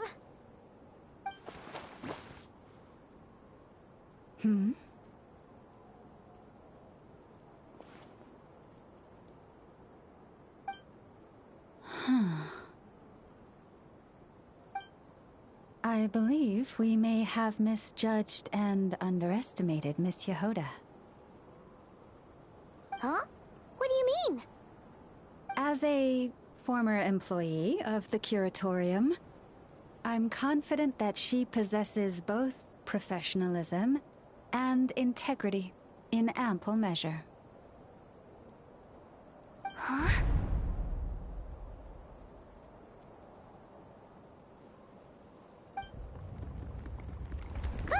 What was that noise?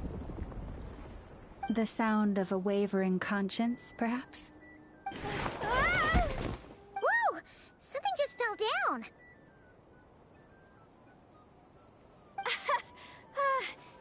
Hello, everybody! What kind of an entrance is that? Wait a second. Have you been hiding nearby this whole time? Yeah. I was just, scouting things out from up high. Darn it. How did Jane Doe even notice me up there?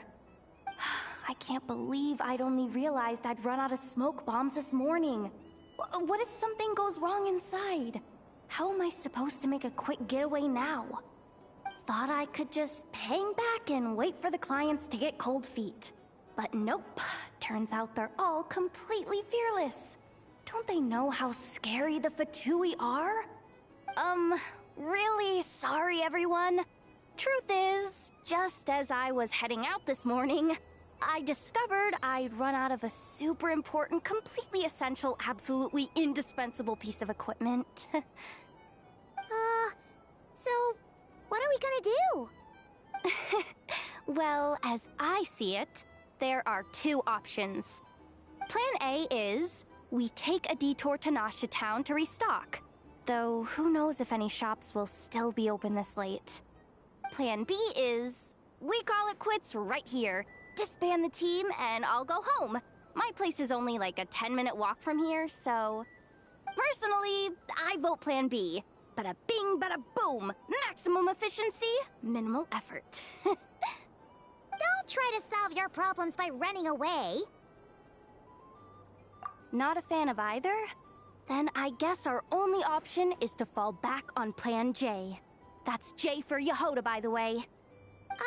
Why didn't you just tell us that was an option in the first place? Come on, that would have totally ruined the surprise. Boss pulls this trick all the time, and it's always the clueless ones who end up praising her to the skies. Feels like you just threw shade at a whole lot of people. I have faith in your professionalism, Yehoda. You don't need those flashy tricks. Your abilities alone are more than enough to earn our respect. Huh. This Jane Doe sure has an eye for talent. Speaking of which, maybe it's time I started calling her something nicer? You really mean that, Jane? I mean, Lauma Doe? I do. I'll tell you what, it's not every day you get to work alongside such considerate clients. I have a feeling we're gonna make a great team. Plan J is this. We find our way in through the freight access on the facility's east side. It's tucked away from view, and security's lighter at night. I've prepared some special gadgets too, so we should be ready for anything.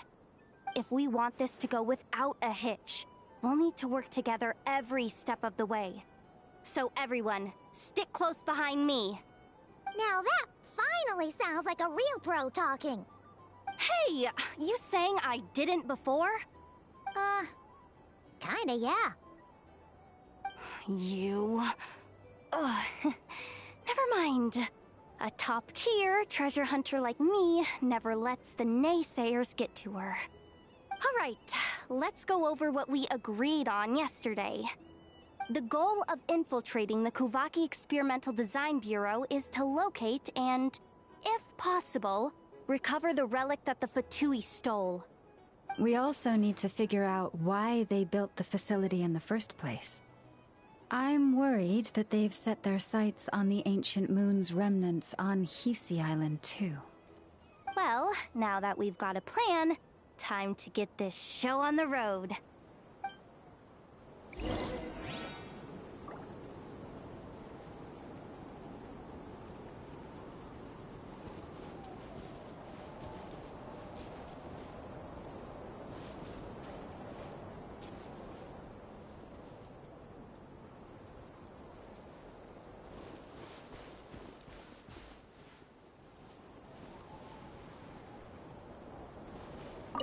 Everyone ready? Yeah? Then, let's move. Alright then, let's get this job done.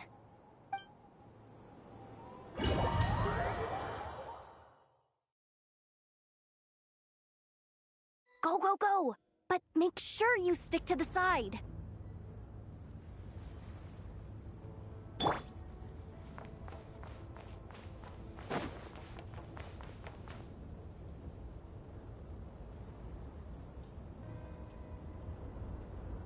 Just as I thought.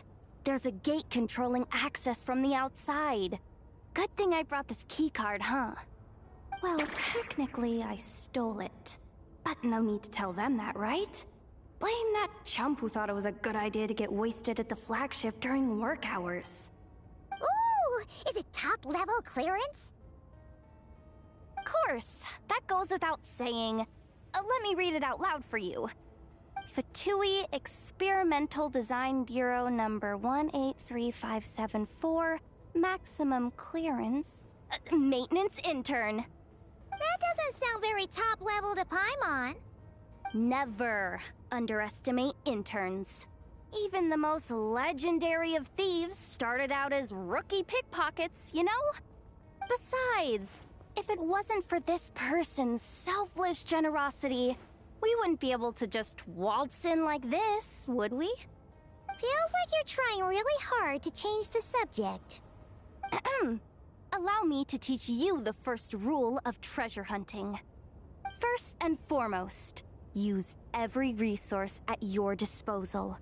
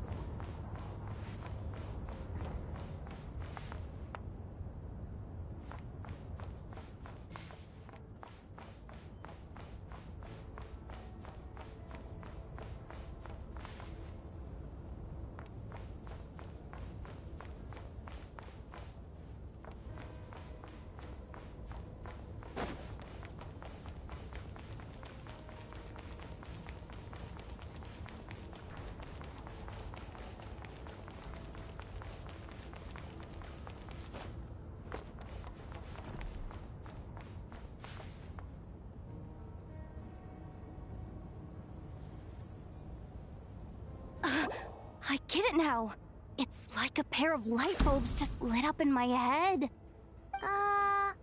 What did you just get? The blue light, aka Plan A, is telling me to take the path along the left side. It'll be a lot stealthier, but that might mean a bit of a detour.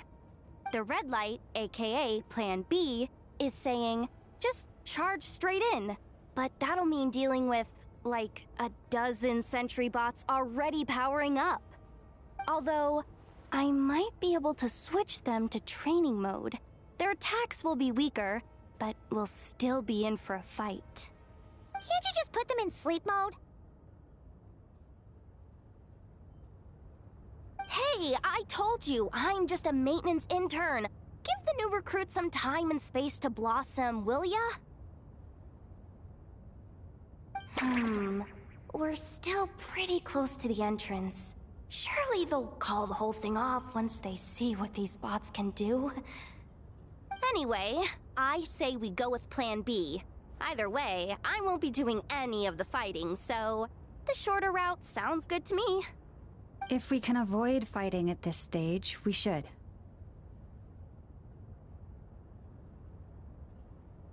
Plan J is to call it a night so we can all make it back to bed before sunrise.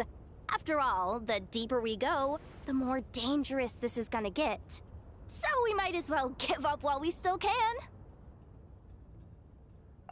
Okay, here are the bosses. Just don't forget, whatever you do, don't let those recon bots spot you. Let's see. No kidding. Enough told me about something like this before. I can't believe that dumb robot actually helped me out for once. All you gotta do is this, and the recon bots will be reassigned to another position. That way, when it's time to move forward, the path will be clear. Which reminds me, it's about time I taught you the third rule of treasure hunting. Go with the flow. What about the second one? You skipped that one. Huh? Did I? Oh geez, must have gotten them muddled again. I mean, the second rule is exactly the same as the first. Guess that's what you meant by going with the flow, huh?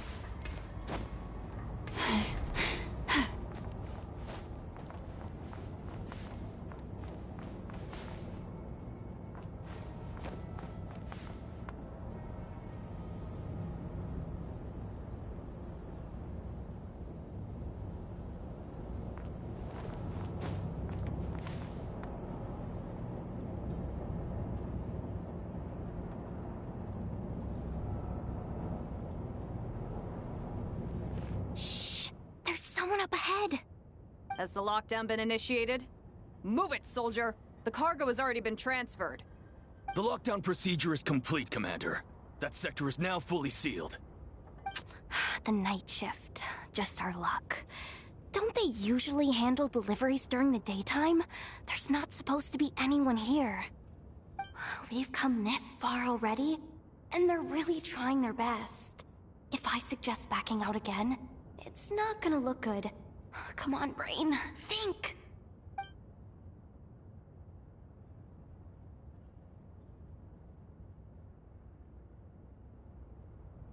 Got it!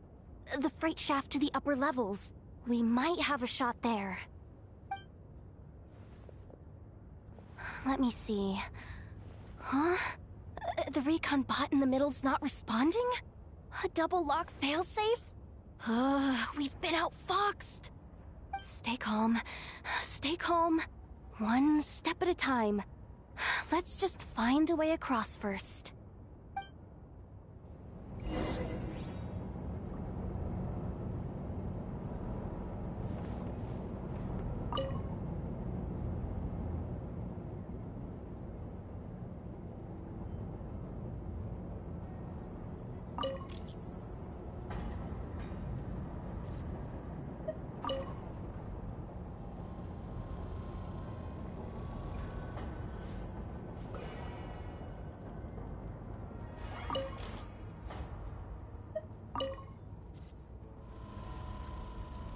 All set.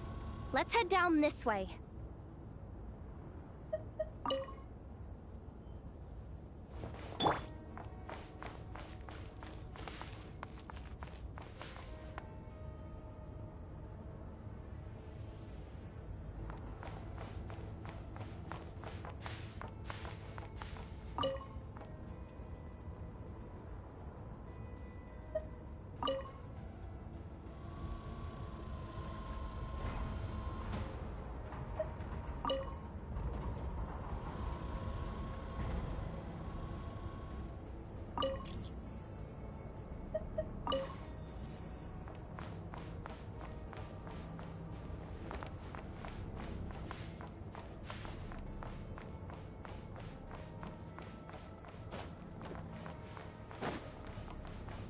Hey! Another control terminal!